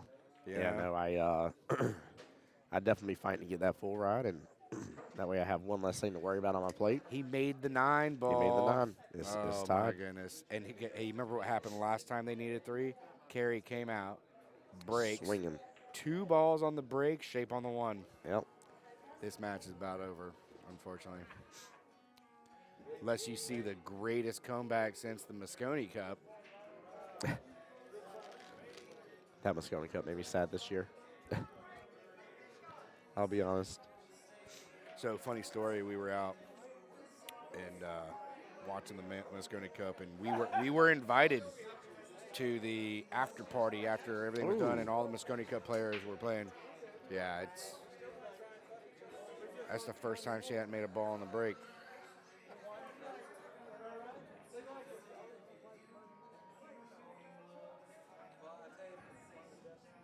Was that YouTube? That's both combined. Oh, I don't know why you're whispering. Just tell me. All right, so we were going to the after. We were invited to go to the after party of the Moscone Cup. Yeah. And I was there the whole time I was out there. I was sick. Like I was not feeling good. Oh, no. But it was the kind of sick where as long as I didn't drink, I was okay. But as soon as I started to drink, like I would hit a wall. So I'm just out there. Everybody else is having fun, and I'm just kind of like, whatever. Oh, yeah. And so Ashley told me, because I was like, do you know where this after party is? She goes, yeah, it's the Hilton right by our hotel. I'm like, well, that's dope. Let's Uber it back over there. There we go. And then whenever, we get kicked out, we can just go back to our hotel because I'm tired. Like, we got to fly back the next day. And the only thing that I really care about is leaving at this point, Yeah. Oh, no. Okay, I mean, if Brian and Arnold can get every ball this rack, it'll be a tied race, 3-3. Yes, but it will be. They can't have any more mistakes. So, back to the after party, right? So we get there, and there's like nobody at this party. I'm like, dude, this party is like horrible, right? What sort of after party is that? It was the wrong hotel. Oh, womp, womp, womp. We went to a hotel an hour in the wrong direction. And Ashley, with these like big giant puppy dog eyes, was like, can we go back to the correct hotel? Yeah. And I looked at her and I said, no. and that was it. We went back to our room and fell asleep. After talking to people that did go to the party, apparently the hotel was like, y'all are too rowdy. Yep. Get out. Then we ended up at some kind of karaoke bar, and it was like super loud and everything like that. So by the time we'd gotten back, it probably would have been about the time they were being kicked out of the hotel. But yeah, no, I mean, all those guys are pretty cool. Like during the Moscone Cup and like on TV, they're obviously talking trash and doing all kinds of stuff. But outside of the pool scene, they're all like friends and hang out, and That's good. they've obviously known each other for a long time. And really, like, that's the way it should be, right? Like, that's... They all go through the same difficulties. I was thinking trying to... Yeah. No, go ahead, sorry. I was thinking it's going to be like this huge bar fight, Like, oh, USA. Somebody breaks a bottle over their head. Yeah. Golly, what a good drain right there by Chris. Yeah, no, I like knowing that it's that way because, like we all want to represent for our country, so it's really awesome. Mm-hmm. But at the same time, like they go through all the same the same struggles that they have to face throughout the year and getting to place to place and competing and the pressure and everything like that. So it's cool to hear that they're friends outside of it all. And and the same thing I do at league night, right? Like I'll go up and I'll hug people, and I'll look at them and like, just be clear, it's about to be 7 o'clock. We're frenemies. Yep. Like the line has been drawn. Like, Hold up. I think you missed the ball. I think you missed a ball. Oh, without a doubt. But here comes, slow down. Oh, he hit it way too hard. So there's 5 points left. They start off with 25, so it should be 30 to 25. Unless there was a dead ball. I didn't see a dead ball. So there was a dead ball earlier, which is why I was saying the score you gave me couldn't be correct, but I don't think they ever marked the dead ball.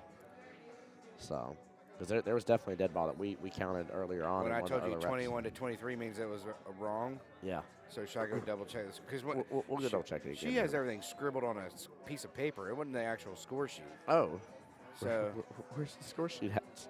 well, the problem is I know these guys are like super into the game. So Yeah. No, we'll leave them be. They'll update us. It'll be okay. that was a defense. Get it out of the way. All right. So it's got a. What do you think? Obviously 6 on the side. 6 on the side, yep. 7 top left, 7 leads to the 8. You want a little angle. Pretty much want to keep out where the 7 is. I think he's going to make it.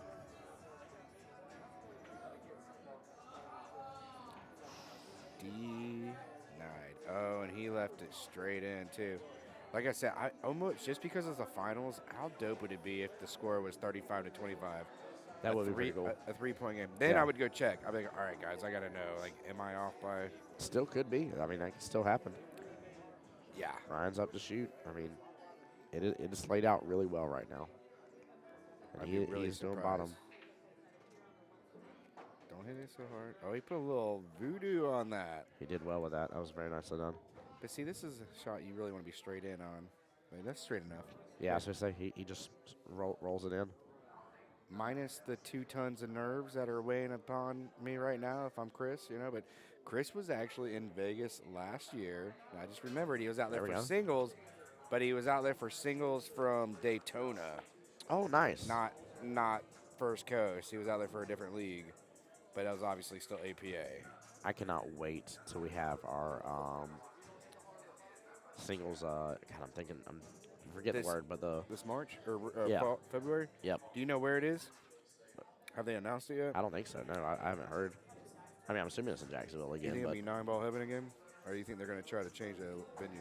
I'm assuming they may try to change it. And the only reason I'm taking that assumption, guys, don't read into this at all, please. It's just because I know a lot of different times that people try to rotate venues. Oh, it's No matter 35-25. I'm going to go check the score. Dude, this is a comeback. Don't call it a comeback. They've always been here. Kathy says this got very intense. My nerves. Yeah, we got to double check here. What's up, brother? How you doing, David? How are you here? I'm not. It's a hologram. 6:30 this morning. Got back home 10:30. Took an hour-and-a-half nap and came on over here. After being up since 3 a.m. Saturday. Yeah. All right, there's 2 dead balls. It's 33-25. Okay. You were right, and I was told wrong. Hey, you're all good. You're all good. Yeah. I knew something was up. 33. I mean, still, they're in the driver's seat. It's 30-25. It is a 5-3 race. Like you can't beat this with a stick here. I don't blame Brian for checking that rack. I mean, I would. You're talking. Yeah. The score is it's a 5-3 race. This is the biggest lead anyone's had on this team all game. Well, all and night.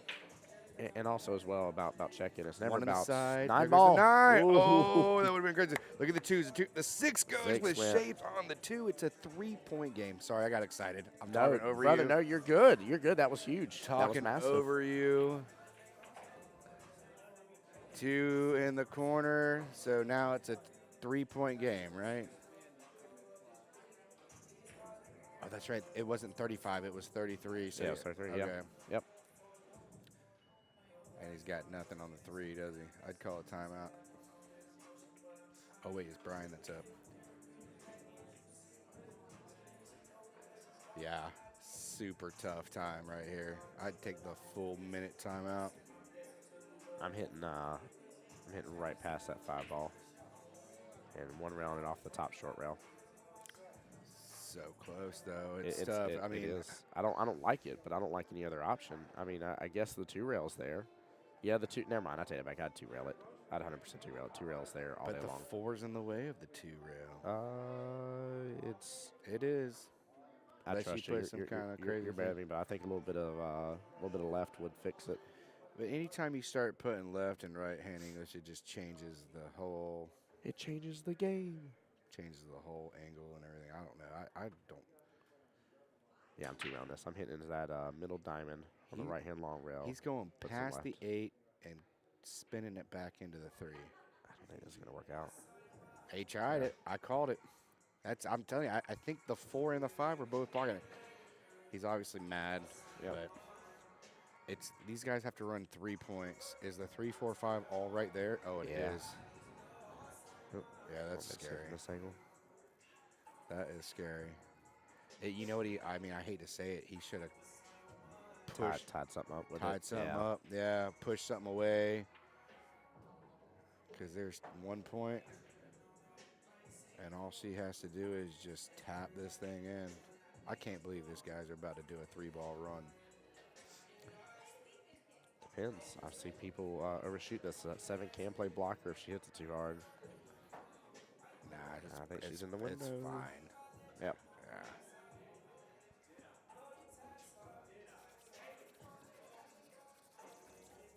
Hold this for me. I got it. There you go. Hold that real quick. About to see a magic trick. You ready for it? Ziggy zaggy ziggy zaggy. Oi oi oi.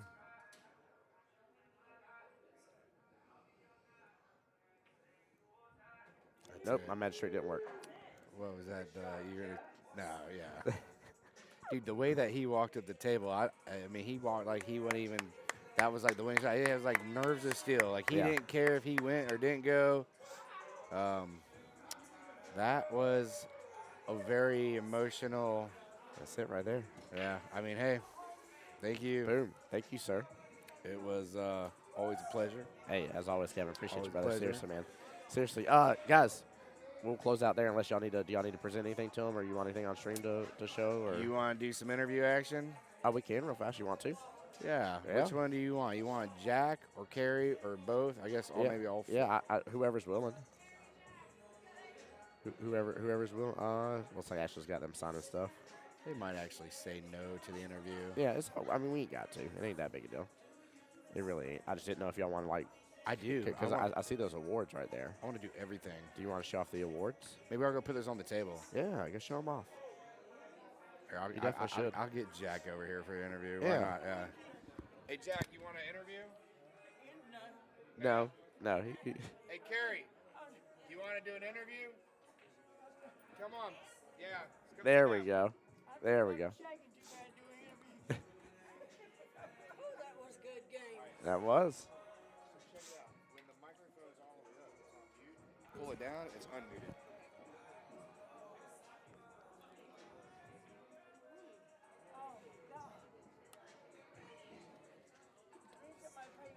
Didn't know you were going to be on the stream, did you?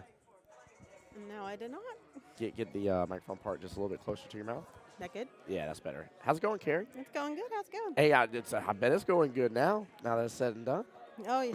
It's a tough day. Tough day. Well, y'all Yes. y'all just breezed through it like it was nobody's business. Y'all shot phenomenally. Thank you.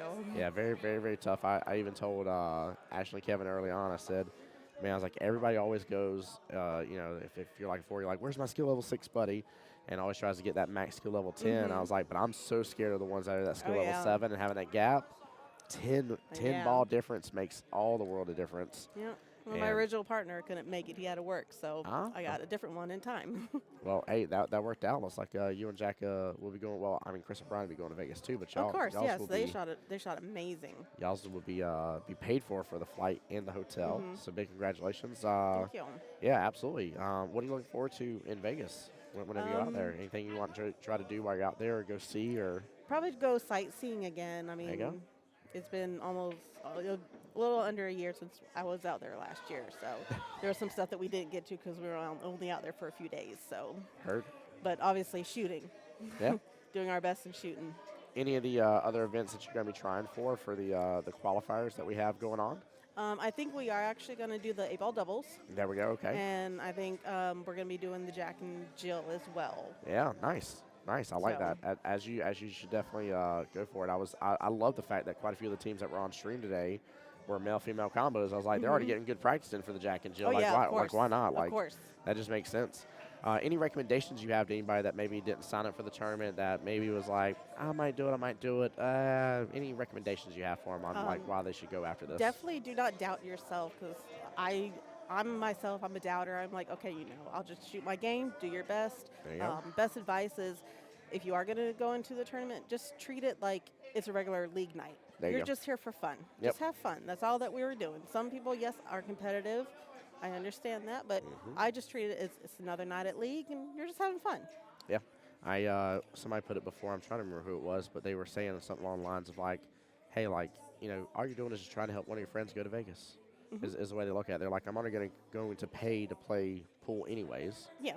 And now, even if I lose, I know my money's going towards a buddy of mine for them to go to Vegas. Oh, yes. So like it doesn't Of hurt course. anything, So I like that. I like that a Yeah, lot. all that additional support from other players as well. Absolutely. Well, this is your moment, Carrie. Do you have anybody you want to give a shout out to the stream here? Say hi to anything like that? My fiance Daniel, he had to work today, or else he would be shooting with me. There you go. So I'm going to Vegas again. But other than that, that's it. Hi, Mom. Hi, Mom. I love that. That's good. Well, Carrie, I do appreciate you. Thank you for joining me on Absolutely. the stream. For Thank sure, you. big congratulations. Well-deserved, well-earned. Amazing shooting out there. And I got to give y'all props, man. Y'all absolutely handled it. A lot of trust was very much established between y'all by the luck of it. I see plenty of Scotch doubles teams that you're like, man, like that person's a strong person, that person's a strong person. And you see them together and you're like, what happened? Like it all falls apart. Yeah. So Oh, yeah. very, very well deserved here. So, well, Miss Carrie, you go get your paperwork Back filled to out back. and go get your beautiful trophy that's over there as course. well here. So I appreciate you, my dear. Thank Speaking you. of, thank you. Speaking of trophies, by the way, guys, y'all can take a little look of it right there on the live stream here, and get to see it as Brian's son's right over there taking a look at the trophies. But yeah, guys, Tim Jones, Voice of Jacksonville Pool. I am tired as can be, guys. I'm gonna go home. I'm gonna get some rest. My daughter turns 5 tomorrow. Happy birthday to my baby girl Luna. Very excited to spend part of the day with her and get some good time in.